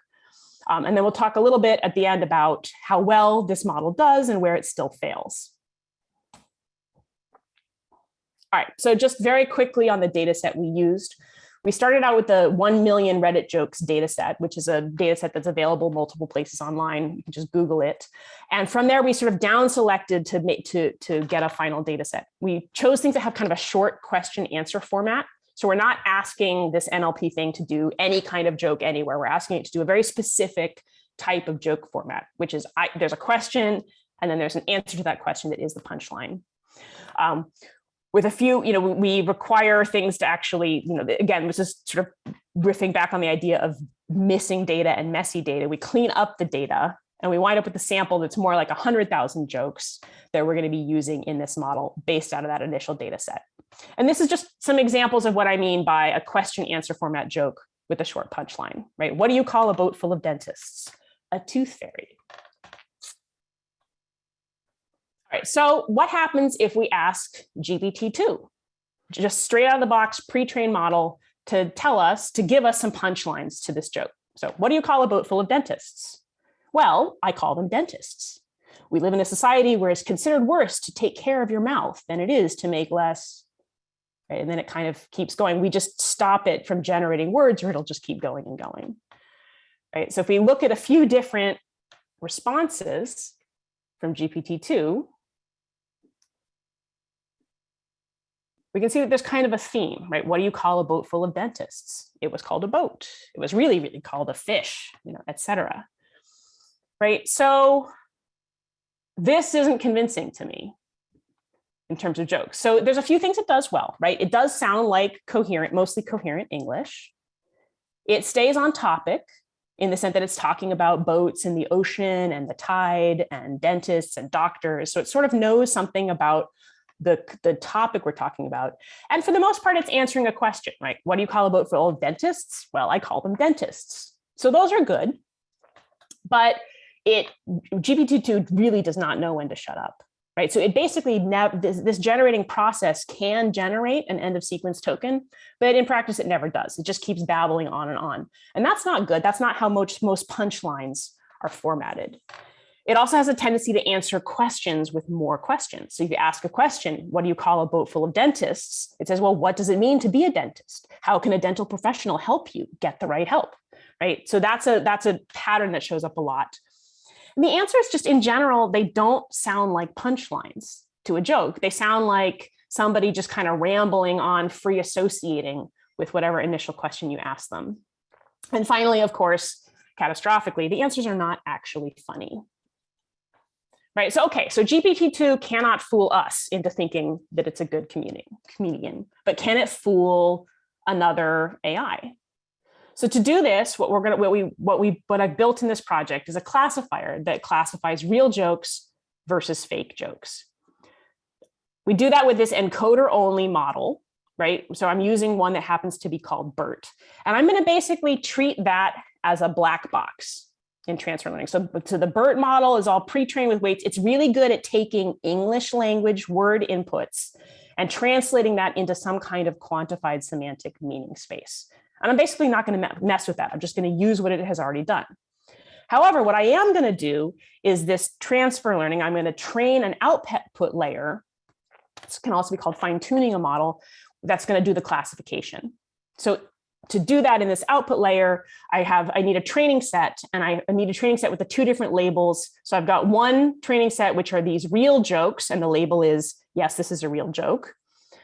And then I have the other training set I have is a set of fake jokes. And the way I generate the fake jokes is I take the same questions that get asked in my training set of real jokes, but I let GPT-2 generate the answer. And then, like the answers that we saw on the previous slide. And I say, okay, these are the fake jokes. And then I try to train the classifier to tell the difference. Okay, so once we've gone through that training process of the fine tuning, we build a classifier. It now is a joke detector, and GPT-2 is not fooling our joke classifier either. With very high accuracy, this classifier is able to say, okay, yes, the jokes, the actual real jokes, yes, I think those are real. The actual fake jokes, yes, I think fake. Yes, I think they're fake. There's very few things where it gets confused. And I always find it interesting to look at the places where a classification algorithm like this failed, because it tells you a lot about what isn't working. Okay, so let's look at a few things that were real jokes that the classifier thought were fake jokes. Right, so here's one question, date. So what do you do? Me, I race cars. Her, that's so cool. Have you won many races? No, the cars are much faster, right? So if we look at some of these joke failures, what's interesting is that they don't really sound like simple question answer jokes. They actually have like a whole dialogue going on. That's probably what the classifier is picking up on and saying, hey, this isn't structured like a normal joke. Here's one that actually where the joke answer is a link to a Reddit post because it's, the joke is basically an internet meme. So they haven't even bothered writing text. And the BERT classifiers looked at this and said, this doesn't look like the answer to a joke. Okay, so we can sort of understand where the model is failing. And it to some extent reinforces our idea that actually this classifier is working pretty well because even the places where it fails, we can kind of understand why it fails. The other failure mode where there's fake jokes that it thinks might be real, right? So here's an example. What do you call the other side of the coconut? Answer, the other side of the coconut. It's not a funny joke, but it does at least sort of make sense, sort of sound like it could be a real joke. And that's part of why it's confusing our classifier. All right, so now we know that GPT-2 straight out of the box cannot classify jokes very well. We have a classifier that lets us distinguish between real jokes and fake jokes. So now we're going to try to build a fine-tuned version of GPT-2 that can tell real jokes. So again, we're going to have this sort of black box transfer learning style. We're going to take this black box GPT-2 unit, which here is the decoder part of a transformer model.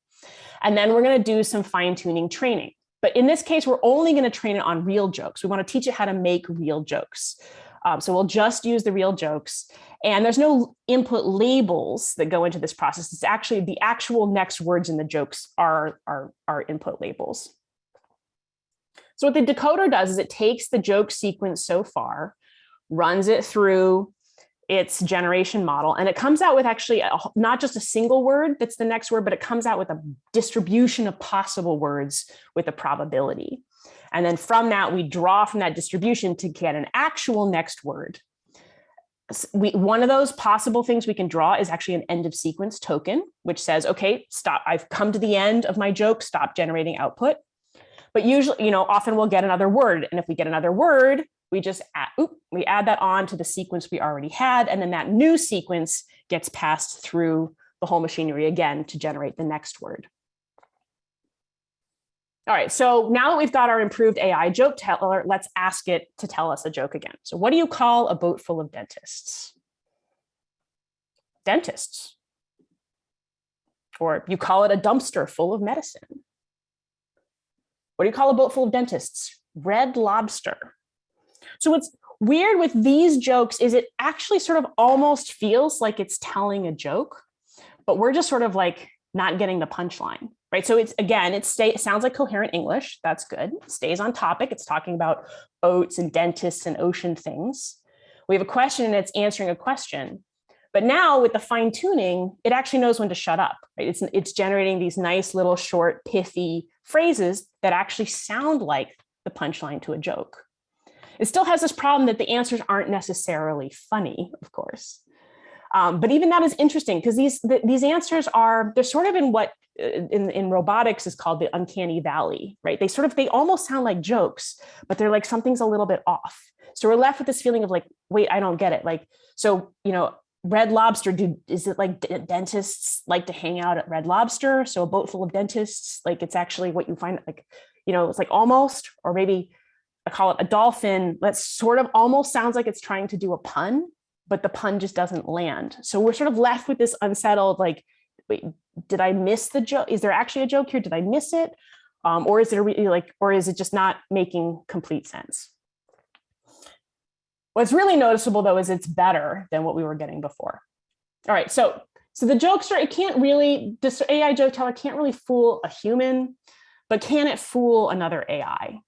Right, so we saw before that our classification algorithm was really good at telling human real jokes and GPT-2's fake jokes. With the fine-tuned model, we can now fool the classifier maybe about 60% of the time. So it's doing a lot better than raw GPT-2.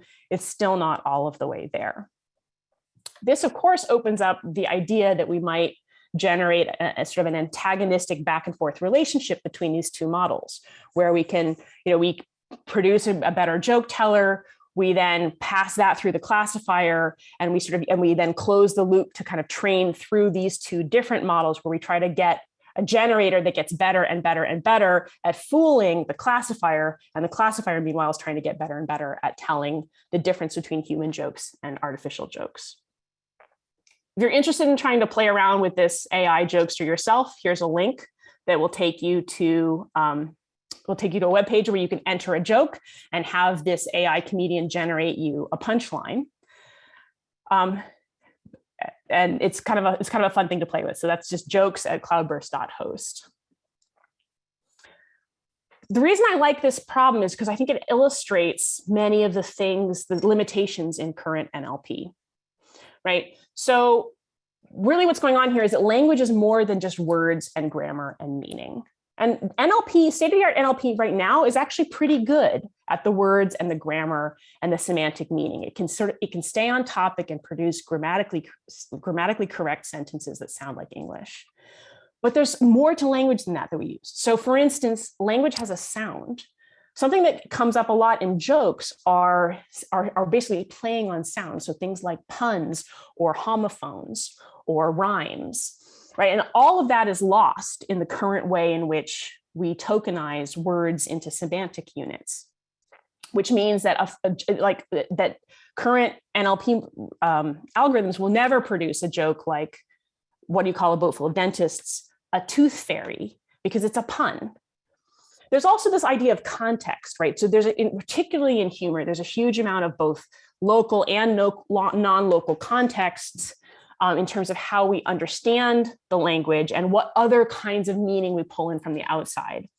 In a really extreme version, we have these sort of shared cultural reference points about things like parenthood or memes that we've seen online. So this final joke here is one where it's really making a joke about how people, it's using a pun or a double meaning with blew up and gold, but it's also making a meta level joke about the very Reddit joke thread that it's getting posted on and how people interact with Reddit threads. There are other problems that come up in NLP that actually are pervasive in machine learning, which is that there's this data set of 1 million jokes that we started with.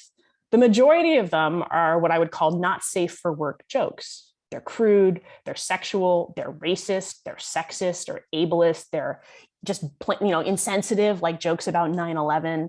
So humans, especially humans online, and maybe even especially humans online who are trying to be funny, are kind of terrible people sometimes.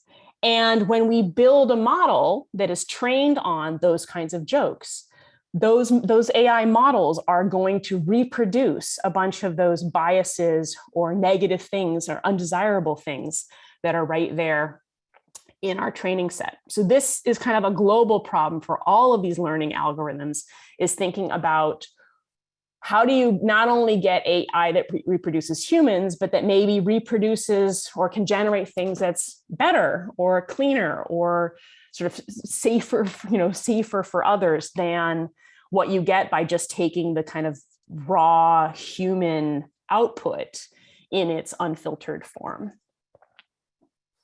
I just want to end by giving you guys a link that gives you access to this project so that you can play around with it. So if you go to this link, cloudburst.host/jokes, it actually sets you up with a platform, Cloudburst, that a friend and I have been developing. That's the cloud-based Python development platform for ML. And this is where I now do all of my online development. It's great because it has GPU built in under the hood. And for many kinds of machine learning models, the acceleration you get, even from just a modest scale GPU, is enormous. So things train orders of magnitude faster with that. And this was a place where you can now play around with this tutorial. You can also use it to play around with other different projects, especially ones that need a GPU or a sort of pre-configured machine learning environment to play with.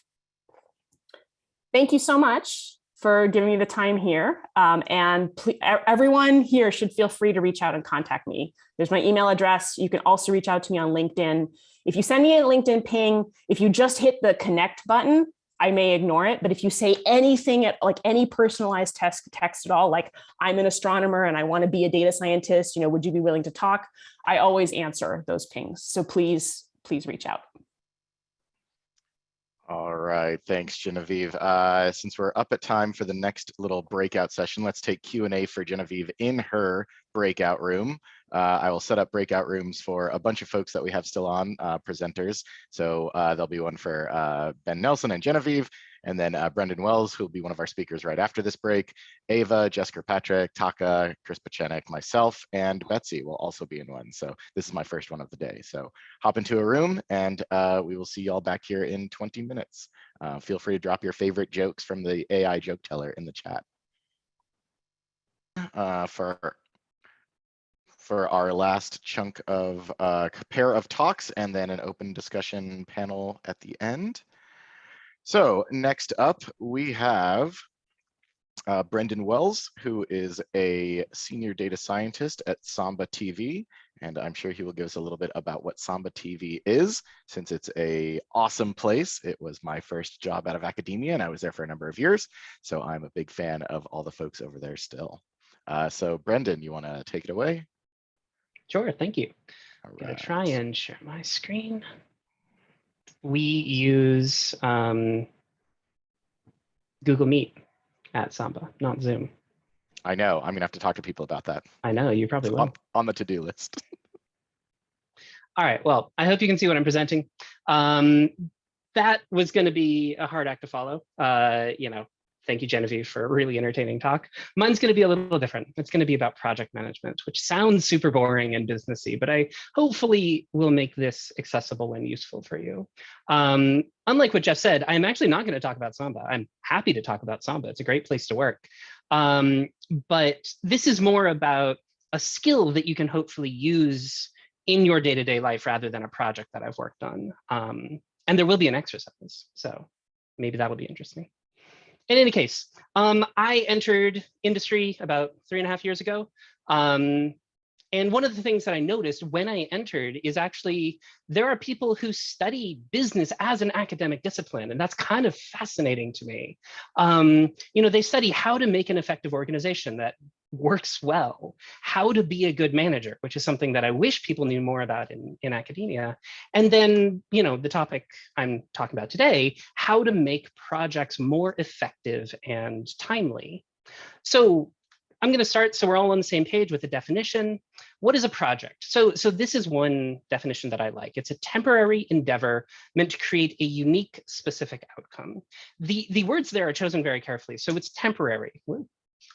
When you are writing a paper, it may not feel temporary, but I promise that it is. And then it is unique.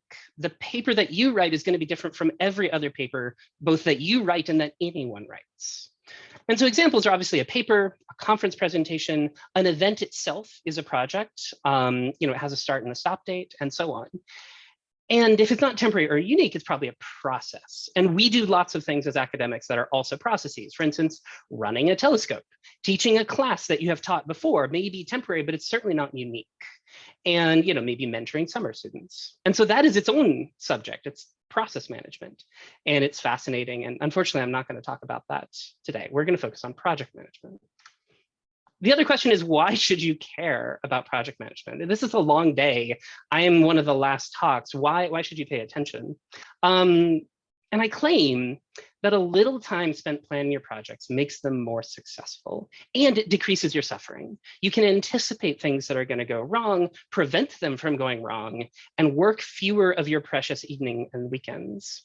And also, it just feels good to finish things. So I borrowed a lot of material here from one of my old managers, and he said I had to include an image. So here is his "it feels good to finish things" image, because it does. It's really excellent. So let's do a little exercise. So please open up a document on your computer or pull out a piece of paper, and we're going to follow along in planning what it takes to write a paper. Now, this is going to be a really simple framework. Hopefully it's something that you can use in maybe half an hour or an hour of your time for even a large project. It is not a full breakdown of project management. And I already have talked to people in breakout sessions who either know more than what I'm about to say or need more than what I'm about to say.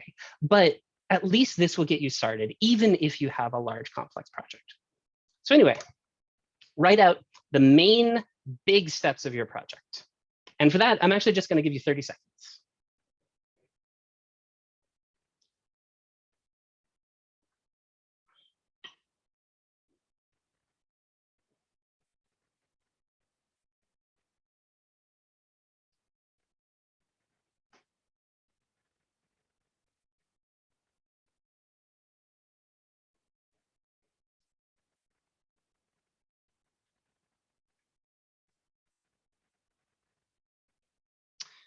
All right, come on.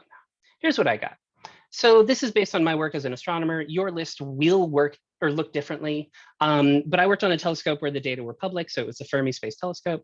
All I have to do to get my data is get my data. I don't actually have to run an experiment. I do my analysis, I write my text, I make my figures, I edit, and then I submit. Great. Step 2. There we go. Divide each step into smaller steps. And in principle, you would do this as long as you feel it's necessary. I'll have guidance about that in a minute. But for today, just pick one of your big steps and break it down just one level. And you're going to get 45 seconds for this.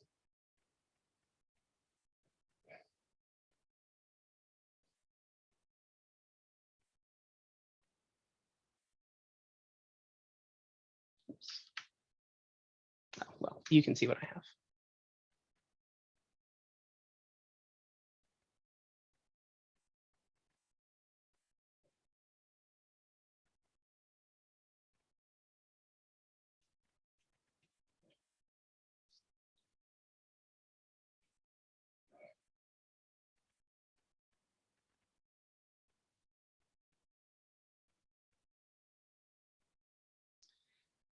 That's about 45 seconds. So I had time to prep. This is what I came up with for the full list. In my case, I just needed to identify what data I want and download it. I would have to then transform it into something useful, and I would interrogate the data to find out what was going well or badly, and then apply a method and get a result, and so on. One thing that I put in here, which I want to highlight, is that I'm assuming the editing process is collaborative, and that's important. People often forget communication steps, but they're extremely vital, and they take a lot longer than you might think. So here, I have to contact my editors. I have to give them time to edit, and then I have to bring all that feedback together into the final paper. And then step 3, ask what could go wrong, or more friendly, what could surprise me? And again, just for today, pick the same big step as you did before. And this is again going to be 45 seconds.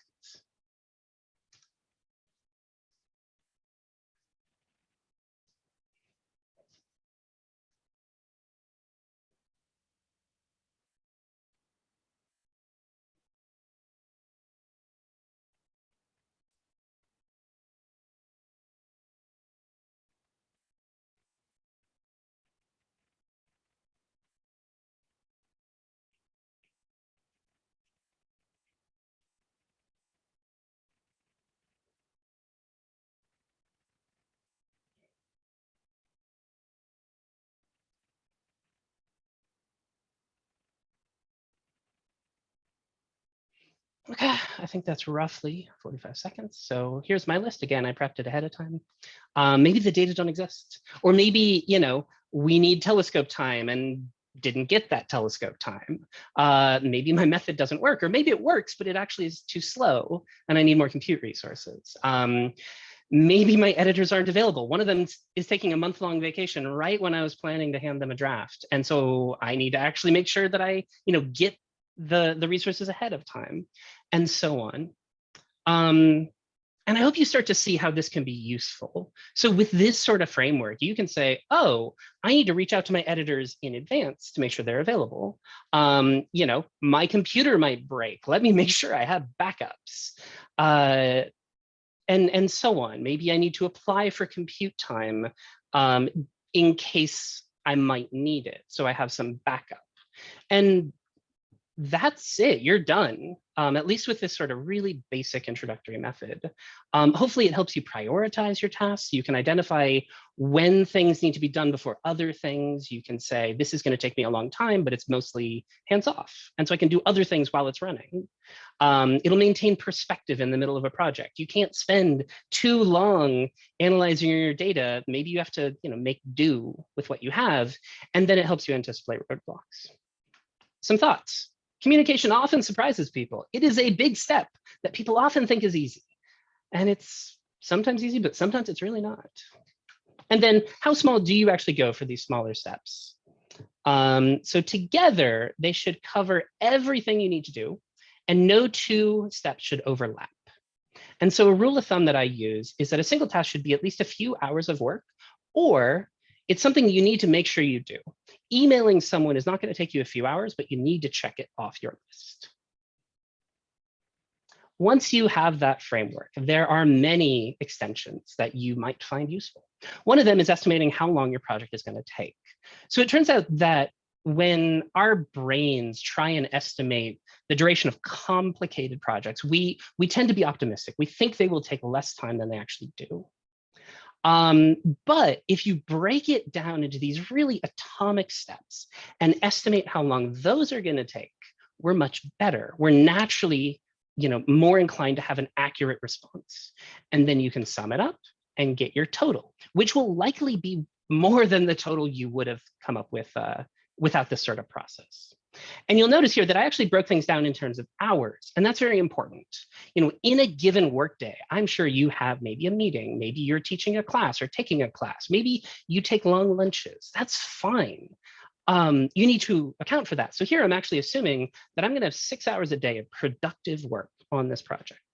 And so whatever hourly total I come up with will actually be divided over more days than you might anticipate. If you're working on 2 projects at the same time, maybe you do 3 hours a day on average. And that's kind of shocking when you think about it. Another thing, dependencies. I briefly touched on this, but you can use that framework and start asking questions like, what needs to happen before what?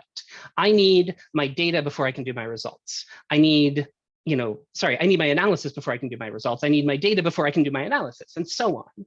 And you can build up this sort of diagram. And if you do go further into project management, and for those of you with very complex projects, you can go endlessly down this rabbit hole. I unfortunately don't have time to, but just to highlight a few features, in the first part of my project, it's very linear. I have to get my data, do my analysis. That's very sort of single tasks.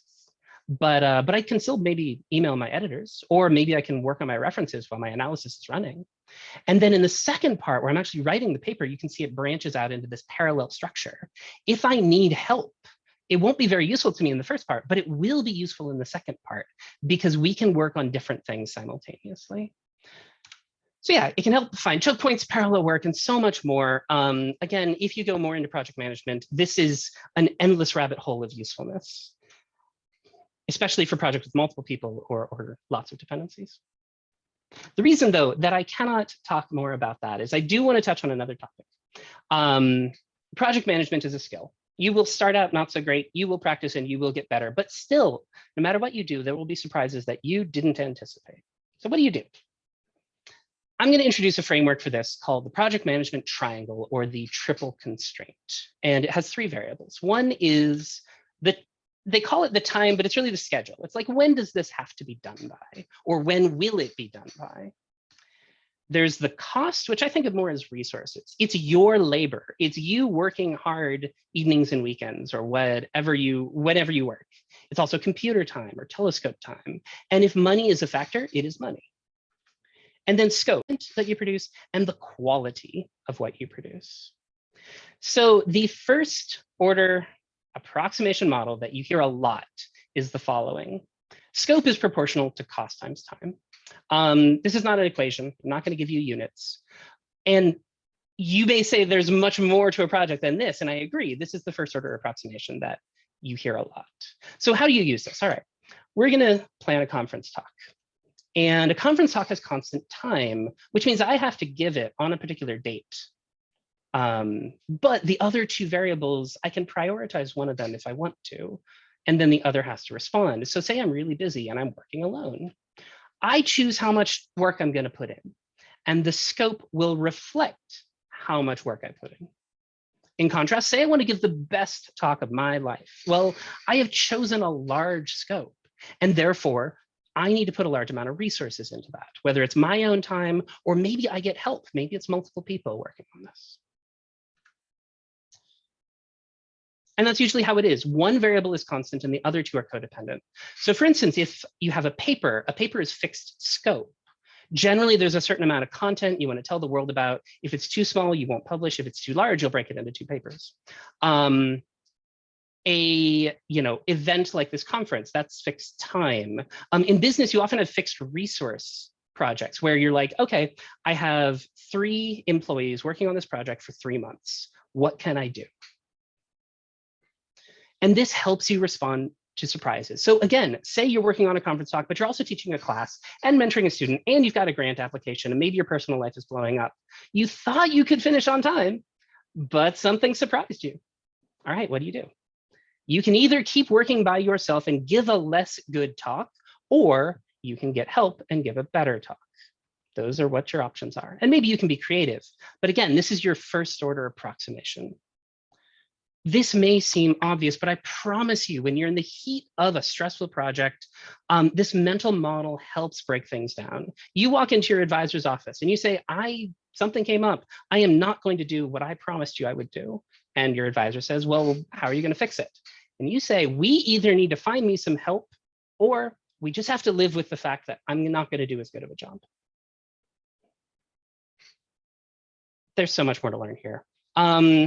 There are, whole courses on project management. There are many, many books, etc. For the average individual working on their own projects, a basic introduction is going to provide a lot of value for very little effort. And I actually recommend online courses for this. So there's a Coursera course that I took, which I really liked. Other online intro courses are also probably at the right level. If you dive into sort of the literature around this, a lot of it is actually for complex projects with multiple people working on them. And if that's what you need to do, great. I actually recommend the Harvard Business Review. I found them really evidence-based and based, research-based, which is refreshing. But if you're just getting started in this, if you're only worried about your own projects, this is probably more than you need. Lastly, though, I got a lot of my information from my previous manager and the project managers at my company. And if you weren't aware, this is a career path. You can do this for a very good living. You can work with other people to make their projects more effective and on time. So with that, I do want to give thanks to Samba TV. I didn't talk about them at all, but they are my company. And it is a good company. Jeff used to work there. He can vouch for me. And thank you for your time, and I'll open it up to questions.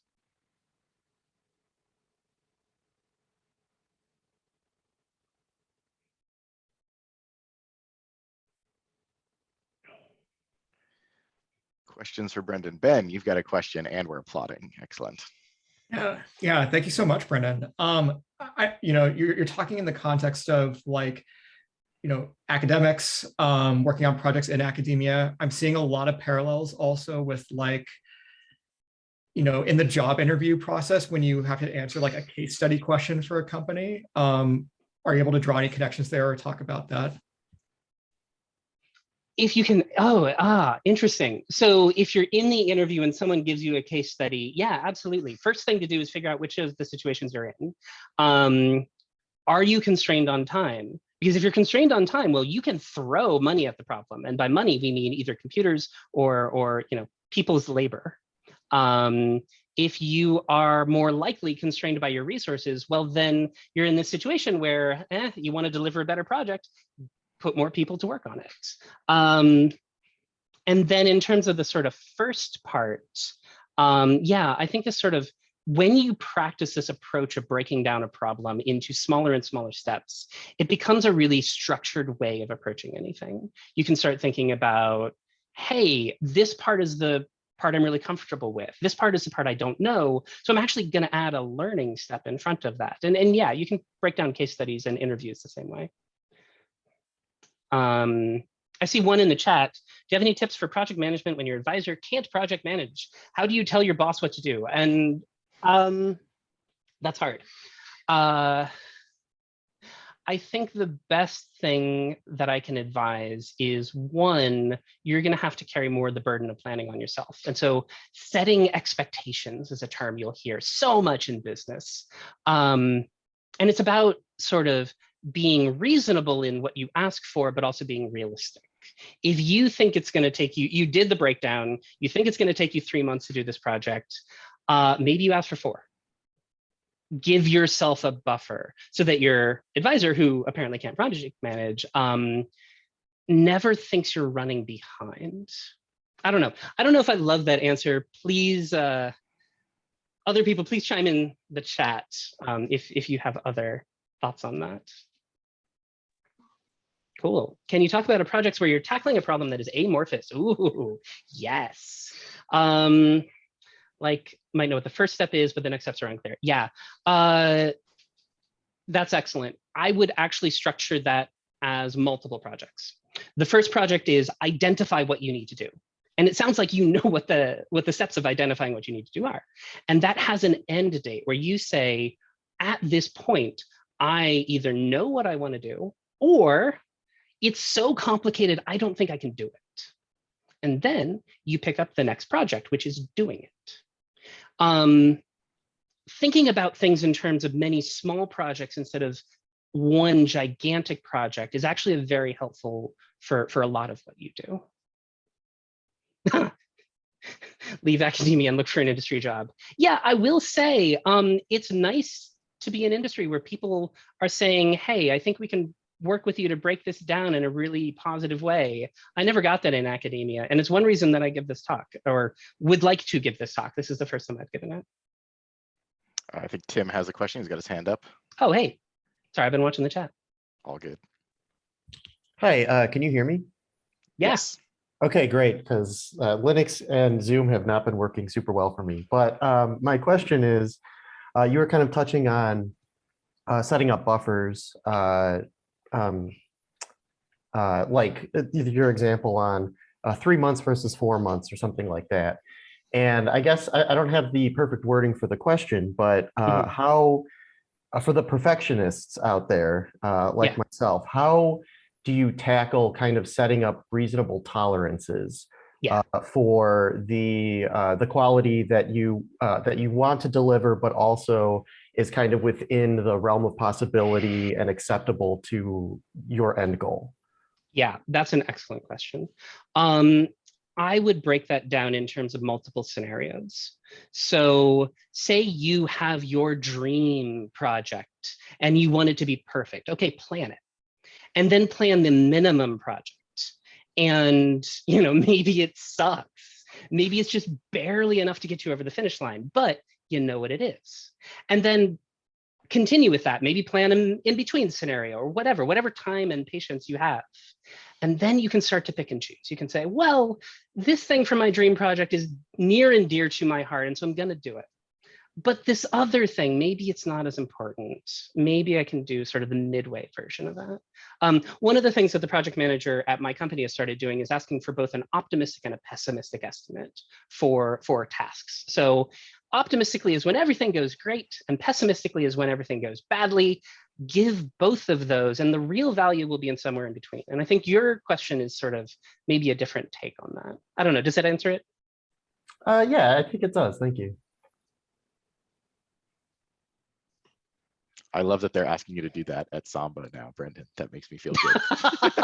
that uncertainty, that error bar is useful, to say the least. Yeah, and so right. I say everything goes wrong. In my head, I'm kind of putting it at the 95% confidence level, or maybe the 90% confidence level, and then the optimistic is at maybe the 60% confidence level. So we have a question in chat from Zachary. What are your thoughts about online project management software? And for any of the presenters, are these tools that are commonly used in data science? I'll answer. Everyone else can chat, of course. for your individual work, I would not necessarily recommend them. I think it actually takes a lot of time to learn the tools, and you won't necessarily get a lot of value out of it. I know Google Spreadsheets has started doing Gantt chart. You'll hear the term Gantt chart. It's like a dependency diagram with a few extra things. So if you want to learn it, yeah, you'll use it. It'll be really valuable, but you don't need to for beginner level projects. If, however, you're doing a complicated project with multiple people on it, software absolutely helps. Just plotting that diagram took me like, I don't know, more time than I want to admit. And if I had a software tool that would just do that for me, it'd be really useful. Yeah, in the chat, we're getting some feedback from a handful of folks that have used things, common tools like Trello, Asana, Jira, Coda. I've used 3 of those 4, and multiple other presenters have as well. I think from what I've seen, every piece of software will do some things well and some things poorly. And, you know, ultimately it's not about fitting your workflow to the software. It's about fitting the software to your workflow. Airtable is one I haven't heard about, so I'm gonna have to ask a couple I've heard good the things users of that one. Well, cool. All right, yeah, I'm making a note to look that one up. Yeah. Learn something It's every like day. live spreadsheets, but you can do so much more. So yeah. We've probably got time for one more question. Somebody's got a final question for Brendan. Yeah, I'm happy to connect offline if you have more questions or if you want more detail. If you are interested, I would, again, just, you know, interested in pursuing this further, I would start with online courses. The one I posted was useful even for sort of the individual level. Is Samba TV hiring right now? We've heard a few pitches from a few folks, and I actually don't know. I haven't kept up on if y'all are hiring data science folks. We're sort of opportunistically hiring data scientists, which means that, you know, it's not a focus right now, but if we see a really good one, we'll take it. We're actually focused on data engineers right now. You'll hear this from other people in industry, but there's a good balance you want to have between engineers and scientists. And we've gotten off that balance. Cool. We will hire again, though, so keep a look at our jobs page. I am transitioning to be a manager. If you want to work for me, you might be able to. Yeah, I guess that just a quick side note there. We talked a little bit earlier about sort of seasonal cycles in data and tech jobs, and how they're maybe a bit toward the end of the year around the holidays in the US, kind of slowing down, but in general, not really. The other aspect of this is if you are not ready to apply for a job but still interested, the recruiters and the hiring managers will keep your info on file, and they will literally put a note. And if you say like, yeah, I'm not graduating for 6 months, but then when I graduate, I'm gonna start looking for jobs, they'll put a calendar invite note to themselves saying, I'm gonna ping this person in 6 months. They look interesting. So even if you're not ready today, start reaching out to people on LinkedIn, polishing your resume, getting those connections, finding out what people do day to day, even if you're not ready to apply for a job, you know, tomorrow. I guess the one sort of off-topic comment I will make as well is that if you are ever interested in going to management, that's something I'm actively working on right now, going from data science to data science manager. And I know there are a bunch of people on the call who've made that transition. I imagine all of us are happy to talk about that if it's something that you might see in your future. Yeah, we could do a whole conference on just astronomer turned data scientist managers. ATDS at some point, because that's what I want to do. I want to do more of these per year with some help, maybe. All right. Thanks, Brendan. That was great. So we will move on to our final speaker. We've got one panel after this, but our final speaker is one of our own co-hosts, Betsy Barton, founder and CEO of Infiniscape, who is sponsoring this by awarding some Amazon gift cards to some randomly selected people who have asked questions. We've got a very long list of people who have asked questions, so you know, we only have a handful of gift cards, but you know, you might get some, which is always nice. Cool. So Betsy is going to pose a question. I think she has some ideas, but definitely wants to hear from the crowd of how we can fix social media. Yeah, little when gear she when she suggested this topic, I was like, that might take more than a half an hour, but sure, let's go for it. All right, take it away, Betsy. I'm mostly trying to get people thinking about this. All right, where's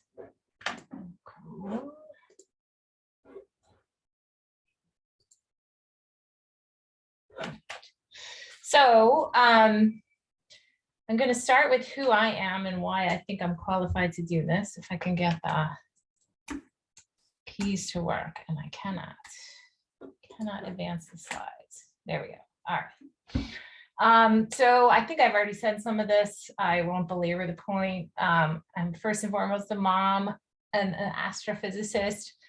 People were talking about doing a couple of postdocs before transitioning. I did 2 postdocs and 7 years as a professor before I went to my hedge fund. So it's never too late. I was 7.5 years at my hedge fund, 1 year leading a data science team at Walmart. And then I founded my company Infiniscape, which I'm going to talk about a little bit. The goal of Infiniscape, the general goal, it didn't start out as an app like we have now, is to create a new and better online learning and social experience. As I was talking to some people about in the break room, you can't just compete, you can't just build an app and say, I'm going to compete with Facebook, right? Like there's just no, you can't just do that. So a lot of what I'm talking about is down the road for us, but nonetheless relevant to earlier stages of the product. So our first product was online experiences for people during the pandemic, because I launched right at the time that the pandemic hit, and that people liked it, but they didn't incorporate it into their lives. There's no way it was going to take off as a product. So we turned that off and started building an app. I'm excited to hear people saying, I had a couple things in here I didn't want to forget to say. One thing, I'm very excited to hear people are getting advised to try both academia and industry if they're thinking about it. It's a big decision to make, and you can do an internship. And I don't think it was on my radar when I was a grad student, and I'm just thrilled to hear that it's on some people's radars. So people are sort of asking me about my job path, but I have to say, like, the only non-academic jobs I've had as a grown-up are at my hedge fund and at Walmart. So unfortunately, I don't have a lot of standard job path. I've hired a lot of people, but I don't know a lot myself. And the social media question, I'm not at all a disinterested person. Infiniscape isn't competing head-to-head with Facebook right now, but we are thinking about social media algorithms. And anyway, so I'm going to say a few more words and hopefully get some discussion going. But I hope people feel free to ask me anything. And I don't know why the slides are once again not advancing. All right, there we go. So this is the app that we're building right now. It's currently working, has some bugs, and we're in this friends and family pilot stage where it's mostly just us testing it right now. But it's a real app. It has many of the features of online learning platforms and Facebook. We are creating it right now. So the content that we're going to ultimately have on here, it's mostly videos, blogs, podcasts, and then message board type interaction and newsfeed. The content under discussion is likely to be heavily focused on professional development at first. And sold to companies as a perk for their employees, in essence. But one of the things, I mean, there's many things that bother me about social media, but one of them is that we really would like it to be a safe space where people they aren't unkind to each other, they're not, racist, they're not saying horrible things, they're not toxic. So we're taking some steps in that direction, but I think much more needs to happen. But yeah, right now as it is, users sign a pledge to a certain code of conduct. Toxic content, I mean, we haven't really had this problem. Certainly in our online experience product, we did not have this problem because people were actually seeing each other and interacting with humans. So that wasn't a big deal, but we will remove that type of thing. And then video content primarily comes from vetted creators. And this picture down here is my board chair, Dina Look-Aramoto. She's my executive coach as well. And she's essentially, she's a former CEO, and she has a lot of content around professional development that we're working on as an example of one of the things that we're doing. All right. Wrong way. Okay. So I think instead of talking about Infiniscape proper a lot, because we don't have a lot of data, we don't have a lot of users, so we don't have a lot of data science problems right now. I just want to talk in general about what types of problems science and data science are facing, and how I think as technical people, we can take some responsibility for it and ideate about what to do to fix it. And, you know, I'm going to throw a whole bunch of stuff. Most of it can be challenged and picked apart. And I'm fine with people asking questions and doing that. And I hope that you will coming up. One thing so I don't know how many people have seen The Social Dilemma. It's the documentary on Netflix, but it makes it clear just how far social media goes to keep people engaged and even addicted to the platform. So I think one of the ways in which I think we need to take responsibility and be transparent is letting people know how these things were fine-tuned to work extremely well to keep them engaged with social media and addicted to the platform. And then take responsibility for it, right? Like, let's look at it as a whole and see what this is actually doing to people. So, and you know, those two things are far, far easier said than done, but I do think that that's like the goals that we should be looking toward. Other disasters of technology, it's hard for me not to see that the disconnect between technical fields and science and the rest of the world aren't responsible for a fair amount of trouble in the world. And I don't even talk about the pandemic here, but there's like climate and pollution and various economic outcomes that are predictable to some extent from models, and a lot of like the reality of when money is, you know, when money is spent this way, where does it end up and whose lives are changed by it. I just think there's a lot of technology that could be brought, a lot of technical and science-based problems that could be brought to the forefront with a lot of transparency and responsibility taken.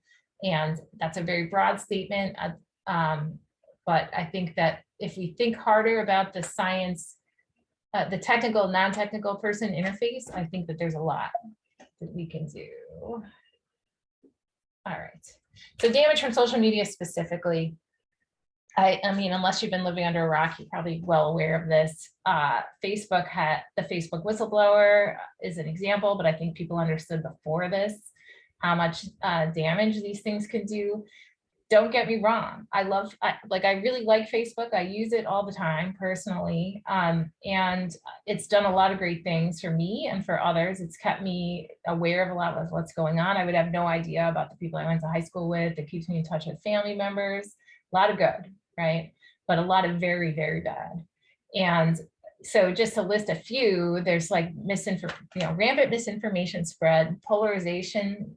I think some of that fault of that can land on social media, body image and depression, violence and violent rhetoric, straight up algorithmic bias, and, you know, pretty much putting in place a system that's open to people who want to come in and manipulate other people. It's like not even that hard. There's like pretty much a playbook for it at this point. So that's a kind of a dangerous situation. And so I think what I'm asking really is, what is the nature of this damage and what do solutions for it look like? So the nature of this damage, you know, I don't actually know exactly what happens inside of social media companies. I know what happens inside a big company that optimizes for making money on the stock market. So I know something about big models and how they operate. And what I would say is, when you optimize for one particular thing, that's what's going to happen. And unless you're also saying, I want to optimize for this subject to this constraint, everything that optimizes for the thing you're optimizing is going to happen. And I'll try to say that in different ways again later.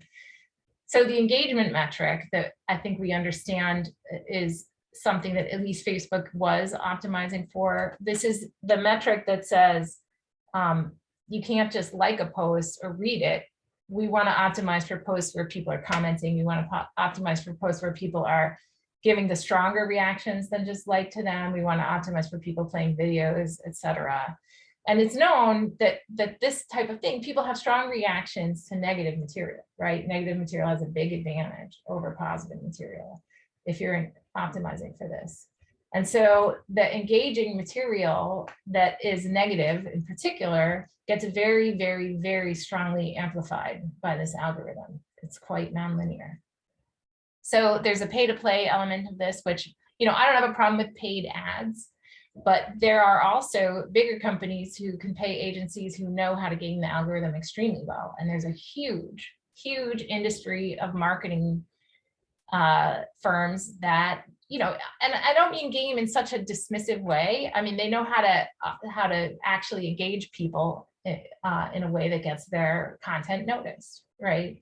And, you know, there are books written about this. It's not necessarily the obvious things. And, you know, it all exists because they're reverse engineering Facebook or Instagram or TikTok or YouTube's algorithm.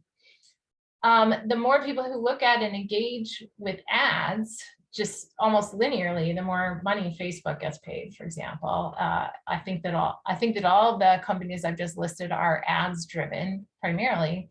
So, you know, they're trying, just by being good companies that are looking out for their bottom lines, which is what they're required to do if they're publicly traded companies, they have to optimize your engagement with them. And so they have to create algorithms that do this, right? That get your attention, get you to interact, get you to click on ads, which is how they get paid. So it's built straight into the business model. And I think that's unavoidable at this point.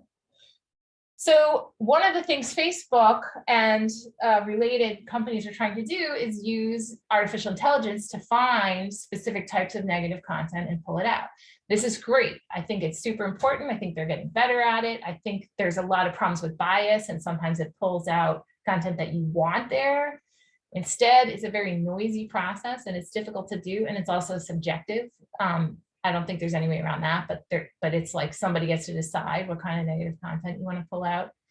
But the other thing, so I think ultimately this isn't going to solve the problem of social media, because there's always going to be some threshold. So if the things that are more negative are the things getting amplified, you know, you can pull stuff out at some threshold, but there's always going to be tons of content almost as bad that's getting amplified, that's rated in the rings, right? So maybe you can fix the edges of this problem, but you're not going to stop the negativity by doing this. The other thing is, when people learn what Facebook is flagging and getting rid of, they immediately alter what they're doing, change their wording around a little bit, but try to do the same thing. So one thing I would love to have part of the discussion, and I'll have a list of questions at the end, is can we ever pull out enough content to make this work? And my hypothesis is no, but of course I don't know the answer to that question. So what if we have no algorithm? What if there's no newsfeed algorithm at all, and you're just fed every bit of content that your Facebook friends list, and that's it? You know, there are systems that do this, right? And I've read reviews of them. There are open source social media platforms like Mastodon that have millions of people on some of the servers. And the reviews you read, I mean, unless you have a very tightly controlled group of friends that are always interesting, it just doesn't work. It doesn't, you know, you don't want something that doesn't engage you at all. There's no purpose to having that, right? So I think that this is that would be a very difficult solution. Can we boost positive content? This is one of my favorite possible solutions. I think it's a long journey to learn about what really constitutes positive, right? Because you know, I once posted this question on my own Facebook, like, what's the difference between something that makes you inspired to do better and something that just makes you feel envy, right? And like, there's not even an easy answer to that question. So, you know, envy is that part of the problem, at least, that's affecting people's body image when they look at Instagram, for example. And so, you know, sometimes it's negative and sometimes it's inspirational. Very hard to tell. Where's the line between, you know, being encouraging to somebody and being annoyingly, you know, just annoyingly showering them with, you know, positive stuff that doesn't ring true? This is different for different people, right? So you can learn what encourages individual people, but it's not going to be easy. And also, how do you, I mean, I'd like to optimize for happiness and well-being, but that's not very easy to do, right? And just to point it out, it's like it's not a trivial thing, right? Facebook's not optimizing for anything negative, but it's just a result. So it's a complicated system. And then transparency. This is what I think is the most important factor. So I think the solution, and again, I really want to hear what other people think, but what I think is number one is transparency. Everyone can understand everything that's happening to the extent possible. And I don't mean buried in, you know, some link at the bottom of your page that nobody ever goes to because it links you to an 80-page document written by lawyers. Not good enough. I think it's important to actually have people understand what you're actually doing. And that means the models have to be simple, the recommendations have to be explained, monitoring and testing are important and are public, and customers choose the algorithms that they want. I haven't implemented this yet, but I'm thinking about it. So examples of this on Netflix, and I don't know if it does it right now, but I loved it when it did this. It would say, oh, because you like Downton Abbey, I'm going to suggest Bridgerton and these other things to you. Oh, you know, compare that to like, oh, here's a list of things that are recommended to you. And, you know, usually I can tell why they're recommending Ninja Turtles to me because my kids were watching on my Netflix account. But I liked because you like this show, here are these things, you know, very explicit. Here's why we've come to this conclusion. I mean, the other thing I spend too much time wondering about all the time is why am I being advertised various things on Facebook? And I feel like we just don't know. I mean, I know that they have a very good algorithm that finds, I mean, clearly I know like if I go and click on one company's website, Facebook will know that, assuming the company has a Facebook pixel on the website. And that company's ad will then show up in my newsfeed, but then it'll start to get clever and give me related companies. And I know, you know, and I now, because I've done it, know how that works, at least in terms of buying that advertising. But there's other more complicated things. They know about my politics. They know about my age. They know about, you know, my interests. They know about all sorts of stuff. And there's a creep factor. And they know there's a creep factor, and there's certain things that they don't even allow you to say in the advertising because it leads too much to the creep factor. So I think personally, transparency is better, although I recognize it's difficult. And then responsibility, this is probably obvious, like evaluation of the effects of whatever you're doing, which I think, you know, I don't blame any particular organization because it's very difficult to do, but I think it's super important.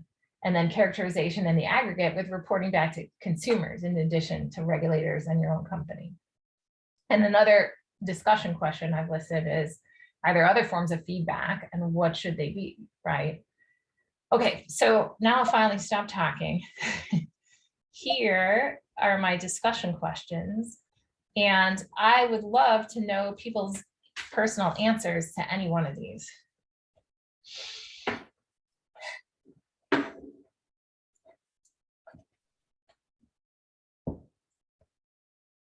Does anyone have?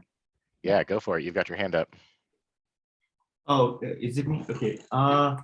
So when you mentioned like the social dilemma, I remember like the talk, like the documentary from Tristan Harris, which I kind of like follow every now and then. I thought like the whole, like there were like two big issues with like the general social media. Like one was they're all optimized for attention economy, where for example, like if you take Facebook, Instagram, and TikTok, like the way they kind of optimize their, you know, app, like the Square, like the way they, like everything is kind of like a little bit of exploitation of our cognitive biases, but eventually it's just for attention, like increasing. And the second was like a lot of people finding a little bit unfair in one way or the other, where the terms and conditions has not been applied, like, you know, fairly, because they feel like sometimes it's exploited and sometimes it's not being caught. And sorry, when you have like what specifically? I'm sorry, I missed the oh, first sorry, part. like, so like when you said like there are like a lot of like noise and everything, so apply. So when you said like, can we ever pull out enough content? So or how far we can get by removing content? It's like so many contents, and sometimes your like your terms of services or something, it's really hard to apply to certain like gray area. And like, you know, like, so what are like kind of approaches you're like, if you had thought about it, like to apply it more fairly so that, it would like, because this is one of the most difficult thing, because there are like a lot of gray areas where like what you're writing, it can be exploited to one extreme and you cannot apply it. And it's one of where people kind of like feel, oh, it's like the laws is not being applied fairly, or the rules if fair. I agree completely. I don't have a good solution. It's too expensive. Even if you thought people could do this in a fair way, right? It's too expensive to have people read even a fraction of the content that gets produced, right? So, I've wondered whether you could just have specific areas that are more of the site that are more carefully monitored. So like a safe space that, I think it's going to have to be more expensive one way or the other to be there, but a safe space that's monitored more closely. If you have a message board, it's actually, monitored by somebody, and that it is. Like there's some clear indication of that. But that's the only thing I've ever come up with. It's just a very difficult problem. So follow-up question then. So out of all the social media currently, which one do you think are doing one of the best jobs? The only one I use personally regularly is Facebook. Most of the people who work with me are on Instagram more. I don't know why. I don't have a good visibility. And none of us basically use TikTok, but I feel like we should. Does anyone have an opinion on that? Like, does anyone have I know there's a lot of astronomers on Twitter. So what are the characteristics of Twitter that people like better? I think for me, like the best one is Reddit in a sense where like if there is any bad things, it gets like downvoted down, but it also depends on what subreddit you use. So in a sense, it gets like optimized to some extent where the community itself is kind of monitoring it with some like mods, but it could be very dark place. I don't use Twitter, so anyone else? So I see Eva has her hand up, so why don't you go? And then I think I saw Jess physically putting her hand up, but maybe typing now. But yeah, go for it, Eva. So this has to do with the last point on the discussion. My company just did something that I was very amazed and proud of. They decided to do a transparency move at the cost of conversion. And I just saw them do that. They know that conversion is going to take a hit, but they wanted to be more transparent in one step of some process. But that is rare. So this part of less engagement, less revenue, it's such a powerful driving force that I cannot think what are the other than human decency. Yeah. Because like what else could drive people to do that trade-off, right? To say like, okay, I just want to be decent and yeah, I mean, maybe just the same thing that's driving people to more ethical consumer choices too, right? Just knowledge. Here's exactly what's happening and here's exactly why it's bad. That's all I got. I think Taka was up next. Yeah, I'll make a comment first about the moderation, the human cost. So I recently read out an article about teams of human moderators that Facebook uses to moderate content that's been flagged as harmful or negative or unfit for the site. So these are folks in Africa who are essentially working full-time jobs doing that. And they are essentially, as a part of their job, looking at the most horrific content imaginable. So think like massacres, sexual violence, or child pornography. Like this is the stuff that is their full-time job to look at. And they are, there's a huge emotional and human cost to that, having them do that labor. So I just wanted to point that out, that some of it is just interactively bad for humans to look at. I've made this comment before in lots of workshops around like racial equity and tech and other things, but it's like virtually no large corporation in the world is going to have a boardroom that is going to discuss these things in a benevolent way and then do make the ethically correct choice proactively. It's almost never going to happen in any large corporation. And even if it did, even if there were some companies that were willing to do that, I don't think it's realistic to rely on the benevolence of for-profit corporations to be doing the right thing. And we also can't rely on the understanding and the ethical choices of individuals, almost, at least very rarely. As an example, like a lot of people are addicted to ordering things on Amazon. You get things quickly, conveniently, but we all know that it has human labor costs, that it's not great for the economy to be having all of these trucks drive every day when you could have, much more efficient and optimized and eco-friendly delivery routes and schedules. So the answer for me is you have to have regulation. Like none of this works unless governments step up.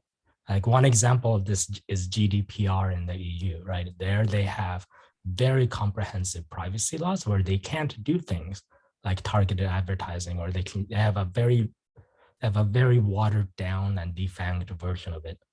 I think they can right now, although the new Digital Marketing Act is going to change that, but only for certain big companies. But there are certain things, you have to tell people you're doing that. You have to have their permission. Yeah, there's advertising that they can do, but it's much less pervasive than what we can do in the US. What was I going to say?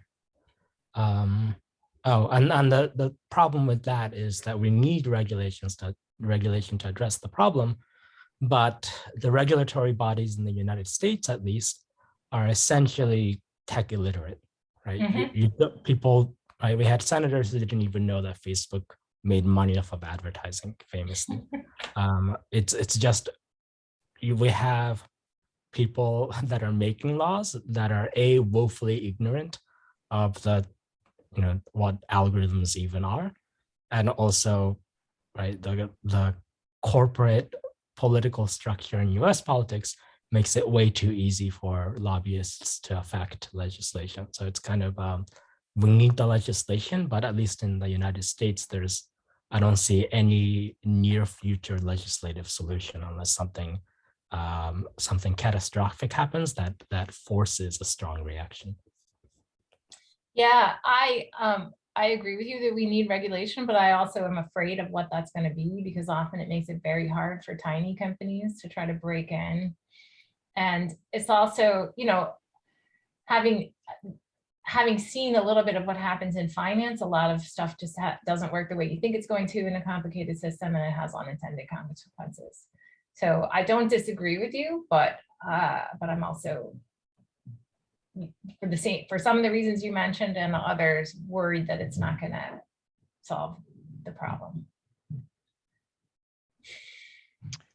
Dustin, you've got your hand up for a while there. We're running up on time, but I definitely want to get to at least one more person. So go for it, man. All right. So when you were talking about boosting positive content, and then where's the line between things that are encouraging or make you envious, or what's the difference between encouraging and going into cheerleading or things like that? It made me think, or made me wonder, how feasible is it to offer some of those algorithmic controls to the users themselves? And I think specifically of the iOS app Carrot Weather, where there's an AI that comes up with some kind of verbal description of the weather in a humorous manner, but the user gets to determine how safe for work the humor is, how political it is, things like that. And so I having never developed an algorithm, I picture an algorithm as being kind of just a linear combination of weights for different variables. And so what if a social media network were allowed the users to adjust those weights themselves? I think that would work, and it would also give a ton of training data to make it easier in the future. Yeah. Yep. Love it. All right, we're just about at time, but Brendan, if you got a quick comment here, and if you have more comments and feedback, please reach out to Betsy directly and Finiscape folks. Yeah, I can make mine quick. I think, we've talked about how companies respond to perceived incentives. I'm enough of a behavioral economist to believe that. You do see incentives from the government and from the community of users. So Apple has been really engaged in improving their privacy practices, largely, ahead of the government. And so I think there are many avenues to sort of push this sort of work forward. Awesome. All right, Great. well. Oh yeah, please go ahead. Sorry. Yeah, no, if you're interested, I took the slide down, but please, if anyone has opinions that they didn't get to share or want to be involved in future discussions, send me email. Or if you want to be a beta tester on my app at some point, please send email to betsy@infiniscapeinc.com. Thanks.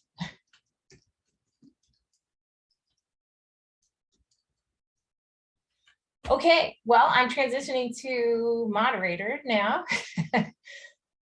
Okay, so the last session we have is what is a data scientist's day-to-day like? And we've got 4 panelists. And maybe the way to do this is to have everybody answer that question and then continue on to get like deeper questions from the audience. So let's start with Genevieve.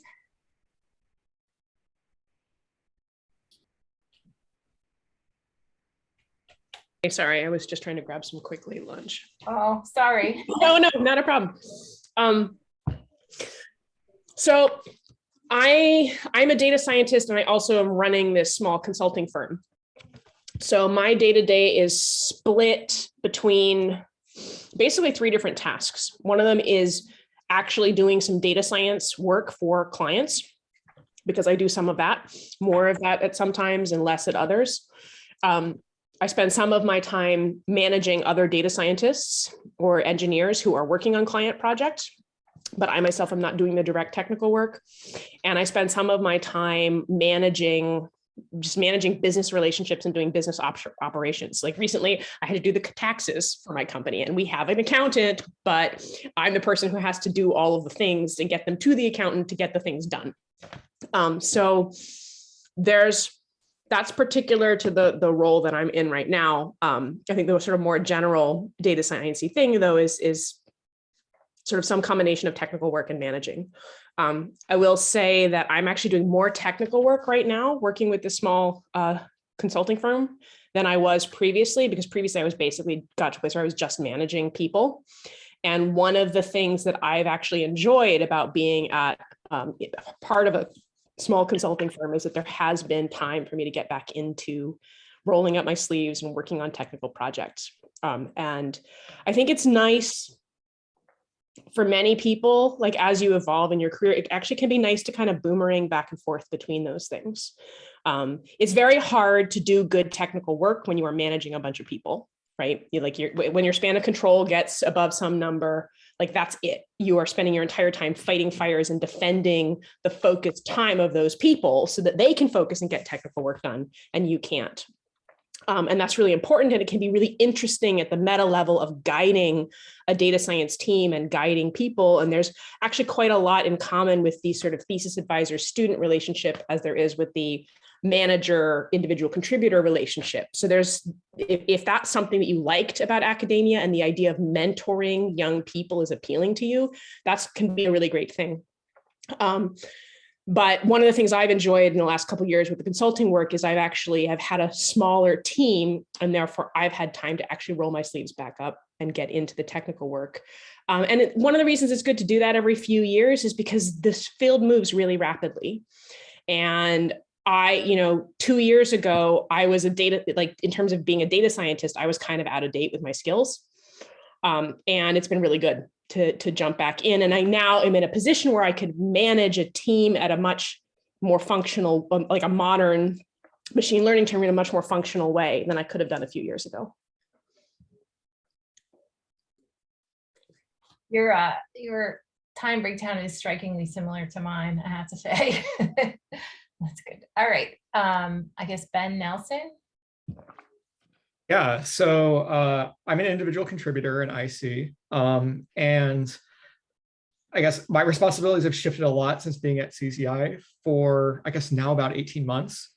So when I first joined on, there was a team that had pretty well set data infrastructure. So I spent a lot of my time on analytics problems, exploring data, defining kind of like top line metrics that our team wants to monitor. And then I transitioned to this imaging team, which I talked about in my presentation, and they had no data infrastructure. So my responsibilities were really in just building all of that out. And that involved a lot of communication with people, not just within the imaging team, but like the central, tech infra team to be able to support the different tools that we want to use, and just a lot of sort of cross-functional talking. And as I've sort of been getting more senior in my role, I have been finding myself just in a lot more meetings and less time doing some of the more day-to-day like analytics and data science work. And I am starting to sort of manage my own roadmap, like my own analytics roadmap. And there is kind of a junior data scientist that's taking on part of that work. So I am starting to experience juggling like IC responsibilities and management responsibilities. And like what I said before, like it's hard to do both of those really well. So I feel like something's got to give at some point. So I've learned a lot to sort of like push back on certain requests. Yeah, let's just leave it at that for now. Happy to keep going around and hearing what other people do. All right, Chris. Yeah. So I'm still pretty new to the field and ramping up on my team, but I can give like a more literal answer that I think I can give a literal answer. And yeah, so like I will try to be working by 9 a.m. And my mornings are generally very free. I don't have very many meetings because we work with people on the West Coast and do individual contributor work like digging into a data set, running different models of where we think Google's computing infrastructure is going to be in a few months.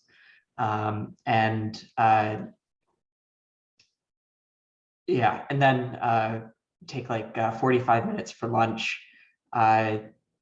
Take in the afternoon, you'll have more meetings with people. So I might meet with people from different teams who are trying to convince them to adopt our models and figuring out what they want. And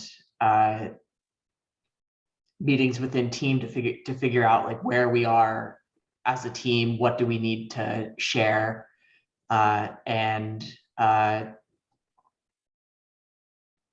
Yeah, I'll generally finish by around 5:30.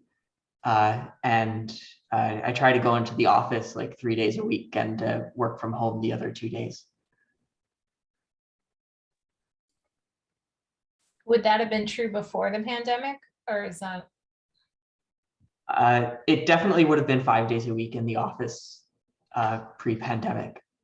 But so, yeah, so far my overall impression is that it's very similar. Like I haven't noticed stark differences from my work as an astronomer yet. Okay, Brendan. Yeah, I'm going to break it into two phases. So there was the individual phase, and now, I took over a large portion of Jeff's job when he went to Zoom. And so taking over an established team is actually a really interesting exercise.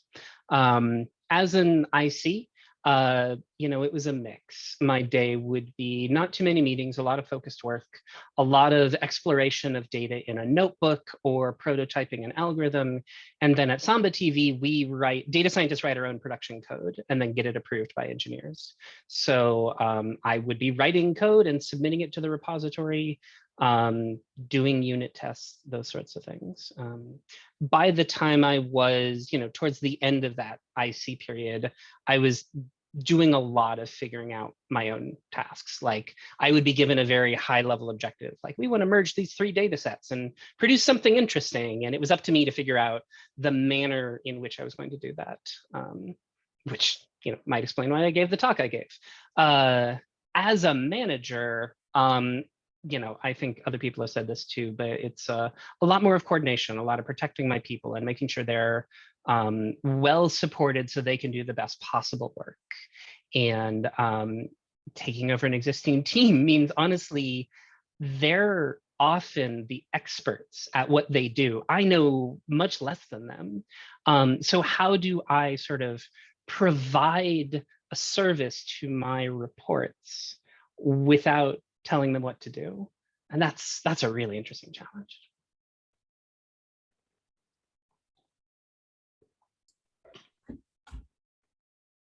Okay, questions for these folks?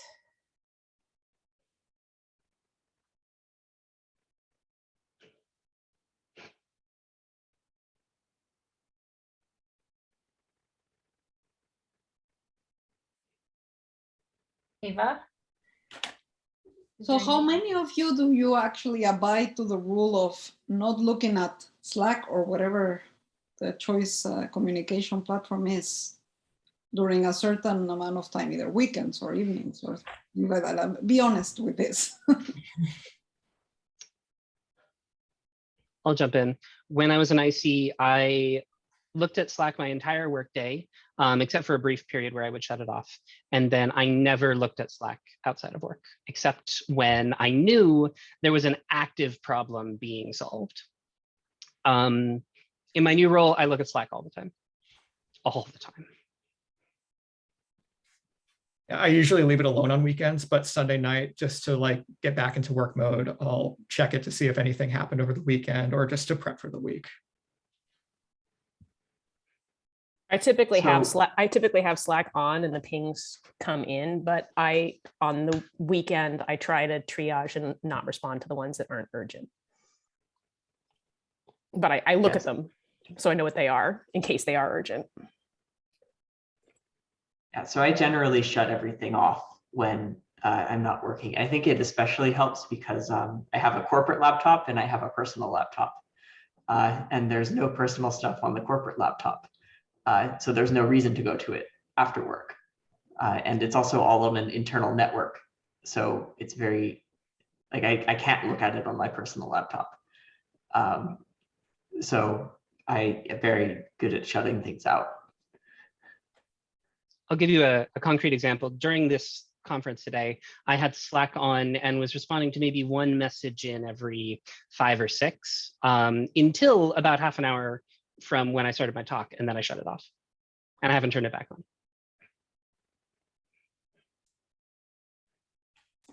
on. Follow-up question for the managers amongst you. Do you avoid sending Slack messages and emails to your direct reports during the weekend and on off hours? And Taka, I know your answer to this, but if you want to chime in, that'd be good too. Yeah, I absolutely 160% discourage weekend communication. If it's urgent, try to do it without a notification, or if it's urgent, ping me before deciding to ping anyone else. I try not to send things over the weekend. If I have a thought on a Sunday night or a Saturday, at 2 a.m., I'm going to schedule an email or schedule a Slack to go out unless something is actually on fire.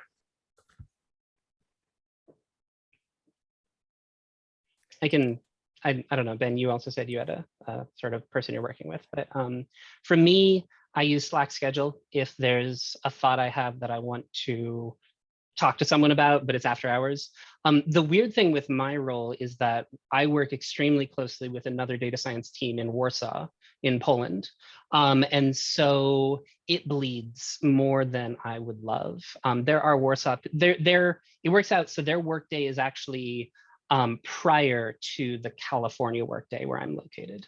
And so they will be sending Slack messages during their workday. I will wake up and have 10 direct messages. And they'll send them to other people on the team because they're collaborating on actual work. And then, I will often send messages to my counterparts during my workday, which is after their, it's their evening. So that makes it tricky. That makes it very tricky. I don't think I have a perfect solution right now. I'm actively working on getting better. I would say that back when I was working at a company, I was very good about keeping the sort of weekend and evening time sacred and not paying people during that time. Consulting is somewhat different beast, and part of why we are able to charge a premium is for that responsiveness and availability. And as the person who's managing those relationships at the most of the client relationships, I'm managing directly rather than having one of the other data scientists in the loop. And so I absolutely am responsive on the weekend and in the evenings and as quickly as I can be, because those relationships are super important. And I will try to prevent that from trickling down to more junior people who are working on the actual projects if I can. But providing that responsiveness is part of the sort of service deal that we have. One thing I'd just like to add is I also work on a team that's distributed. And so sometimes we have to meet on different hours so that everybody can be on this call at the same time. I also do encourage people to set hours that work best for them. So for instance, I really like to exercise and cook dinner and have kind of a big chunk in the afternoon that I am that's me time. And then I'll come back and put in a couple hours in the evening. And folks know that and know that I don't expect a response. And I sort of set that expectation. So I think there's a balance of, communicating to your team, you're flexible to work what hours work for you, and you don't have to respond to me on hours when you don't want to be working just because I'm online. Just a real quick non sequitur about that. When I left academia, I was really worried that I loved working with international collaborators, and I was worried I would never do that again. That has certainly not been true. I work very closely with someone in Warsaw, someone with Amsterdam. We have a team in Italy. We have a team in Taiwan. So that was one of these pleasant surprises when I left. All right, looks like we have a question from Adam. Yeah, thank you.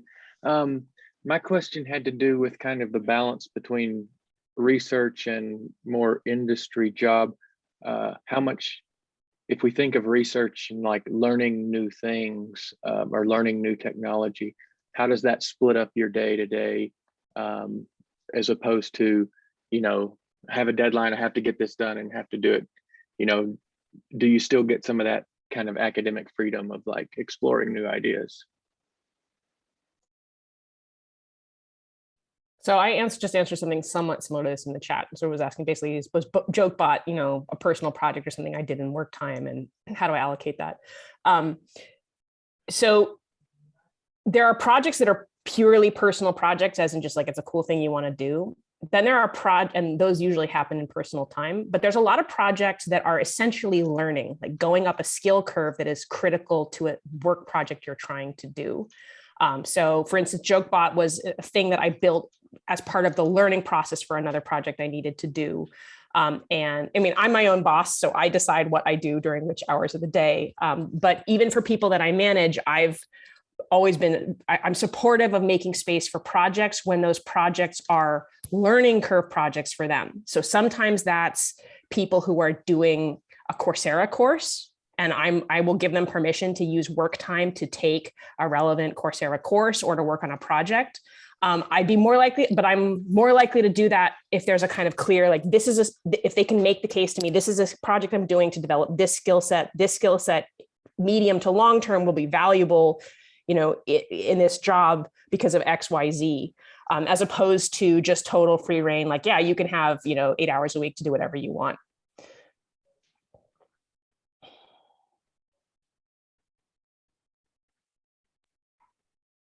Anyone else want to chime in? I guess. Sure. Oh, go ahead. Yeah, thanks. Not talking about things like projects outside of work, but maybe within, and just allocating time for more exploratory stuff, which I think are sometimes people touched on here. In the beginning of each particular half, I do set aside some time to do some of this more exploratory data work and get buy-in from my stakeholders that this is valuable and worth learning about. So I kind of set that ahead of time. And and separately, some companies do offer like hackathons where you can just kind of like test out new ideas, but it's usually for supporting like the company itself. So, you know, if they feel like there may be a value in, say, like a joke bot, then maybe that could be a fun hackathon project, but it's usually contained within like a week or two. It's usually not spanning many months unless they think this is super valuable. So let's expand upon this idea. I'm not sure if people know the term stakeholders, and I almost defined it in my talk, but I chose not to. It's basically anyone who cares about what you do. But yeah, I will say that, you know, exploration has definitely been a part of my work. Usually it is related to what I'm doing, like maybe I'm exploring a tool or a technique that I think will be useful. You know, we're a relatively small startup. There's not sort of the standard 20% time for your own projects. But we can usually work in what people want to do into their day-to-day. Okay, well, it looks like we have a question from Jake. Actually, Betsy, can I say one last thing on this previous topic? Of course. One of the things that employees are very valuable, and tech employees at this point, like, it's not just about money. We all, as all of us who run things, recognize that keeping our employees interested and intellectually engaged is essential. So part of what we're trying to manage around is making sure that people are working on projects they care about. And sometimes they get to do that in the normal flow of their work. But in particular, if there are people who are getting saddled with a lot of really kind of crappy, boring tasks, we try to pay attention to that and then either give them time to explore some of their own projects or make sure that we can carve out time for them to work on interesting things. So I think this idea that you're a valuable commodity and what we have to offer you as an employer is not just cash in exchange for your work and pain, but also the opportunity to develop skills, learn new things, improve your abilities in the space is a critical part of the contract that between us and our employees. And if we're not offering that to our employees, we're going to lose them, and we should. Yeah, and if you have a manager who isn't doing that for you, you should strongly consider other options. You know, your situation is your situation, but I completely agree. Yeah, for my team, I check in with everyone and I discuss regularly with them. Are you working on things you want to be doing and learning? And if not, let's change that. Of course, there's going to be some weeks where someone has to do some, you know, not so exciting work, or there's pressure, but it's like, you know, if someone works late, like, it's my job as manager to make sure they get that time back, that they get take an afternoon off to make up for any extra hours they worked, and that that we hired them for their intellect, and that we are giving them work worthy of that intellect, and, you know, and worthy of the thing that they feel like that's getting them something. So absolutely, I think the situation in techs, you know, especially now, is if you don't give people interesting work or work that that's engaging to them, they will leave. Like, that's a guarantee.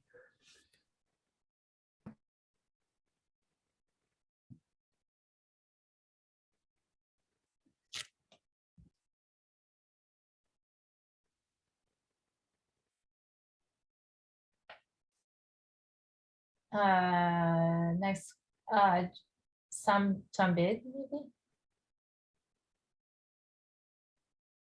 I have like a similar question that you just answered. So like it's might be like a weekly basis, but like right now, when I'm working in my like project, I spend like a lot of times just like debugging or making programs work, which doesn't actually contribute to my research. So like in your day-to-day or like weekly, like how much time are you like spending and like making things work, just like, you know, program wise, and then also just like reports and documentation? I think sorry, go ahead. Oh, I'm going to challenge what you just said there. Fixing bugs is 100% productive work. Feel free to disagree with me.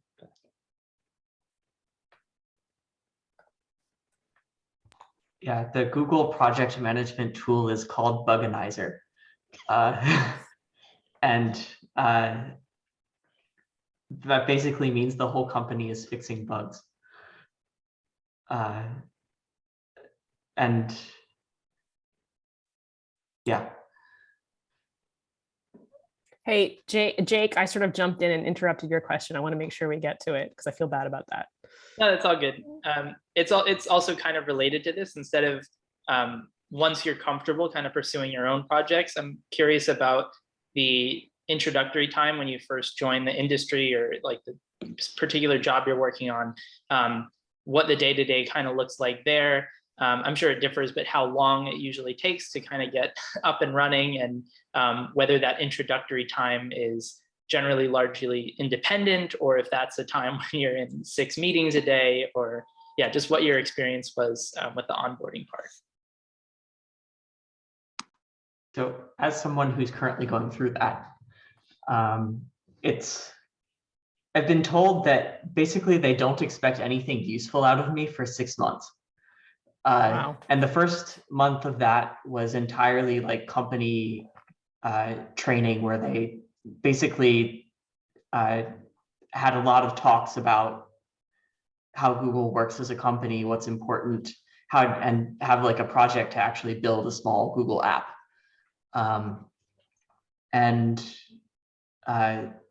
Yeah, then you're given a few projects to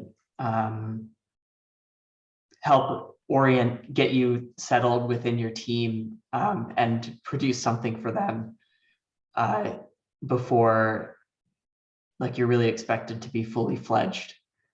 And as to like, I'm still like very independent. Like I'm not micromanaged. I meet with my manager twice a week for 30 minutes. And mainly we just talk about what it is, where I'm stuck, how to learn about new things. And I'm definitely like very self-directed and not imposed that you have to do this. I think that's definitely a big company answer. There's a lot of big companies that, I mean, these companies, right, they have huge streams of incoming employees. And a lot of the time there's a formal orientation process with classes. You have like a cohort of people who all came in with you at the same time that you move through with. There may be specific training projects they have you on. I think the situation is really different at small companies, which is a place where I have. So like, I can't hire someone and not have them be productive for 6 months, right? So at smaller teams where you're trying to get people up to speed faster, a lot of time what you're doing is starting them off on contained small projects where they're tightly paired with an existing person, right? So pair programming is a super good way to get people up to speed, or assigning them to make some small tweak to an existing code base. And really what you're expecting there is not that they'll make that tweak really fast, it's that you're giving them a way to approach like this giant thing so that they can go in and they're going to wrap their head around certain parts of the code base and they're going to make that small change. And that's, so they're sort of starting to be productive, but you're sort of trying to turn it into a learning process at the same time. So I think for where it's more kind of like throwing people into the deep end, usually, if you have a decent manager, throwing you into the deep end is going to mean pair programming with an existing person who's going to help get you up to speed, and or intelligently like targeted projects that are going to ask you to wrap your head around some smaller piece of the existing code base and make small changes and then grow your understanding out from there. Yeah, to piggyback off of this, I've been on a few different teams and they've all sort of had their own onboarding docs. And I think a good onboarding doc lays out explicitly like what should you be accomplishing in maybe like the first 30, 60, and 90 days. Like those are common milestones that I hear. And actually, if you're interviewing for data science jobs and you'll get an opportunity to like ask teams like, what is your day-to-day like, that kind of thing. And if you want to lay out what the expectations for the data science role is, like ask them, like, what should I be knowing in the first 30, 60, and 90 days? That could actually help you understand like, what is the pace of this group? What are they expecting of you? It's a great question to ask during an interview. So I would leverage that. It also makes you sound like you understand sort of the business process. So you'll be much less like, oh my God, this person's an academic. They don't know anything about an industry. If you're asking a 30, 60, 90 question, they're like, ooh. And when you ask that question, they'll be like, oh yeah, you'll be contributing to the project on day 60 or something. It might sound intimidating. And this gets back to some of the previous questions. Like you 100% can meet these guidelines. Like they sound scarier than they are usually. Yeah. All right. And with that great advice, I'm gonna wrap up, I think, because we're getting close to time. Thank you so much to the speakers. The participation level was really fantastic. And I want to say thanks to Jeff, who did the vast majority of the work by far to organize this. Thank you so much. It went so smoothly. And I'm going to turn it over to him to finish up. Well, thank you for that, and thanks Betsy for helping me out and for sponsoring, and we'll definitely alert people about the winners of the Amazon gift cards. Thanks to all the speakers and panelists today, all the people who attended, participated. Genevieve has her hand up. Question. So, and this is a problem I have with Zoom, but I figure you're going to know the answer. Oh, here we go. How do we Okay. save the chat? Like, are So you like? Is there a way to save this? And can Yes. you make sure that you share that with people as well afterward? Yes, I have the power because we have these, VIP with all kinds of like beta testing stuff. I actually don't know what like normal humans can use in Zoom, but I indeed can save the chat. We will scrub names of the attendees, but we will clear with all the presenters that they're okay with their names associated. We'll include contact info. We'll sort of probably edit it. Betsy and I will go through it and edit this down for sort of an FAQ. This was an idea that she mentioned actually about halfway through, and I think it's a great idea. So we will grab that. We have the recording, which we'll make sure it looks good, and then post that on the website. We've got all of our links that are up here still. So go ahead and sign up for the email list and you'll know exactly when this stuff goes on the website. Or if you just want to check the website every, I don't know, few days, couple weeks, we'll see how busy Betsy and I are over the next couple weeks. The recording will be posted on the official ATDS website. So that tinyurl.com/ATDS2022. You can sign up for our email list, which has a handful of emails each year, basically announcing the conference, and we'll also send out sort of a feedback form because we want to get feedback. This is, like I said, the second time we've done it virtually. The first time we've done it outside of the AAS meeting, which meant that we could do it for free, which is nice. There are pros and cons. We can have that discussion offline. So with that, thanks everyone. I hope this was enjoyable. I will close this up here. This was a lot of fun. Maybe we'll do this again this coming January at the winter meeting for AAS. Maybe we'll do it outside of AAS. Maybe we'll do both. I don't know how many of these we want to put on each year, but there's no shortage of astronomers turning to data science and wanting to help out their fellow astronomers, as we heard. So thanks again, everybody. Enjoy the rest of your day.